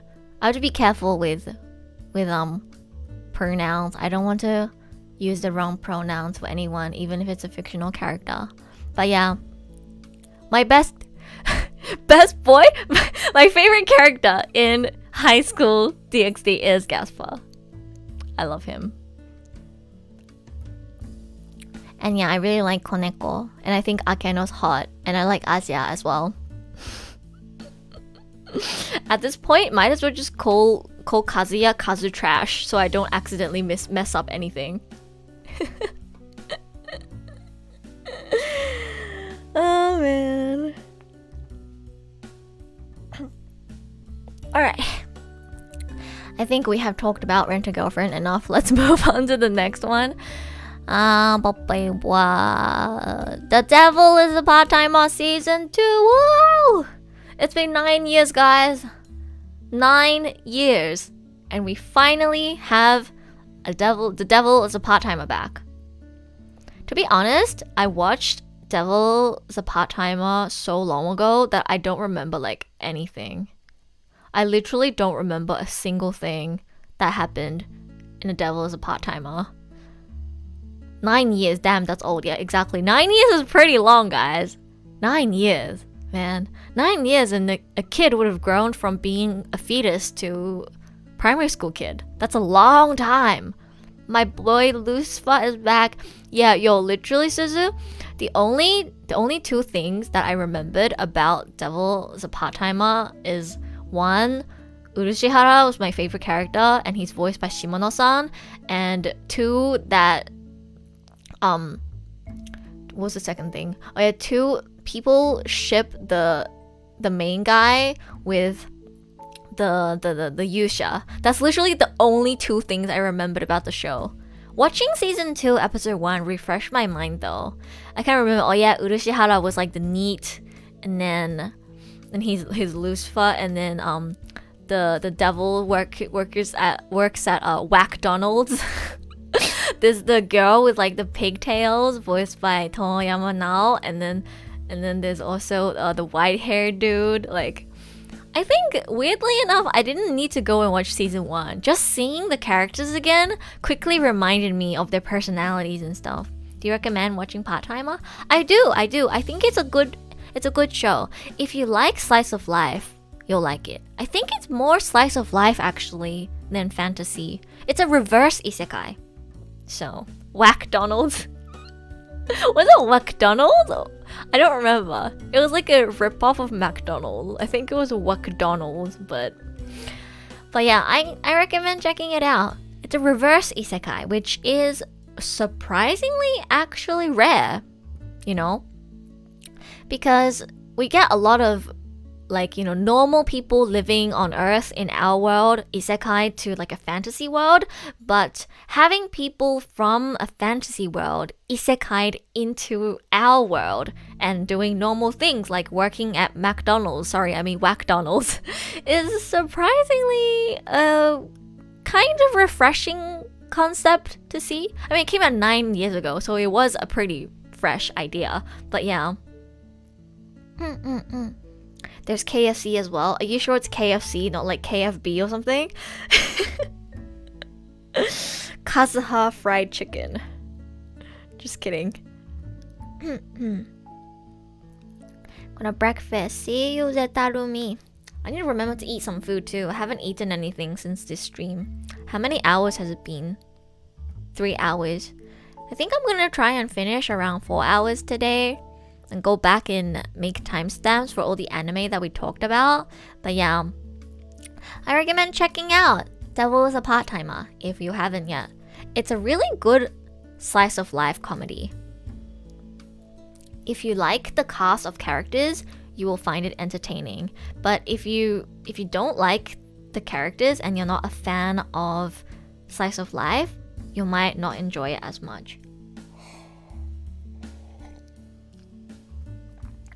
Gotta head out now. Okay, see you, Rui Yamada. Hope you have peace with Kazuha, Kazuya, and Kazuma. There's too many Kazus. Oh man. You guys, you know what messed with my brain? I recently caught up to Conan, right? I don't know if I said this on stream, but recently I caught up to Detective Conan, and if you guys don't know, there's a girl in Conan called Kazuha. Every single time Heiji says Kazuha, I'm like, wait, Genshin? No, wait, not Genshin. Messing with my brain. We talked about spring anime already. Yeah, we already finished talking of doing a reflection of spring anime. I talked about Kongming a lot again. If you want to go back and watch that later, I will timestamp it. But yeah, we've moved on to talking about summer anime now. It's been 3 hours, so... Have you watched Call of the Night yet? Yes, I have, Nathan. It is in my description. Besides the season 2s that I'm talking about right now, the other 3 I had on my list were the Tokyo Mew Mew Remake, Call of the Night, and My Stepmom's Daughter is My Ex, which I all have a lot to say about. I briefly recommended Call of the Night before, but I'll talk about it again. But yeah, right now we're talking about Devil as a Part-Timer season 2. Very, very nostalgic. Don't forget water breaks and toilet breaks. Oh yeah, gotta drink some water.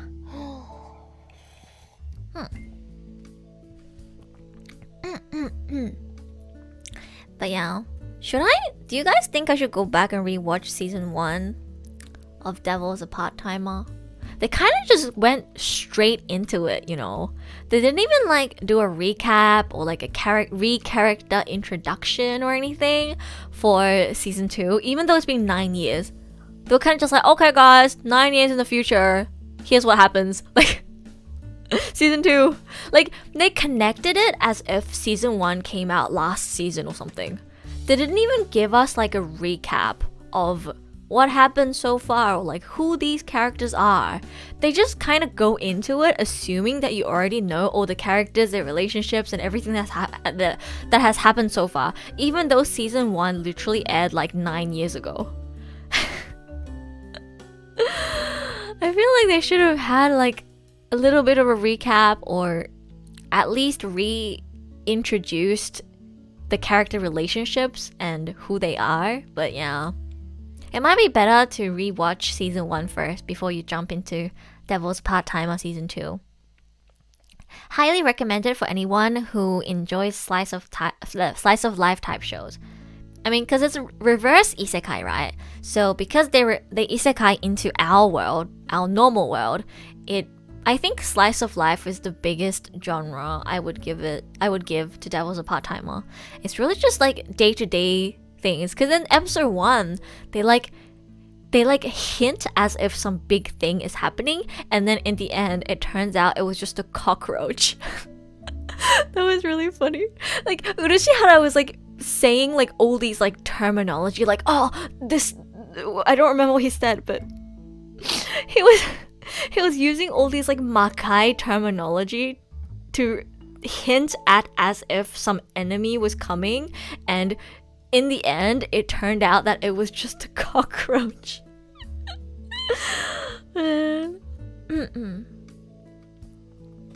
They assumed you watch season 1 once every year. Yeah, exactly. That's how it felt like. Welcome back, Emu. We're talking about Devil's a Part-Timer season 2. I think we'll move on to the next one yet. Don't think the show is easy enough to follow.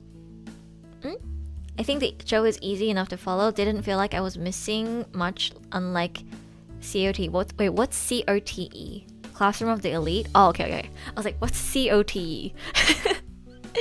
To be honest, yeah, because Devil as a Part-Timer is a, mostly slice of life show, you can jump into season 2 right away, as long as you remember who the characters are. But if you want like a refresher of who the characters are, their relationships and stuff like that, I think rewatching season 1 and then jumping into season 2 is better.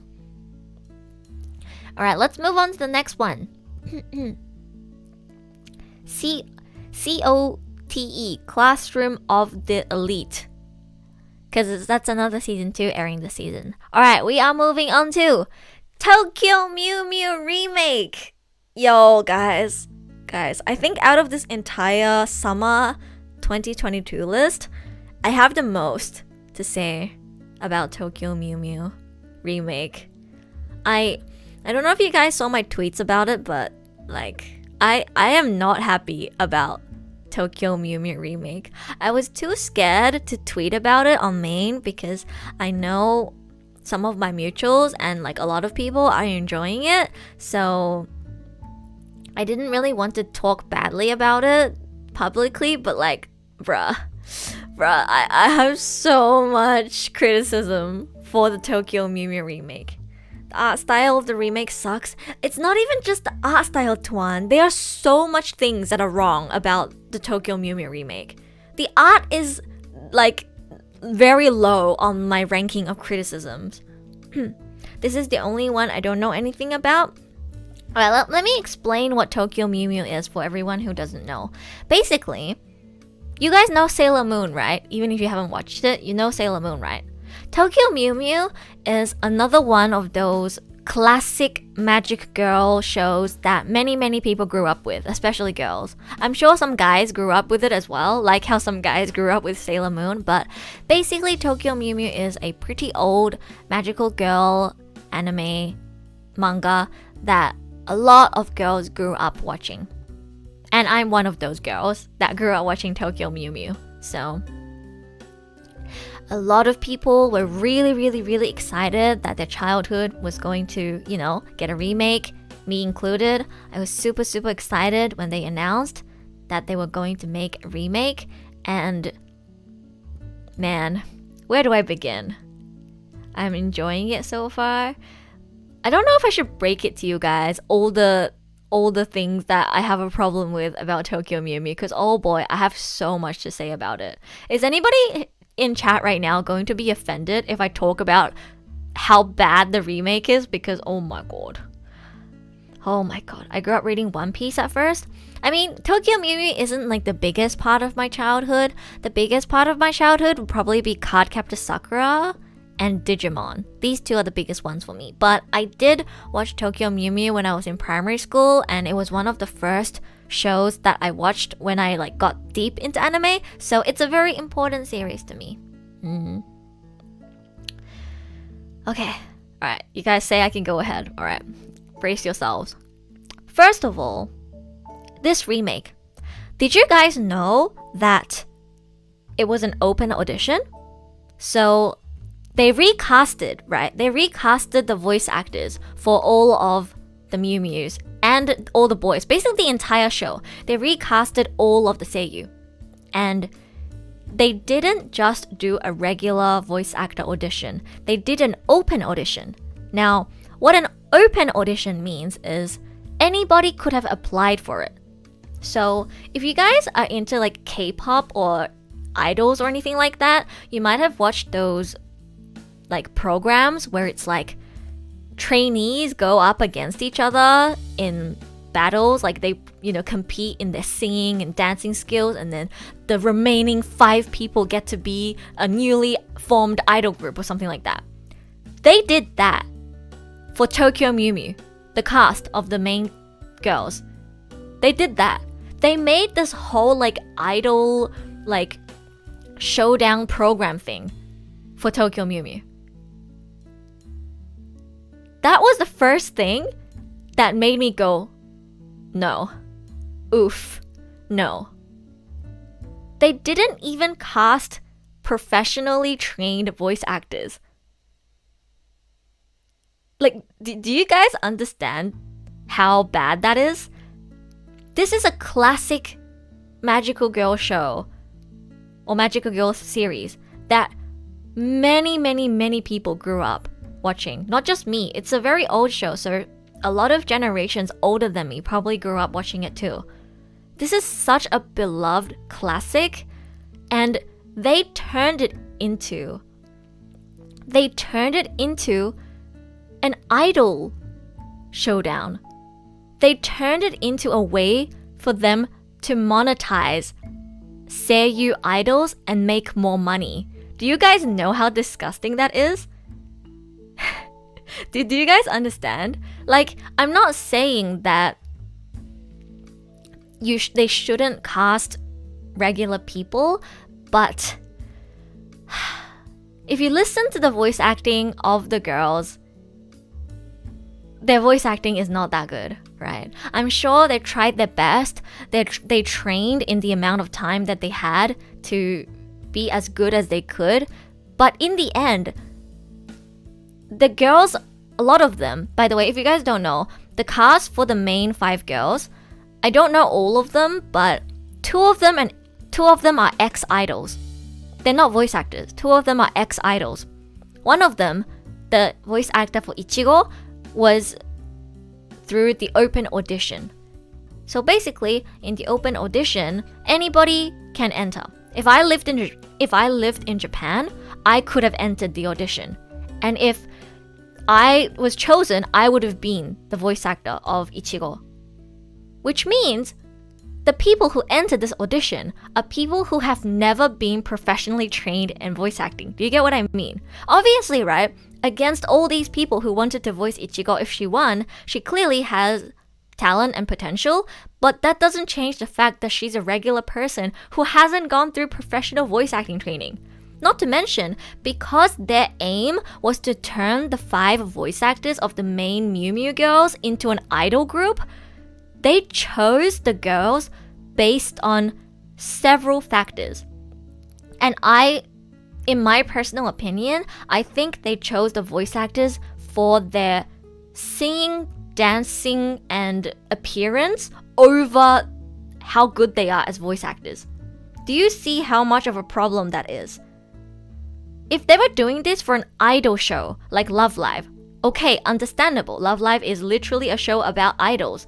And obviously the voice actors are going to be idols, right? If they do something like this for an idol show, I understand. But they did it for a beloved classic. They turned it into a way for them to monetize a Seiyu idol group. Do you get what I mean? They are basically using the nostalgia and the popularity of an old classic to sell a brand new Seiyu idol group.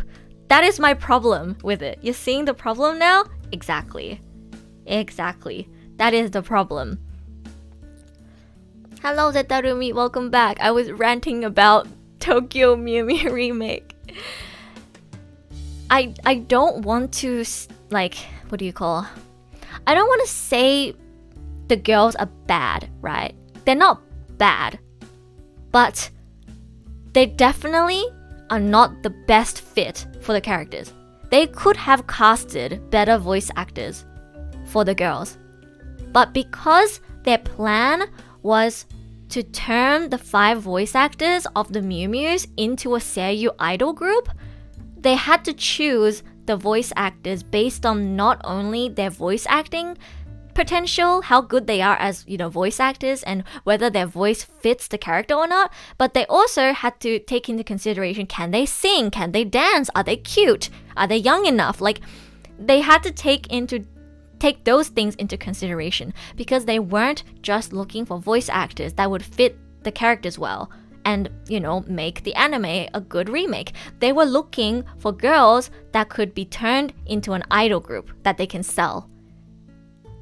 That's why, personally, to me, I think their voice acting performance is very underwhelming. It's not, horrendous. I'm sure the girls trained very, very, very hard after they were casted to, be as good as they can. But I had a look at Japanese tweets and I confirmed that I'm not the only one who thinks their acting is underwhelming. Their acting is very underwhelming. I even went and rewatched the original Tokyo Mew Mew just to confirm that the original is better. And it is 30 times better. You can tell that the voice actors are rookies. You can tell that they have not been professionally trained. You can tell that they're nervous. You can tell that they're not used to this. And you can tell that they haven't been trained to project their voice in the same way that voice actors who have gone through voice acting school and, had years of experience can do. You can tell. But yeah, can totally understand why you won't say anything to the main Twitter account. Snowflakes won't leave you alone. Yeah, It's also, I think a lot of people aren't aware of the fact that they did this. The fact that they casted the voice actors to make an idol group. A lot of people aren't aware of this. And a lot of people aren't aware how much of a capitalist move this is. Which is why I don't really want to ruin people's dreams, especially if they're enjoying the remake. I don't want to ruin it for them. But for me, when I noticed that they turned this into a way, essentially, right, for them to monetize a new Seiyu idol group, I was very disappointed. They're essentially exploiting a beloved classic series in order to sell an idol group. That made me really upset.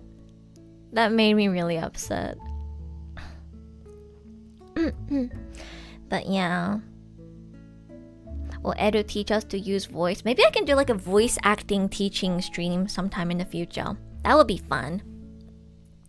But yeah, I'm sure the girls are trying their best, but so far I find the voice acting very underwhelming. And alright, let's move on to the other stuff that's not voice acting, shall we? Because the only problem I have with the Tokyo Mew Mew remake is not just the fact that, you know, they casted the voice actors intending to make them idols and didn't put their voice acting potential and whether they fit the characters as the number one consideration. That's the biggest problem I have with Tokyo Mew Mew remake. But other than this, first of all, they changed the sequence of events. I as I said previously, I went and specifically watched like the first 10 to 20 episodes of the original Tokyo Mew Mew anime just to check, because I was like, I don't remember this happening. Like, what? They go to a museum together and Mint gives her the tickets? What? They changed the sequence of events.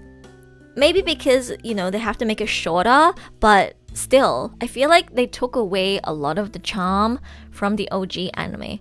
And also, by introducing Mint right away, like they made Mint a Mew Mew before Ichigo in the remake, right? That ruins the entire development between Ichigo and Mint's friendship. Because they were supposed to get to know each other afterwards, and Ichigo was supposed to be the one that guides Mint to become a Mew Mew, right? That's like it helps solidify Ichigo's position as kind of the leader, the center of the group. By changing that around, it just completely ruins it.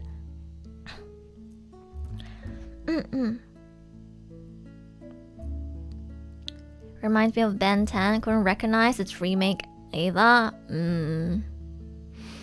They changed a lot. You know what, guys? You know how in the remake they made Ichigo and Aoyama kiss in episode 1? I didn't see that because I watched it on a Chinese website and they censored it. They censored the kiss. So I actually didn't know that they kissed in episode 1. You have to go now? Okay, bye-bye. Bye-bye, Suzu.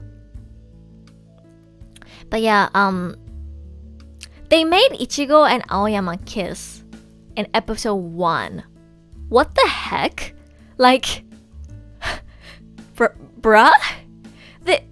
Not only did they rush the development of the friendship between Mint and Ichigo, they also rushed the relationship between Aoyama and Ichigo. They just rushed everything. Like, I understand that maybe they have less space to work with than, you know, in an old anime where they can get more episodes, but it just really ruins a lot of the character dynamics and really just it skips a lot of the character development.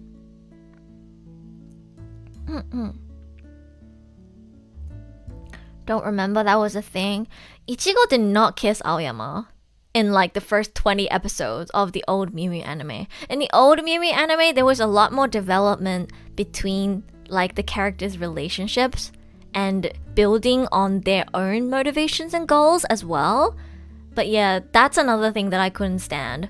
They changed too much. If I understand if they have to switch around like some of the events in order to save time, like for example bring them all to the museum, maybe they had to do that so that, you know, all of the characters are introduced quickly. But making Ichigo and Aoyama kiss in episode 1, introducing Mint as a Mew Mew before Ichigo, I feel like that was too much. I feel like that changed too much. I just considered the remake an alternate timeline to make myself to not make myself angry further, yeah, I think I have to do the same, Tuan. This isn't even rushed. The company did this on purpose. Maybe they did. I don't know. But considering what they did with the voice actor stuff, I don't trust the team that's behind the remake. What I feel like is they don't care about preserving the OG. They don't care about bringing the nostalgia back to people who grew up watching Tokyo Mew Mew. They care about how they can market this show to a newer audience and make money. That's what it feels like to me. And that makes me angry because when there is a remake for a classic show like Tokyo Mew Mew, you would expect the company working behind it, their main goal to be, you know, to bring back something that everybody loved in their childhood. And they're completely going in the opposite direction. It feels like they're trying to make it fit in like more recent anime standards and kind of like market the show and the voice actors as well in a way that they can appeal to a new generation, a new audience, instead of preserving what everybody loved about the classic and bringing the nostalgia back for people who grew up watching it. That's what it feels like. It feels so bad to do that. Yeah, exactly. That's how it felt like for me, which is why I'm very, very disappointed in this remake. But yeah, and the other thing, so number one, my problem is the way they casted the voice actors. Second thing is the way they changed the sequence of events. And 3, character design and animation. That is a problem as well. Where do I begin? How dare they take away Mint's iconic hairstyle? For anybody who watched the OG, like Tokyo Mew Mew, Mint's iconic dango hairstyle, they took it away. I can't believe they took away Mint's iconic hairstyle. It's so important to her character too because she's a ballerina. Mint is a ballerina and that's an important part of her character, and they took away the iconic dango hairstyle. Like, you can argue that they bring back like the small dangos when she transforms, but no, it's different to the 2 big dangos that she has. That was her iconic hairstyle, and they took away from it. If they kept like the 2 little dangos at least for her casual look, it might have been a bit more, you know, acceptable.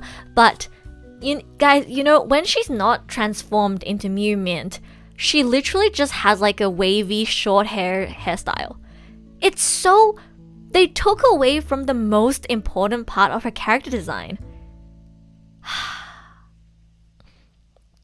Oh no, man, I totally forgot about it.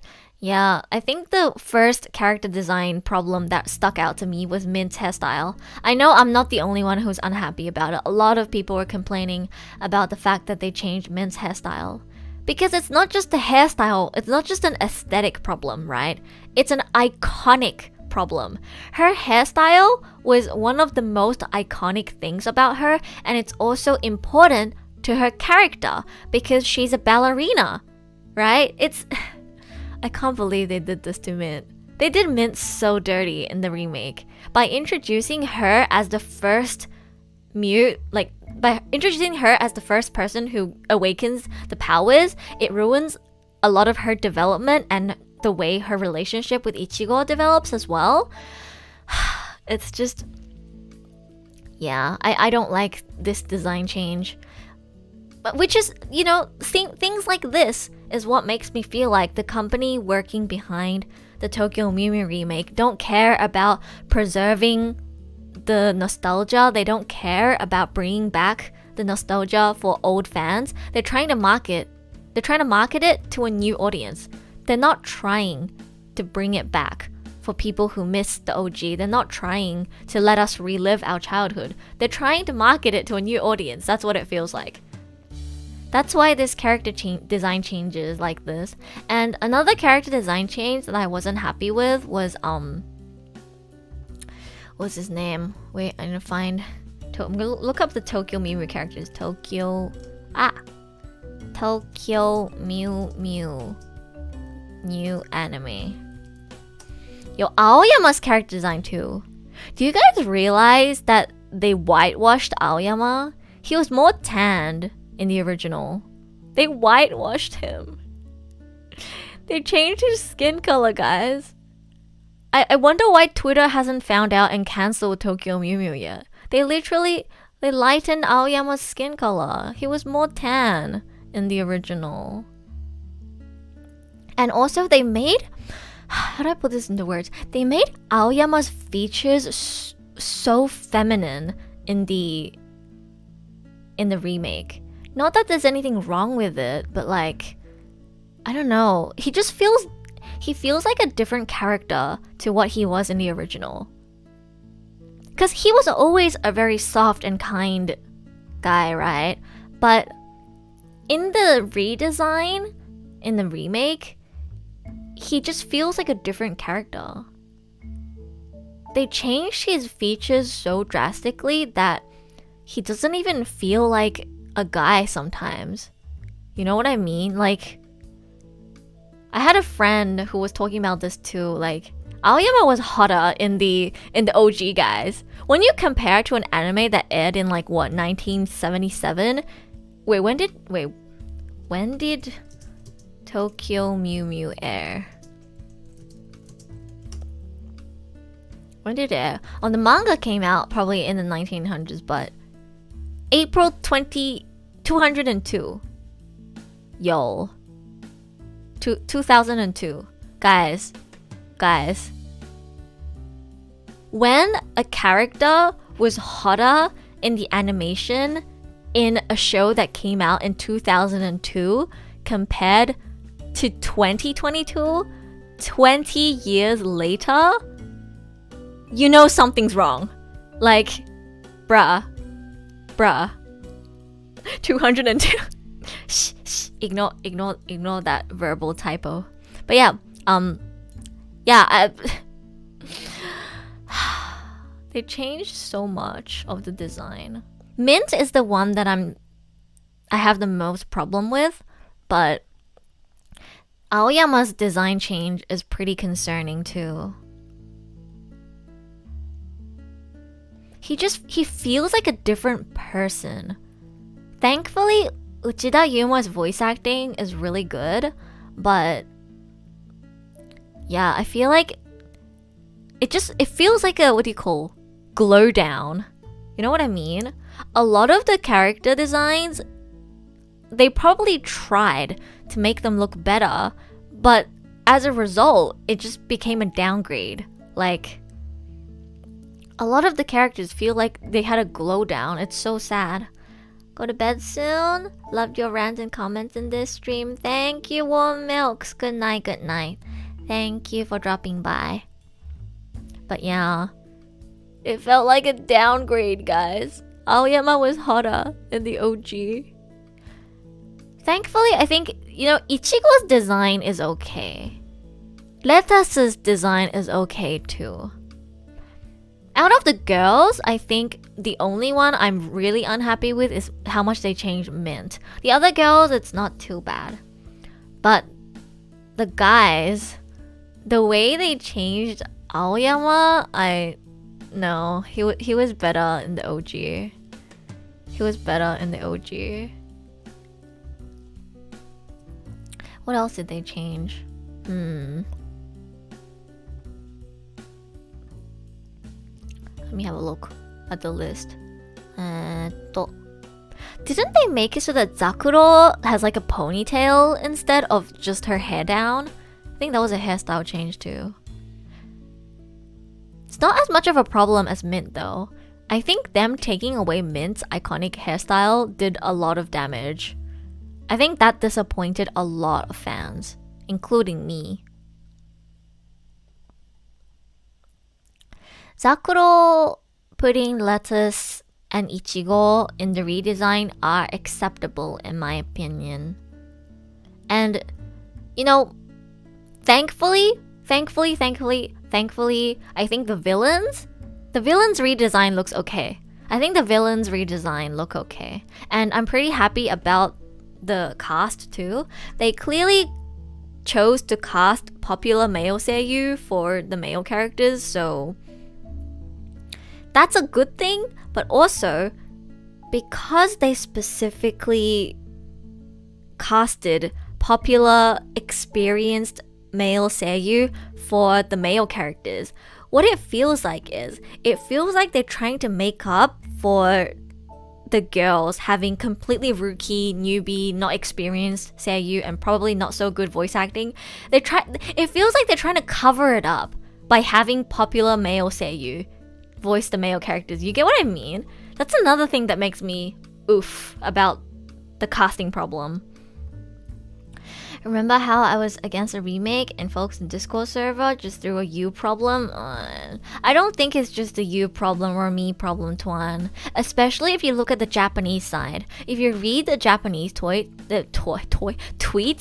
if you read tweets from Japanese users, like you don't even have to search up like specific hate terminology. Literally just search up Tokyo Mew Mew, especially if you add like voice actor in it. A lot of people will be talking about how disappointed they are. And then alongside people complaining about the voice acting, a lot of people, are unhappy about the redesigns and the change of sequence and events as well. A lot of people are unhappy. I don't think it's just you and me. It really feels like they didn't try to preserve the nostalgia for old fans, which is really, really sad. And yeah, the other character design I was really unhappy with was Ryo. Shirogane. Ryo was so much hotter in the OG, guys. Anybody understand me? Guys. Aoyama is bad, but like Ryo is arguably even worse. The redesign. His clothes.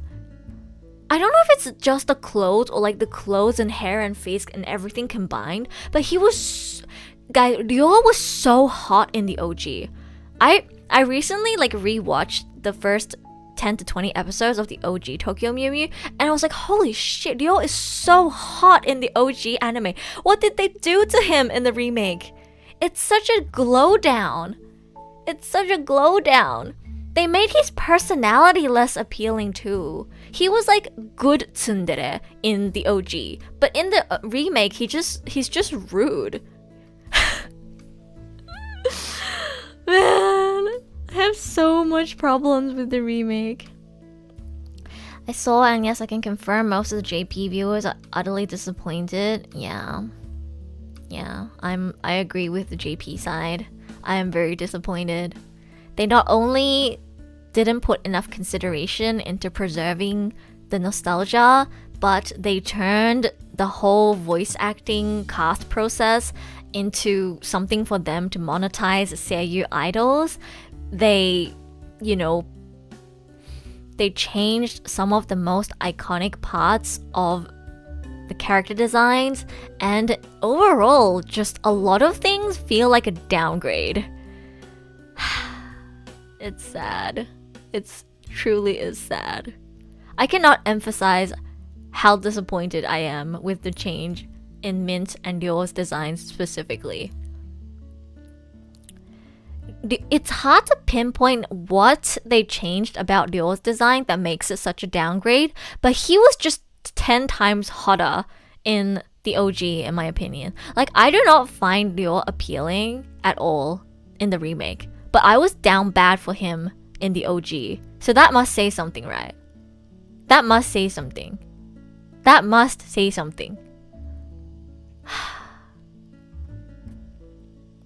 I will still continue watching it, but yeah, you guys heard me. I'm disappointed. I guess they tried their best to make the animation look nice and neat, but there's so much things, from the way they redesigned the characters to the way they casted the seiyuu to just it just makes me feel like they don't care about the OG fans, and I am not happy. I'm trying to think of something that I'm happy about the remake, and I literally can't.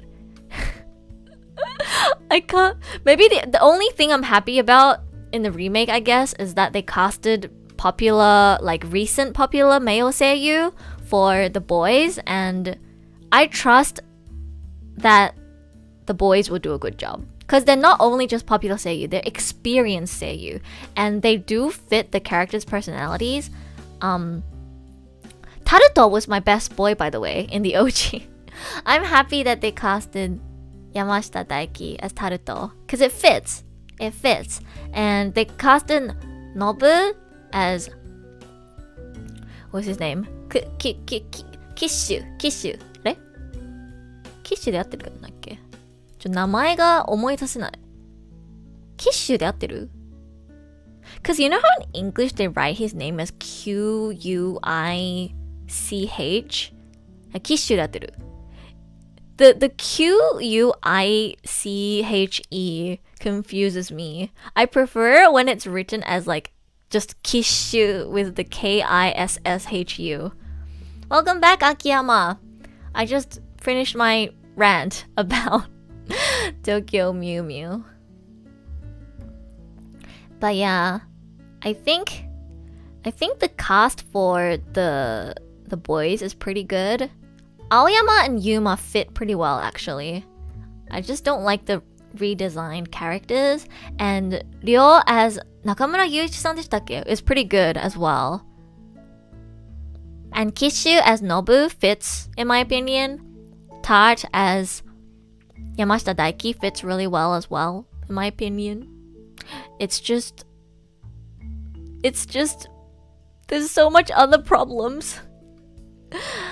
I wish instead of turning it into a way for them to produce more seiyuu idols, they could have just done a regular audition and found girls that just, you know, in terms of voice and performance, fit the girls the best. I wish they did that instead of trying to just build a seiyuu idol group. Okay, well, I think I've complained enough about Tokyo Mew Mew Remake. Let's move on. Enough negativity. Alright, next. Call of the Night or 夜更かしの歌. Who's watching Call of the Night? I think, you know, Call of the Night, I think... I said this before, but I think even if you're not a fan of the premise, it's worth checking out just for the art and for the music. The opening and ending are so good. The opening and ending are so good. Like, please. And the art is really, really gorgeous. I watched it on like a bigger monitor and it's so pretty. Like, 夜景が本当に綺麗なんだよね、夜更かしの歌は。It feels very magical looking at the scenery. First time hearing it, Call of the Night. Call of the Night is one of the new shows this season. I mean, it's an adaptation, not like an original show or anything, but it's not a season 2 or a remake, and I think out of all the shows, not including season 2s and remakes, Call of the Night was probably like the most hyped show for the season. Because, you know, we have our token waifu. There's a vampire. The main girl is a vampire waifu. She's called Nazuna.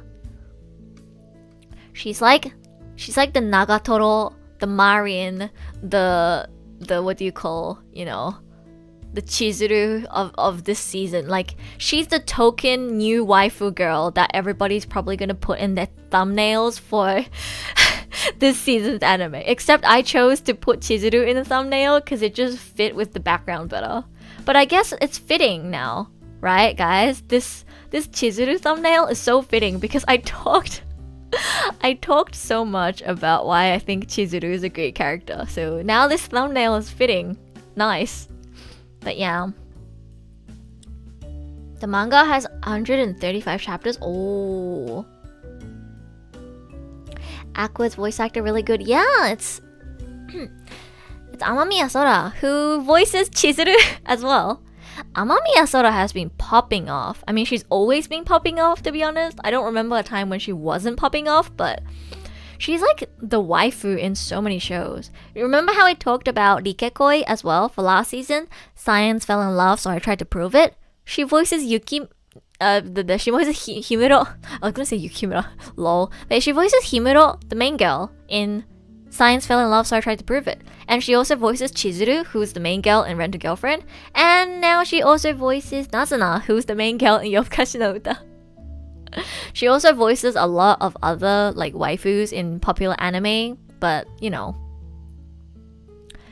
I think it's cool that even though she's casted as so many popular female leads in a lot of anime, her performance feels very refreshing and different every time. Like, when she performs as Himuro, she's like Yukimura-kun, like a more like cool beauty deep voice type.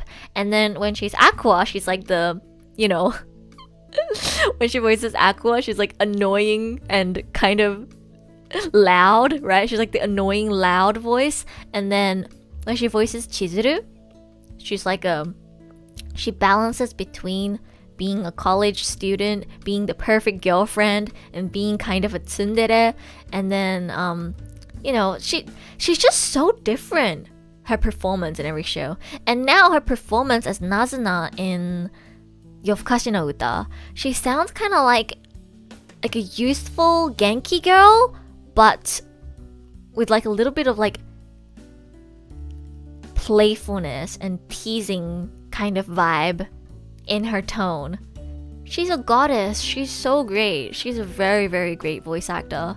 She can perform as so many different characters and somehow manage to make each one feel refreshing and different. She is really, really incredible. I respect Amamiya Sora a lot. But yeah, for anybody in chat who hasn't checked out Call of the Night or Yofukashi no Uta, I recommend it. I think it's good. Like, you can check out the first few episodes, and if you don't like it, just don't watch it. I personally think the opening and ending songs, alongside how great the animation and art is enough to let me get through a season.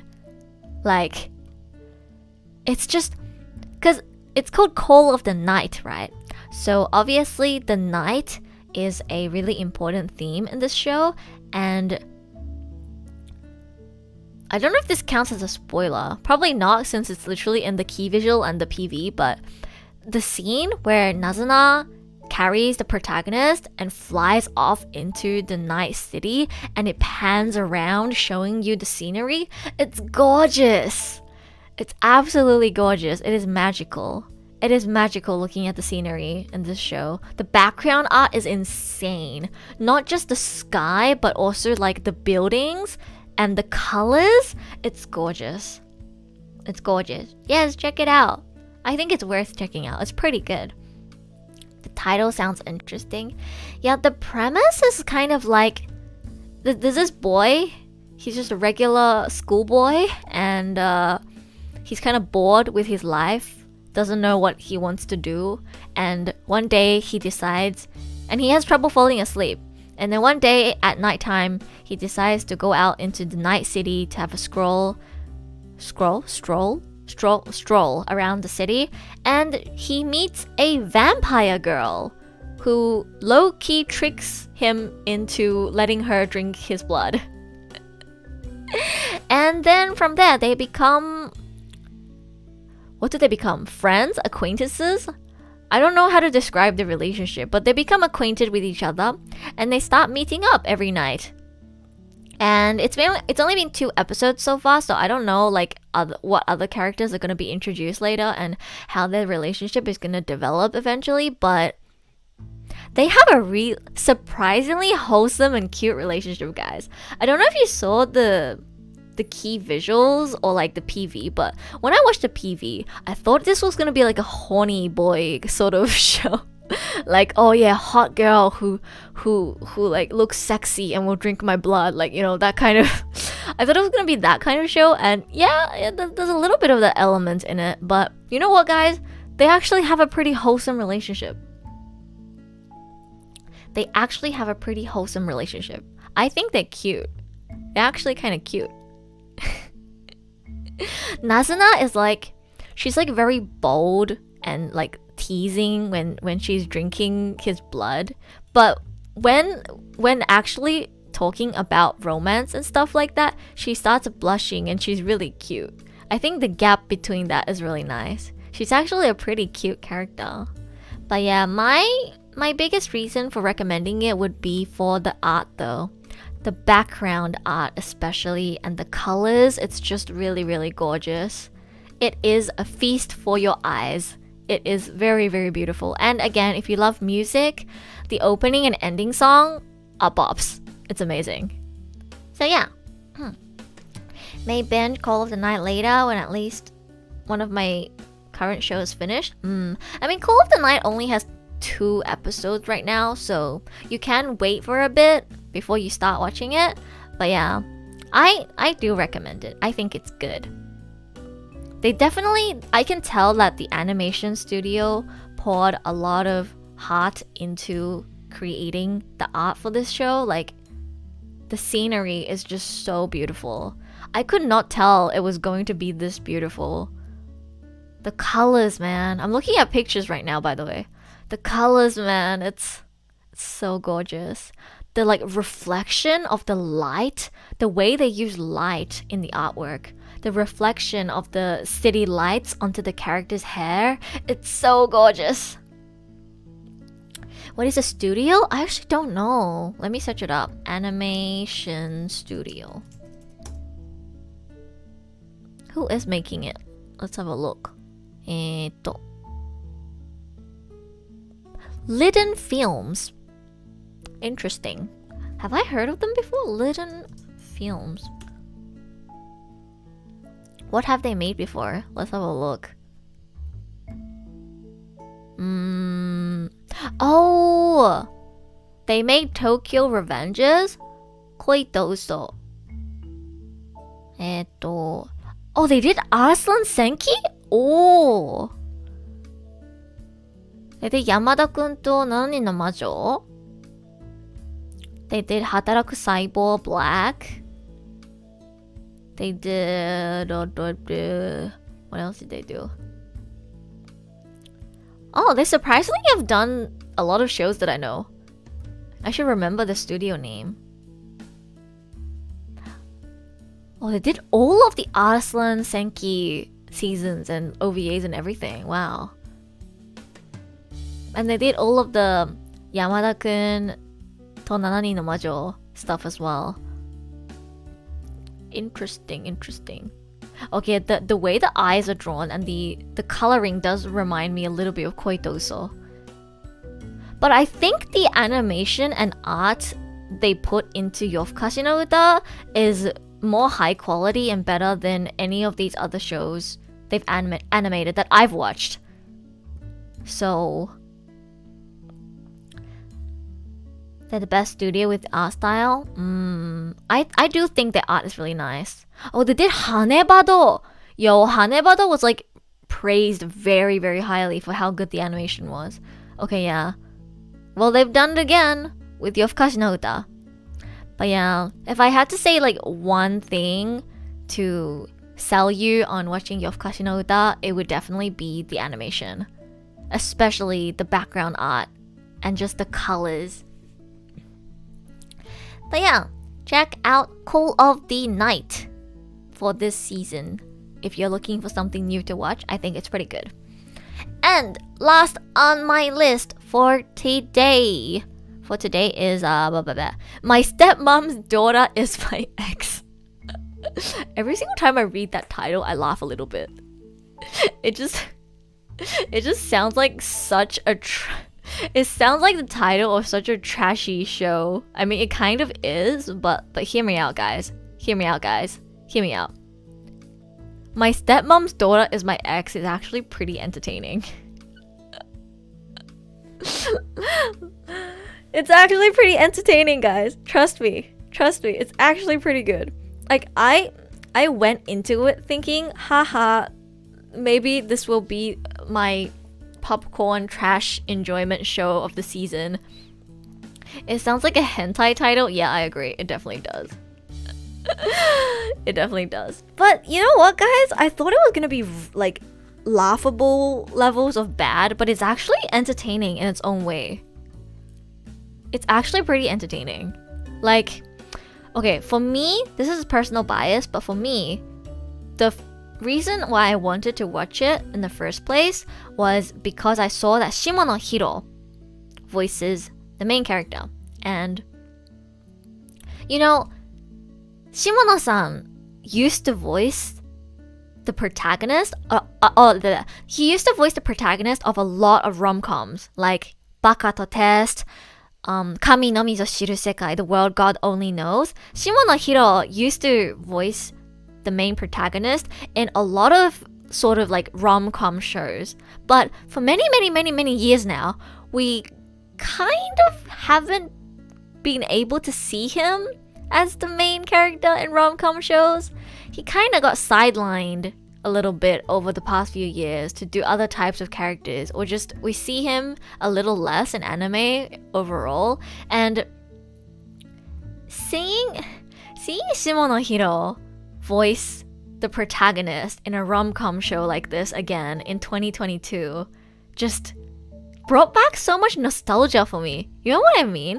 Did you guys watch like The World God Only Knows and Baka to Test many years ago? Because I did back then, and just seeing Shimono or hearing Shimono as the voice actor of the protagonist in one of these rom-com shows again brings back so much nostalgia and happiness for me. But yeah, it's a very personal thing. It kind of brings back that era of, you know, Baka to Test and The World God Only Knows for me. So, nostalgia speaking, I really love the casting choice they went with for this show. And you know what? Maybe this is biased as well, but if you guys saw the key visual for My Stepmom's Daughter as My Ex, the characters look really bland. Like, the character designs are so the character designs are so basic. Like, the main guy and the girl, both of them, they look like they could have come out of another anime. The designs are so basic.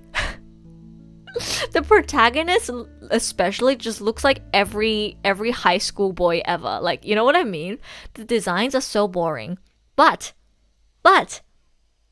despite the fact that his character design looks so boring and generic, there were some scenes where I was like, yo, he's kind of cool. Is this just Shimono? Is this just my love for Shimono speaking? Am I just biased? Because there were some moments where I genuinely thought he was cool. Like, I thought he was gonna be a trashy protagonist, but he's genuinely a pretty cool guy. I think Yume, the girl, was written to be more of a generic character, but the main protagonist is actually pretty cool. He keeps his cool most of the time, and he kind of like minds his own business. And I don't know, I quite like the protagonist actually. I thought I was gonna be annoyed by him, but I actually surprisingly like him. It's really hard to describe the appeal of this show. It's like you expect it to be trash, but it turns out to be actually pretty good. That's how I feel about this show. So far, both of them just seem to be very generic. I mean, they are generic on the grand scheme of things, but just because they're generic doesn't mean you can't like them, right? I like the protagonist even though he's generic, because he's not annoying, right? While Kazuya is annoying, the protagonist in this anime is actually not annoying. Like, he minds his own business, he's kind to the people around him, he looks after his family like he should, he doesn't do weird things to his ex-girlfriend just because she's his sister now. He has morals. He has common sense. Oh my god, yeah, that's the word I was looking for. He has common sense. And that might seem like something that everybody should have, but you'll be surprised at how many of these like protagonists in weird titled shows don't have common sense. I liked that the protagonist in My Stepmom's Daughter is My Ex was just like a normal character with common sense. I thought he was gonna be more trashy, and he turned out to be just a regular good guy with common sense. Like Tadano! He reminds me of Tadano. Yeah, that's a good comparison. He's more cool-headed than Tadano, but in terms of being like just a good person who has the ability of looking after his friends and family and just, you know, having common sense, I think he's a good character. I'm just curious about how horny the show will become. I mean, considering the title and the premise and how, you know, you guys all think it sounds like a hentai, there probably is going to be fan service here and there, but it's one of those shows that you can enjoy for popcorn, right? It's just, I thought it was gonna be $2 popcorn, but it turned out to be $7 popcorn. That's the best way I can describe it. Zed Killer, hello, welcome in chat. We are talking about summer 2022 anime right now. I was talking about how My Stepmom's Daughter is My Ex, which is a light novel adaptation anime that's airing this season, is actually better than I thought it would be. Quite enjoyable, especially episode 2. Yeah, I actually think the relationship between the protagonist and Yume is pretty... I keep calling him the protagonist because I don't remember his name. This is rude to him. I need to search up his name. My stepmother's daughter is my ex. Okay, there we go. Didn't watch it? I don't blame you. You're better off probably watching Yo Fu Kashi no Uta for this season. Let's see. I keep forgetting what the main guy is called. Irido-kun. Irido Mizuto. Mizuto. Yeah, they're both Irido. Okay, Mizuto-kun. Mizuto. Okay. God, he looks so generic. Oh my god, he looks like every protagonist ever. Gotta go, have a good stream, we'll be lurking. Okay, see you, Zetarumi. Mizuto-kun. But yeah, yo, he looks so generic. I'm looking at his picture right now, and god, he looks so generic. Oh man. I'm a big Dragon Ball fan. Nice. I sadly have not watched Dragon Ball. But yeah, I actually think the relationship between Mizuto and Yume is pretty interesting. Like, it's the small things, right?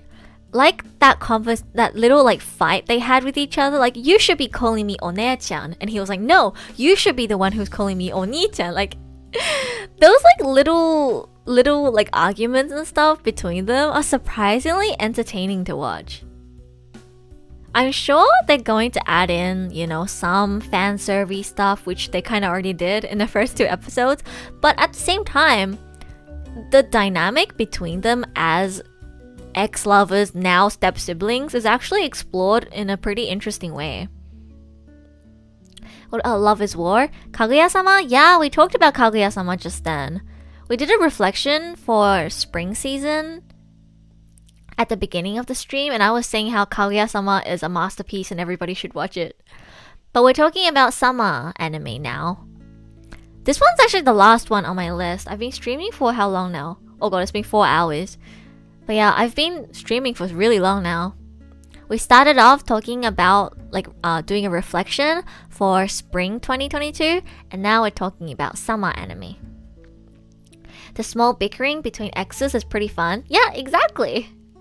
Exactly. I think that's one of the things that makes the show entertaining, to be honest. I'll for sure finish watching the show. It's still pretty decent. Yeah, me too. I think I'm gonna watch it every week.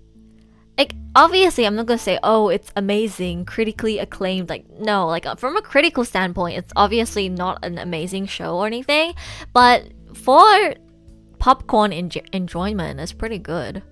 It's really good. In terms of popcorn ranking, I would give it a $7.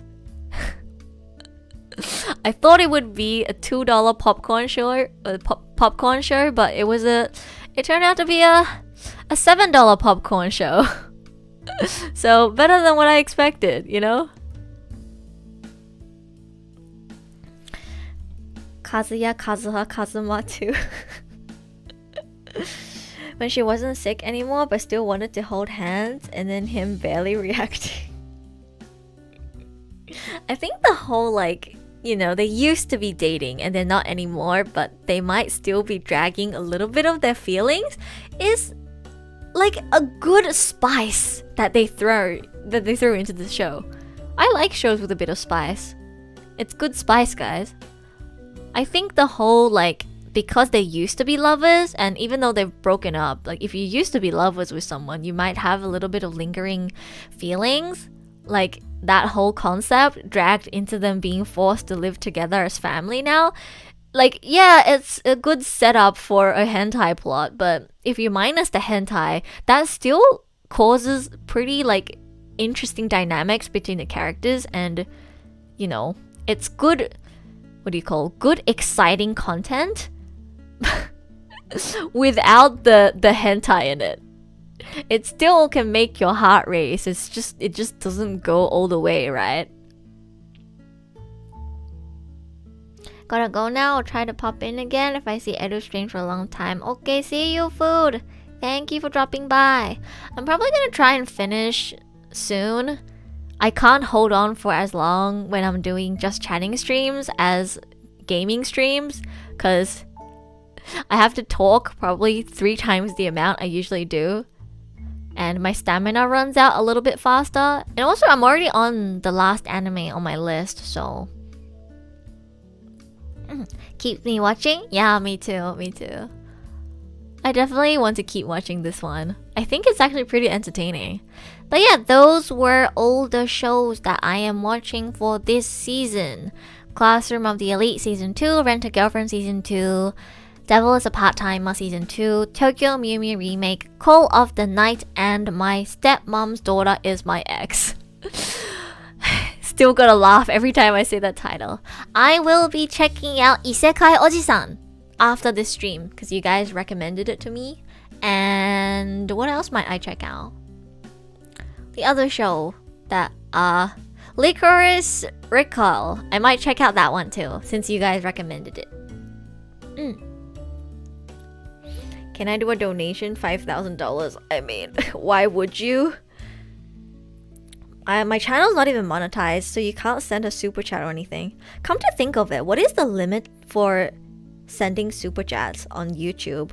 What is the maximum amount that you can send as a super chat? Steins Gate, if you can. I cannot watch Steins Gate after I just finished Attack on Titan 1. I need a break. I need to watch some popcorn trash in between. 500 USD?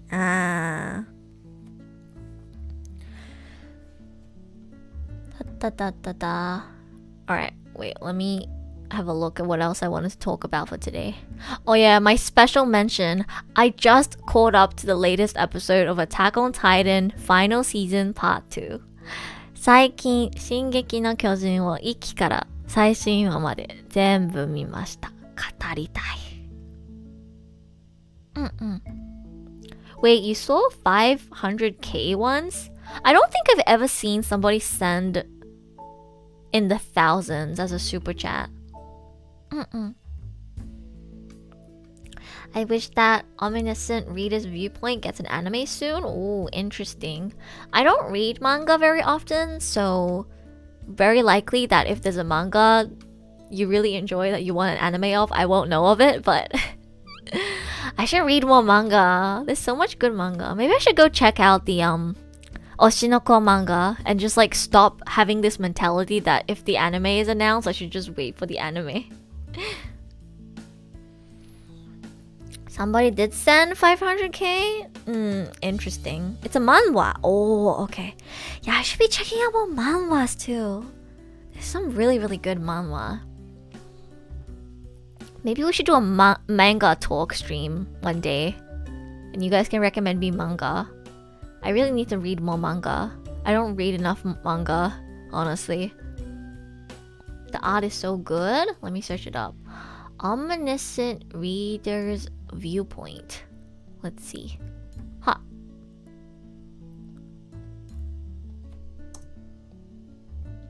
I'm sure the anime will be good too. Nothing wrong with waiting for it. Yeah, there's nothing wrong waiting for the anime. I just feel like because I have this mindset of, oh, I'll just watch the anime when the anime comes out, it kind of hinders me from picking up manga. But then I think the bigger reason is just me being lazy. So there are so many series that I was going to read the manga, but because just as I was about to read, they announced that there's gonna be an anime soon, I'm like, oh, okay, maybe I'll just wait for the anime. Oh, I'm looking at Omniscient Reader's Viewpoint now, and it looks really cool. Oh, it's a lot of Korean manhwa have been getting anime adaptations recently, haven't they? If this one is really popular, then I wouldn't be surprised if it gets one in the future. The art does look really good. What is it about? The art looks so nice. I haven't read manhwa in ages though. What was the last one that I read? I don't remember. I used to read some webtoons, but it's been a while since I picked one up.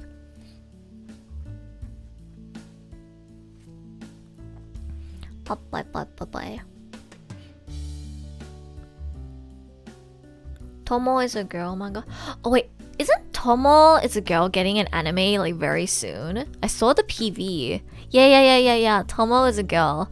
I saw the PV and I saw that Takahashi Rie is voicing the main girl. I was like, yo, let's go. Takahashi Rie as a tomboy in her natural habitat. Let's go. Did you guys know that Takahashi Rie has a lot of male siblings, and she describes herself as a tomboy. She has that sort of personality where she doesn't really care too much about being feminine because, you know, she grew up with a lot of male siblings and she blends in very well with male seiyuu, especially because she grew up with so many male siblings. If you like listen to her in radio too, she has more of a tomboyish personality, I think. But in anime, right, she usually voices like the really cute, soft characters like Emilia, like Sumi. I was so happy to see Takahashi Rie finally casted as a tomboy. Takahashi Rie in her natural habitat. Because if you listen to her natural voice when she does radio and stuff, she actually doesn't sound that like cutesy and high pitched, right? Because when she voices like Emilia and stuff, it's like Subaru, like she sounds like that, right? But when she talks normally, she actually sounds more like tomboyish. She actually doesn't have that much of like a cutesy, high-pitched, sweet voice. So to see her finally casted as a character where she can be more naturally like herself, I'm happy. I'm so happy. Very happy. Excited for the anime. She loves shoulders. Yes, she does. And so do I. I relate to Takahashi Rie a lot. When is this anime coming out soon? Was it just announced recently, or is it coming like next season? If there's a PV already, I assume it's gonna come very soon. January 2023. Okay. Nice. Excited. I'm also excited for Attack on Titan final season part 3. Yo, Attack on Titan's gonna finally end. I said this a lot on Twitter, but I'm so glad that I saved Attack on Titan to binge. I'm so glad that I didn't watch it when I was in like, middle school, primary school. It really is after taking 6 years of English class, literature class, and history class that I think I was able to understand the themes in Attack on Titan so well and really see why it's so highly praised and why people view it as a classic and why it's just so critically acclaimed, right? I think if I was a lot younger and I watched Attack on Titan, I wouldn't have been able to see just how much of a masterpiece it is. And because I waited and I saved it to binge in one go, it was a super valuable experience, I think. It made me think a lot about life, about humanity, about freedom, about war. Like, after binging all of Attack on Titan, and I was just left with my own thoughts, like, truly, nobody wins in war. And just, it made me think so deeply about humanity. Like, we're all devils, but we're also all human. There is no black and white in the world. The world is not split into clean, good, and evil. We are all the same human, but inside each and every one of us, there's a devil. We are all capable of doing horrendous things, but we are also all capable of being kind to others and loving others. And I just think this is way too deep. Yeah, like, do you get how deep Attack on Titan made me think about life and humanity? It's just... Stopped AOT maybe halfway through season 1, been wanting to pick it up again sometime. Yo, as in Sonic, you should go back and watch it. Me too, I stopped AOT like halfway through season 1 because I didn't really see like the massive appeal, and back then I wasn't as good with horror, so seeing like all the death and stuff kind of, you know, made it difficult for me to watch. But, you know, after growing up, and I'm slightly better with horror and gore now, and especially now that I can actually understand deeper themes, I went back, binged all of it from season 1 to the latest season, and it was such a good experience. It made me think so much about life and humanity. Eren left me wondered most, especially the final season. Binge it after the last part is released. Yeah, you can do that too. I wanted to catch up right now because... Why did I want to catch up right now? I wanted to catch up right now because I've just been putting it off for so long, and I wanted to like tick off my bucket list for a show that I've always wanted to watch for this holiday that I have between semester 1 and semester 2. So the rumbling speech was so powerful and full of hatred from him. Kaji-san's performance was insane. Yo, like seeing Kaji's performance slowly develop and seeing him grow as a voice actor from season 1 to the final season is an experience in itself as well. Because there's a 9-year or 8-year gap, right, between these seasons, and Kaji has grown so much too as a person, as an actor, alongside Eren, and you can feel that shine through his performance when you watch it all in one go, and it made me very, very emotional. Yo, the lyrics to Akuma no Ko made me so emotional. I wanted to like do like a rodoku of the lyrics for Akuma no Ko. When I listened to Akuma no Ko for the first time, when I got to the season 2, final season, part 2, I got so emotional. Akuma no Ko lyrics hit so hard. It hit so hard. I'm still thinking about it after finishing it 2 days ago. It has my head so full of thoughts about life and humanity and freedom and a lot of deep philosophical things. Eru has descended into a wise one. I mean, I've always been the type of person that thinks about philosophical questions, which is why, I went off. Remember when I went off about the entertainment industry and stuff with Paripikome? That's always been me. I've always been the type of person who likes to question things in life and think, deeper about a lot of topics and just get philosophical. I really, really like that, and that's why maybe Attack on Titan binging was a good experience. I love shows that can make me think deeply about stuff. Both OP and ED were excellent. Yeah, the opening is so good too. I think the lyrics in the ending hit harder for me, but the opening as well was really great. It's like they were both made for the show, right? The opening too hit really hard. I haven't looked at the lyrics for the opening actually. Let me have a look. I mean, it was like in English, so I could understand some of it just from watching, but the rumbling.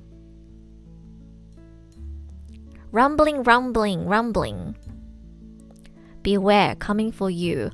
All I ever wanted to do was right things. I never wanted to be the king, I swear. All I ever wanted to do was save your life. I never wanted to grab a knife, I swear. I'm tearless, I'm fearless, I'm burning.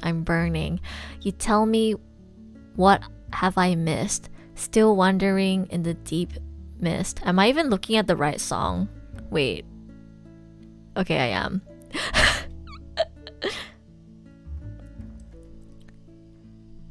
Listening the OP while doing dishes, man. Yep, the ED song is basically a hopeless hope to this world.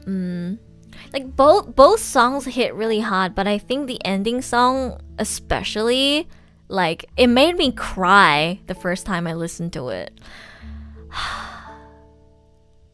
I'm so excited for the final season, final part. I need to download these songs. AOT actually has such good music. I want to learn how to sing Akuma no Ko.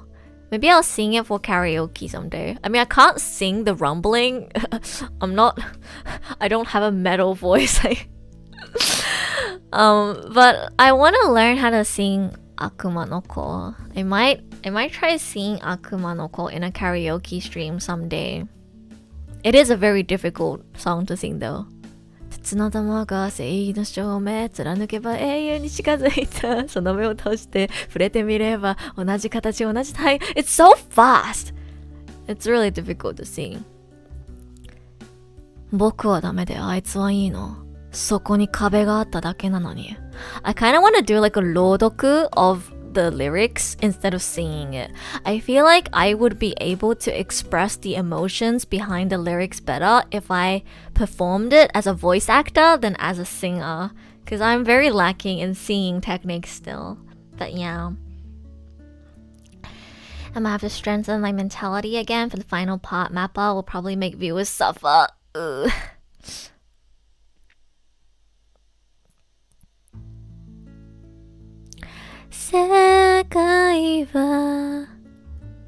By the way, Hiroyuki Sawano, the one that made AOT music, Udo Soul Leveling 1. Ooh, nice!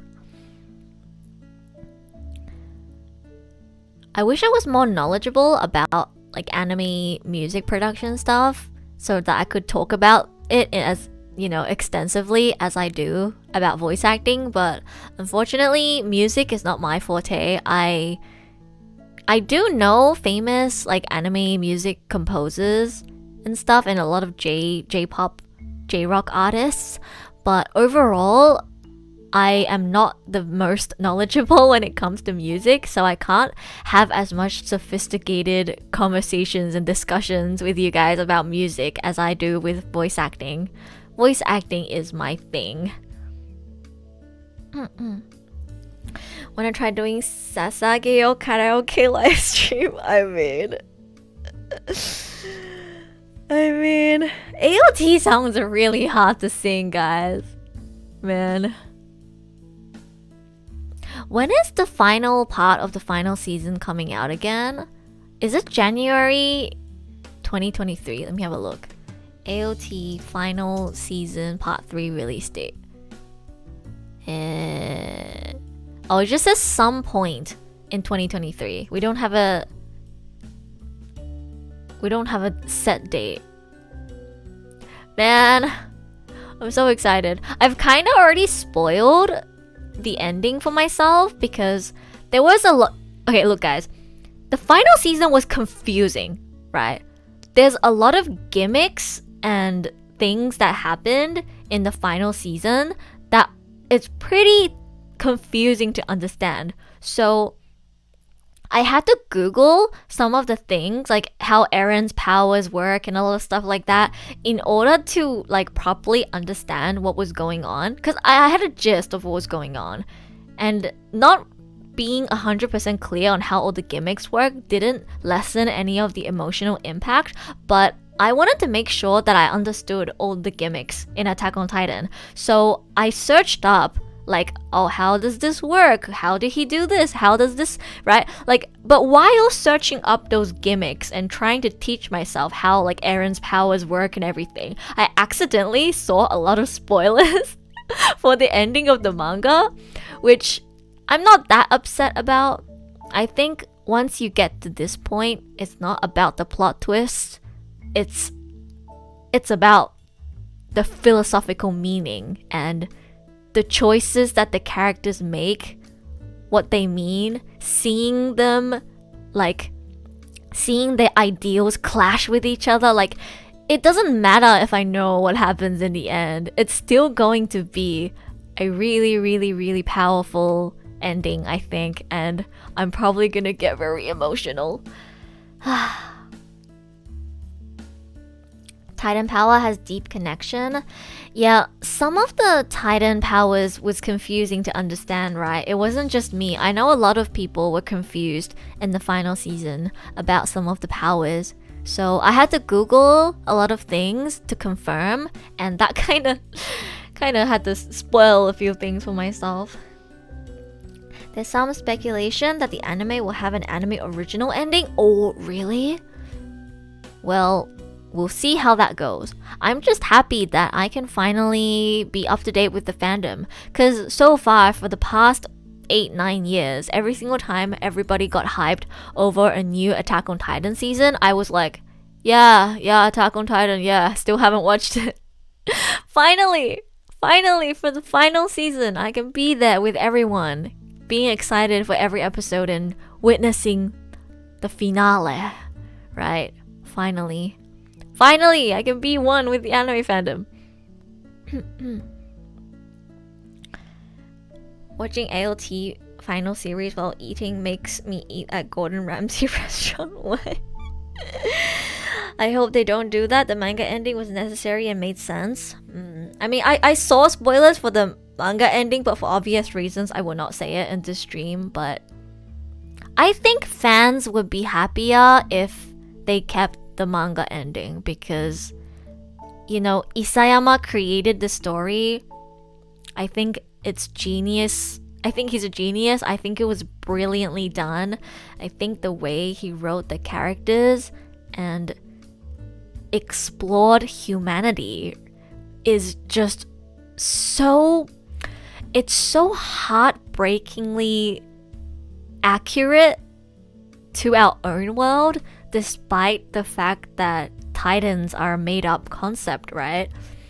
It's the reason why Attack on Titan is so brilliant is because when you first start watching it, it just feels like, oh, humans versus Titans. It feels like something so simple, but the more you get into it, the more you realize the world of Attack on Titan is just a reflection of our own world. There are so much things in this world that is pretty much a reflection of our own history. Like, it's a fantasy, it's fiction, but it eerily reflects our own world in so many ways. And the way Isayama portrays humanity, portrays war, portrays like moral dilemmas and, you know, why we take the actions that we do, why we live, like things. There's so many things in Attack on Titan that makes you think about your own life and the world that we live in. and it's brilliant. It's brilliant. I'm so glad that I finally caught up. Now when I go to conventions, I can finally talk to people about Attack on Titan. Oh man.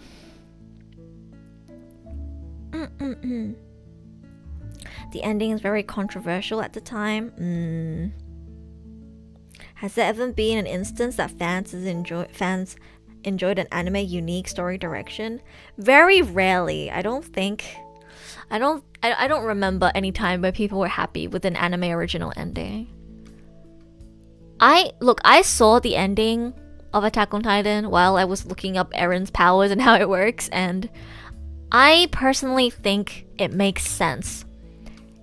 It makes sense, and most of all, I think the anime should respect Isayama's decision. Would you say AOT is on par with Rent a Girlfriend? No, stop, Akiyama. I told you, Rent a Girlfriend is popcorn. AOT is not popcorn. AOT is a classic, right? Everybody has been calling it the modern classic. It is a modern classic. It is brilliant. Just watching season 1 is not the full experience. Once you actually watch all the way up to the final season, you will understand why everyone calls it a classic. It is really a classic. It's like a modern piece of art, right? It is a modern piece of art. Rent a Girlfriend is like a burger that you eat at McDonald's because you don't know what to have for lunch. AOT is a modern piece of art that should be framed in the museum. That's the difference. Oh god.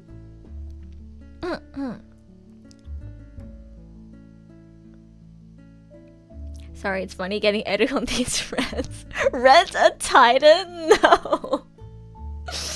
Oh my god. Rent a Titan.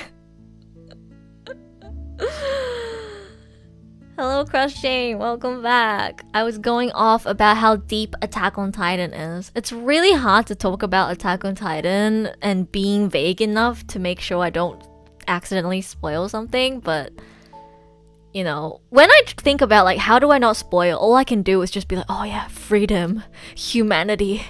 Like, I just throw these like vague philosophical terms if I don't actually spoil anything. Imagine dating a hot smexy Titan. Not gonna lie though, Annie's Titan's pretty hot. Can we agree that Annie's Titan's pretty hot? I think Annie's Titan's hot. Hello, Big Rice Piano. We were talking about Attack on Titan. I haven't watched AOT. Nicholas, I highly recommend binging Attack on Titan in one go. It is a great experience. It is a great experience. Objection? Nathan, you don't think Annie's Titan is hot? Smash or pass Titan stream when? Or we could just do a smash or pass for Attack on Titan in general. Yo, can we talk about how some of the characters aged like fine wine in the final season? Yo. Armin is so hot in the final season. Armin has been my favorite character since like season 1, really, actually. Yeah. Armin has been my favorite character since season 1. I really like Armin. But then I saw him in the final season. I was like, holy what happened to you? Oh my god, that glow up. Oh my god. Have yet to watch a few episodes of part 2 last season? Don't worry, I won't be spoiling anything. Right now I'm just being right now I'm just being a fangirl talking about how hot the characters are in the final season.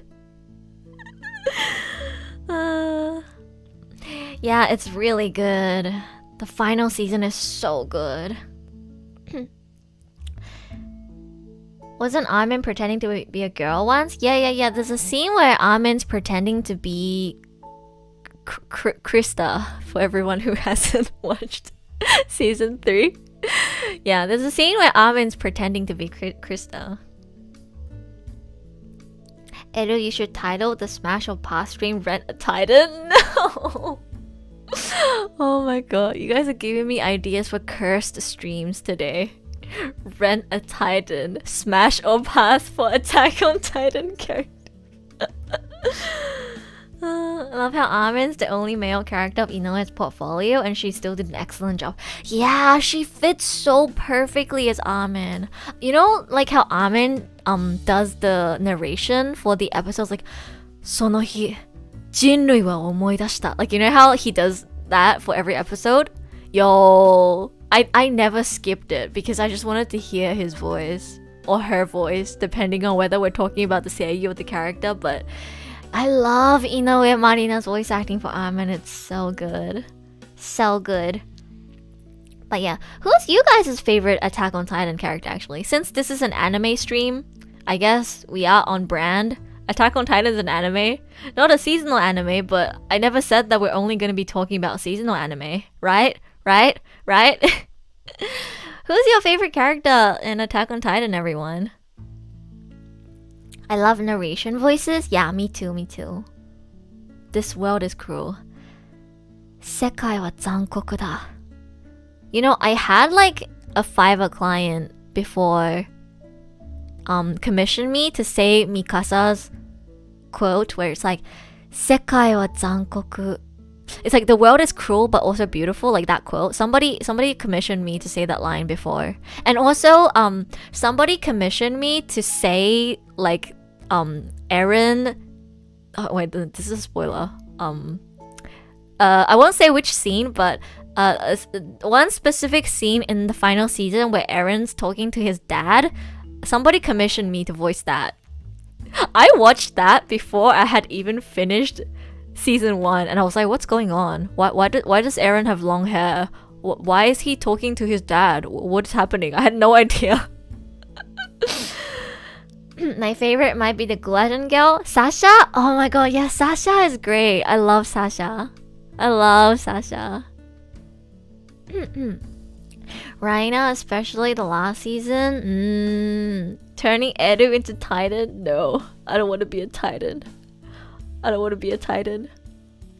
With only knowing half of season 1, I would say Mikasa. You know, as in Sonic, I don't dislike Mikasa, but I definitely don't like her as much as I did in season 1. I feel like in the first half of season 1 especially, I really liked Mikasa. I really liked both Mikasa and Armin. They were like my equal favorites. But then, the more I watched, the more I started not liking Mikasa as much.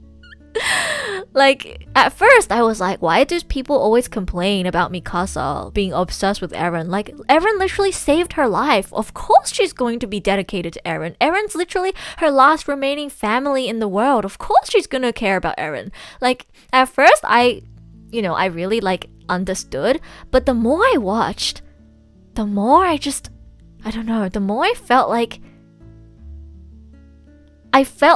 especially from the second half of season 2 to around season 3, Mikasa doesn't have a lot of character development. She gets more character development again in like the end of season 3 till the final season, but I feel like there was a period during the second season especially where I feel like she doesn't go through any character development. I think that's what did it for me, and that made me not like her character as much. She kind of felt like her character stagnated and remained like just the same for a while, which is why, I kind of didn't like her as much. Whereas Armin's character goes through character development really slowly but steadily throughout every single season. That's why I really liked Armin. And then, Eren is such a brilliantly written character. Once you get to Eren in the final season, it is like, oh my god, he is like one of the best written characters I have ever seen in anime. It is insane. Isayama is a genius. The plot twists, oh my god. Oh my god. I always like Levi. Yo, who doesn't like Levi? Yo, no, don't worry, I get you. Who doesn't like Levi? I almost think maybe Levi isn't my favorite character just because I don't want to be basic. I feel like maybe like I subconsciously conditioned myself to like Armin more than Levi just because I didn't want to be a basic Levi fangirl. But I admit it, Levi is amazing.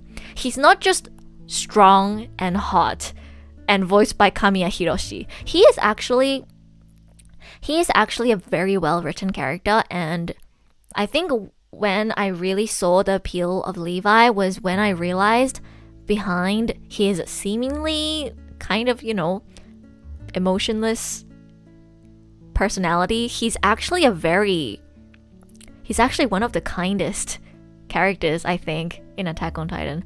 He actually cares about his buka so much, and he really does try to live on to carry the legacy of all the comrades that he has lost. He actually has a really strong sense of responsibility. He's not just, strong, hot. Like, there's so much behind his personality that actually makes him a really appealing character. I understand why everybody loves Levi so much.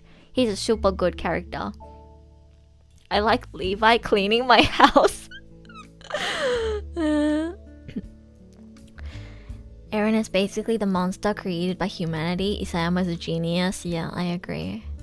Man, I need to re-binge AOT again. Yo, Akiyama, I literally just binged the whole thing. But now, like, do you get the urge of like, I binge all the way up to the final season. And then, because I know all the plot twists and the secrets now, I want to go back and rewatch season 1, season 2, and season 3 and pick up all of the like secret, like symbolism and hints that the show was throwing this whole time that I wouldn't have picked up until I found out, all the secrets and plot twists. I kind of want to go back and rewatch it even though I literally just watched it.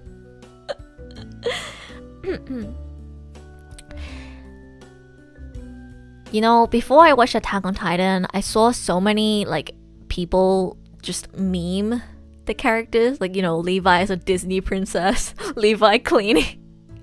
But when I finally watched the show, I could finally understand why so many people like his character. Before, I thought people just liked him because he's hot, and I mean he is hot, but there's so much more to his character. He's arguably the most reliable and responsible character in the entire show. Or like at least in the main like squad. I feel like he's such a reliable and responsible guy. I can see why so many people like him. AOT is such a heavy show that you need dumb memes to cope. Honestly, probably.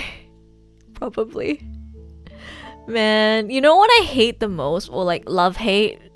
I really hate that AOT, I really hate that they sprinkle in some lighthearted, like comedic moments in between all of the super heavy, super dark, super tragic events that happen. Will this count as a spoiler? I cried on final season part 2, the last episode.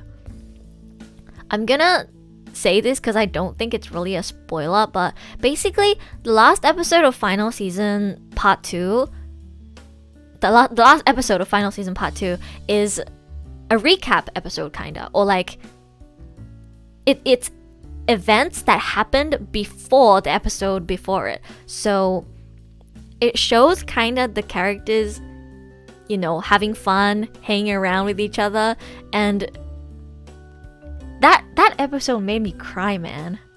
Like, it's knowing what happens afterwards and then seeing the characters, eating food together, laughing together, having fun, and then knowing all the cruel and just absolutely disastrous shit that happens afterwards, knowing all of that and watching the characters smiling together, yo, that shit hurts so much. It's when sometimes they flash back to like season 1 and season 2 of them back in their training days and, stealing meat to eat, or like them having dumb conversations and fights with each other. It's them. It's like those flashbacks back to the quote unquote more peaceful days. Not really peaceful, but you know what I mean. Like, it's the show, despite being so cruel and so tragic, never stops reminding you that these are just people, that all of the characters they're just human, and seeing them have fun together, smile together, eat food together, and, you know, maybe having a crush on someone and, you know, joking around, like, you know, when Raina would, like, joke, say, I want to marry Krista, like, those moments, like, seeing those moments and then knowing how cruel the world is, knowing how tragic the events are, how tragic the fate of the characters are, but still seeing these moments of them having fun and smiling together and eating food together, it hits so hard. Like, I just want them to be happy. I just want them to be happy. Eren looked so sad that episode. Yeah, he did. He looked so sad in the last episode of season 3 too. It's so heartbreaking. Give me an AOT slice of life anime, literally. At the end of season 3, I was like, shut up and give me a beach episode. Please, I am not ready for the final season. I am not ready for the pain, the cruelty, the tragicness. Please just give me a beach episode. I wanna see them having fun at the beach, please. That was literally how I felt at the last episode of season 3. Is there a spin-off? I think there was like a mini, like, chibi series of them in high school or something, but yeah, that's the high school spin-off. But man, maybe I need to watch that to heal my soul. I was so sad at the end of season 3, and then final season came and made me even more sad. I can't stop thinking about the last episode of final season part 2. It was so heartbreaking. Maybe should change stream title to AOT something. I mean, how long have I been talking about this for? Maybe 30 minutes?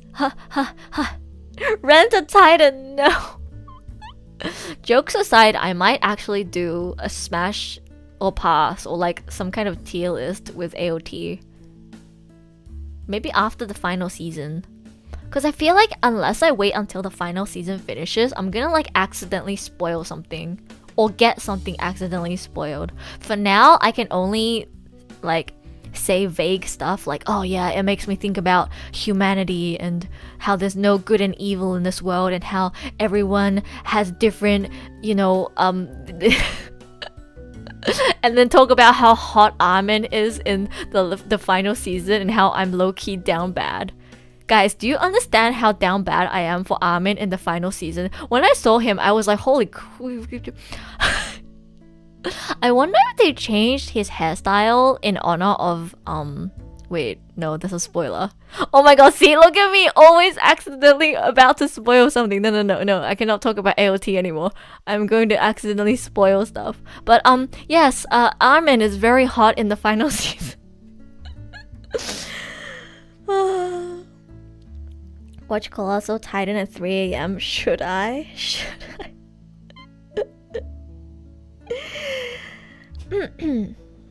AOT is one of the best franchises of all time. Now that I'm finally up to date, I can finally agree. I'm looking at like key visuals of the final season right now, and everyone's so hot, yo. Everyone like aged so well. Besides maybe, I mean, arguable. You know, John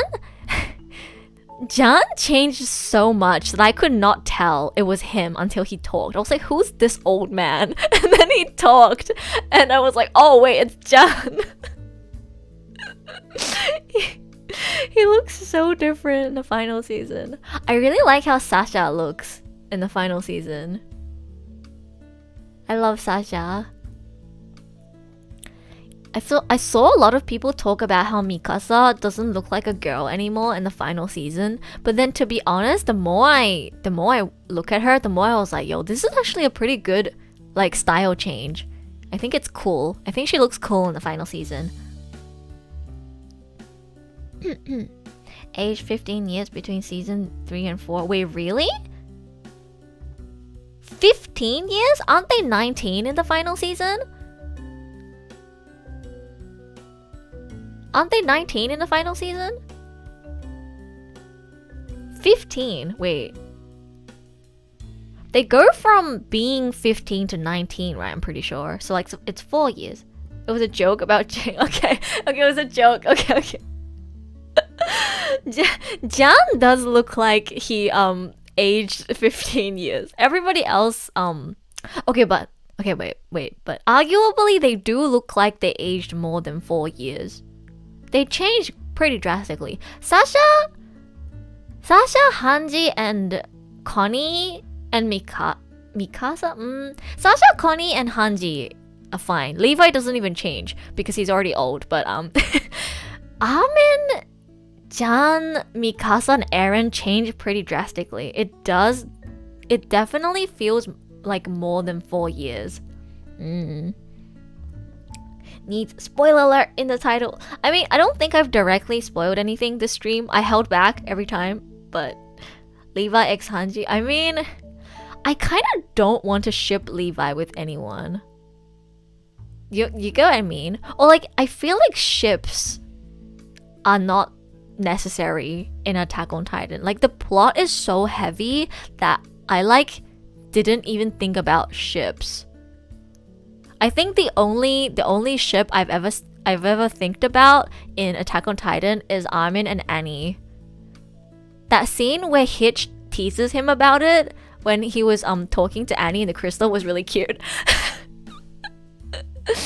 But overall, because the plot is so heavy, I don't really think about ships. Oh, and Krista and Yumiru, I think, is a very important relationship in the show. Besides that, I don't think I've had too much thought about ships in Attack on Titan just because the plot is so heavy. The plot is so heavy that they need some kind of happiness. That's true too. That's true. Levi is a strong, independent man and needs no ships. Yo, I saw this meme tweet of people like saying, my Attack on Titan ships: Eren x Freedom, Levi x Cleaning. Honestly, I kind of agree. If you ask me who I ship Eren with, I would say Freedom. I ship Eren x Freedom and Levi x Cleaning. That moment when Yumiru has the same VA as Hatsune Miku. Wait, she does? Yo. I didn't know that. But yeah, the characters are so hot in the final season. Eren is so hot as well in the final season. I kind of simped over Armin a bit too much. I'm sorry. He's my favorite character. Armin's my favorite character. But Eren is so hot in the final season. He changed so much. I saw like memes of people talking about like, oh, like he went from "Hello sir, how you doing?" to "Your daughter calls me daddy" too for the final season transformation.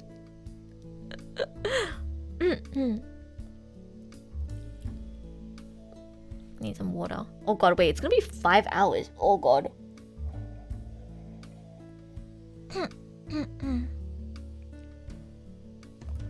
You're trying the Kingdom franchise? I heard that Kingdom is really good too. And also, Berserk. I feel like I need to read Berserk. I feel like now that I've experienced Attack on Titan, well, I mean, I haven't finished it yet, but I feel like I can maybe finally try reading Berserk. I need to indulge myself in these high-profile, philosophical, critically acclaimed, deep series, you know.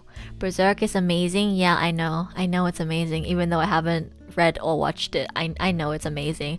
Just like how I knew Attack on Titan is amazing before I even watched it. I know, like, I understand if a show is this critically like praised and just this many people think it's a masterpiece, and I know there's something about it that is going to hit me as well. I just need to be in the right mindset to finally watch it or read it. So yeah. You sure you could read Gore of Berserk? I mean, how many levels higher is it compared to Attack on Titan? I am a lot better with Gore than I was when I was in middle school, but I think like Attack on Titan is nearing the cap of what I'm comfortable with. I feel like if it was more gory, I might not be able to go through. But I'm getting hungry. I'm getting so hungry. And also emotional looking at Attack on Titan pictures. It's reminding me of the last episode of the final season part 2. It's the way Eren is smiling, but you can see the sadness in his eyes. Oh god, I can't do this anymore. But yeah, highly recommend binging Attack on Titan from season 1 to all the way to final season if you want to be mind fucked and also just question the meaning of life and humanity and get philosophical for like probably a whole month. If you want that kind of experience, recommend checking out Attack on Titan and binge all the way from season 1 to the latest season. No snacks today. I'm probably gonna go just make food right away after this. I'm getting so hungry. And yeah, we got through everything I wanted to talk about today. We did a recap for the last season. We talked about the stuff I'm watching this season. And I got to gush over how great Attack on Titan is while trying my best to not spoil. So yeah, I think it's pretty good. This stream ended up being longer than I had planned. We're close to 5 hours. I was gonna end around 4 hours, but then I started talking about Attack on Titan and I couldn't stop, so 進撃の巨人本当にいい作品なんだよね。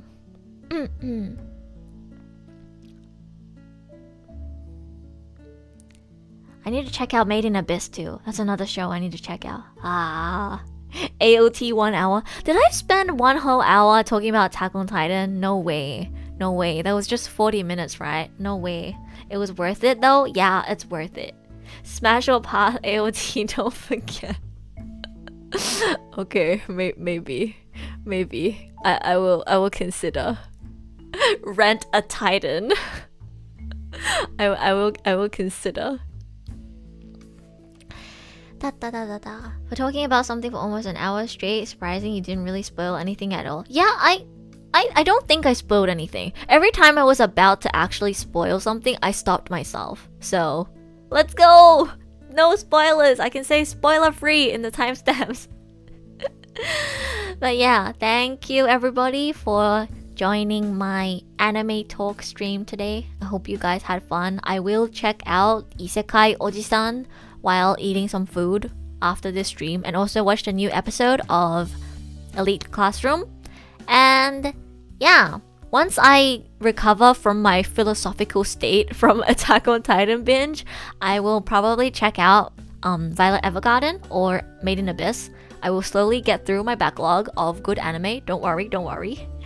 But yeah, thank you everybody for joining the stream. I have like 6 shows to watch after the stream. Good luck, Akiyama. I hope you have fun watching the anime that I've recommended. But yeah, thank you everybody. I think we had a lot of people in chat consistently today. Because I'm always looking at the numbers in chat, and today we had like around 15 to 18 people the entire time. I'm so glad I got to talk to you guys about anime. It was really, really fun. Thank you for recommending me shows as well. Hope you guys found something new to watch from this show as well. But yeah, I will be streaming 5 times this week. It's only Monday, it's only the beginning, so there will be 4 more streams this week. I will be playing 3 games and doing the 1000 subscriber special. If you can't make it to every stream, don't worry, but if you can, try and drop by for the 1000 subscriber special because hopefully it'll be really fun. I will be posting the Google Forms survey for requests soon, so check out my YouTube for the waiting room, community post, and my Twitter if you follow me on Twitter. But yeah, you peaked at 23 one time. Yeah, I mean, all of my streams I can peak around 23, 25. I think the highest I ever got was 28 in a Genshin stream, but it never lasts. Like, people just drop by and then leave. My average viewer count is usually around 10 to 11, but I think today we had around like 13 to 15 average. So, yay! Let's go! I love doing chatting streams. I love chatting with you guys. Glad I can catch your stream from time to time. Thank you for dropping by. I had lots of fun talking with you guys about anime. Gotta do one of these again once the season ends. We need to do another recap for this season. Like, you know, after watching all the episodes, overall what I recommend, and then we can have a look at what's out for next season. And maybe gush about another show that I just recently finished, which will hopefully be something that you guys have been asking me to watch. But yeah, thank you everybody for joining the stream. I will go get some food and watch more anime now. Hope to see you guys in chat again for my other streams this week. それじゃ、おつえる！またね。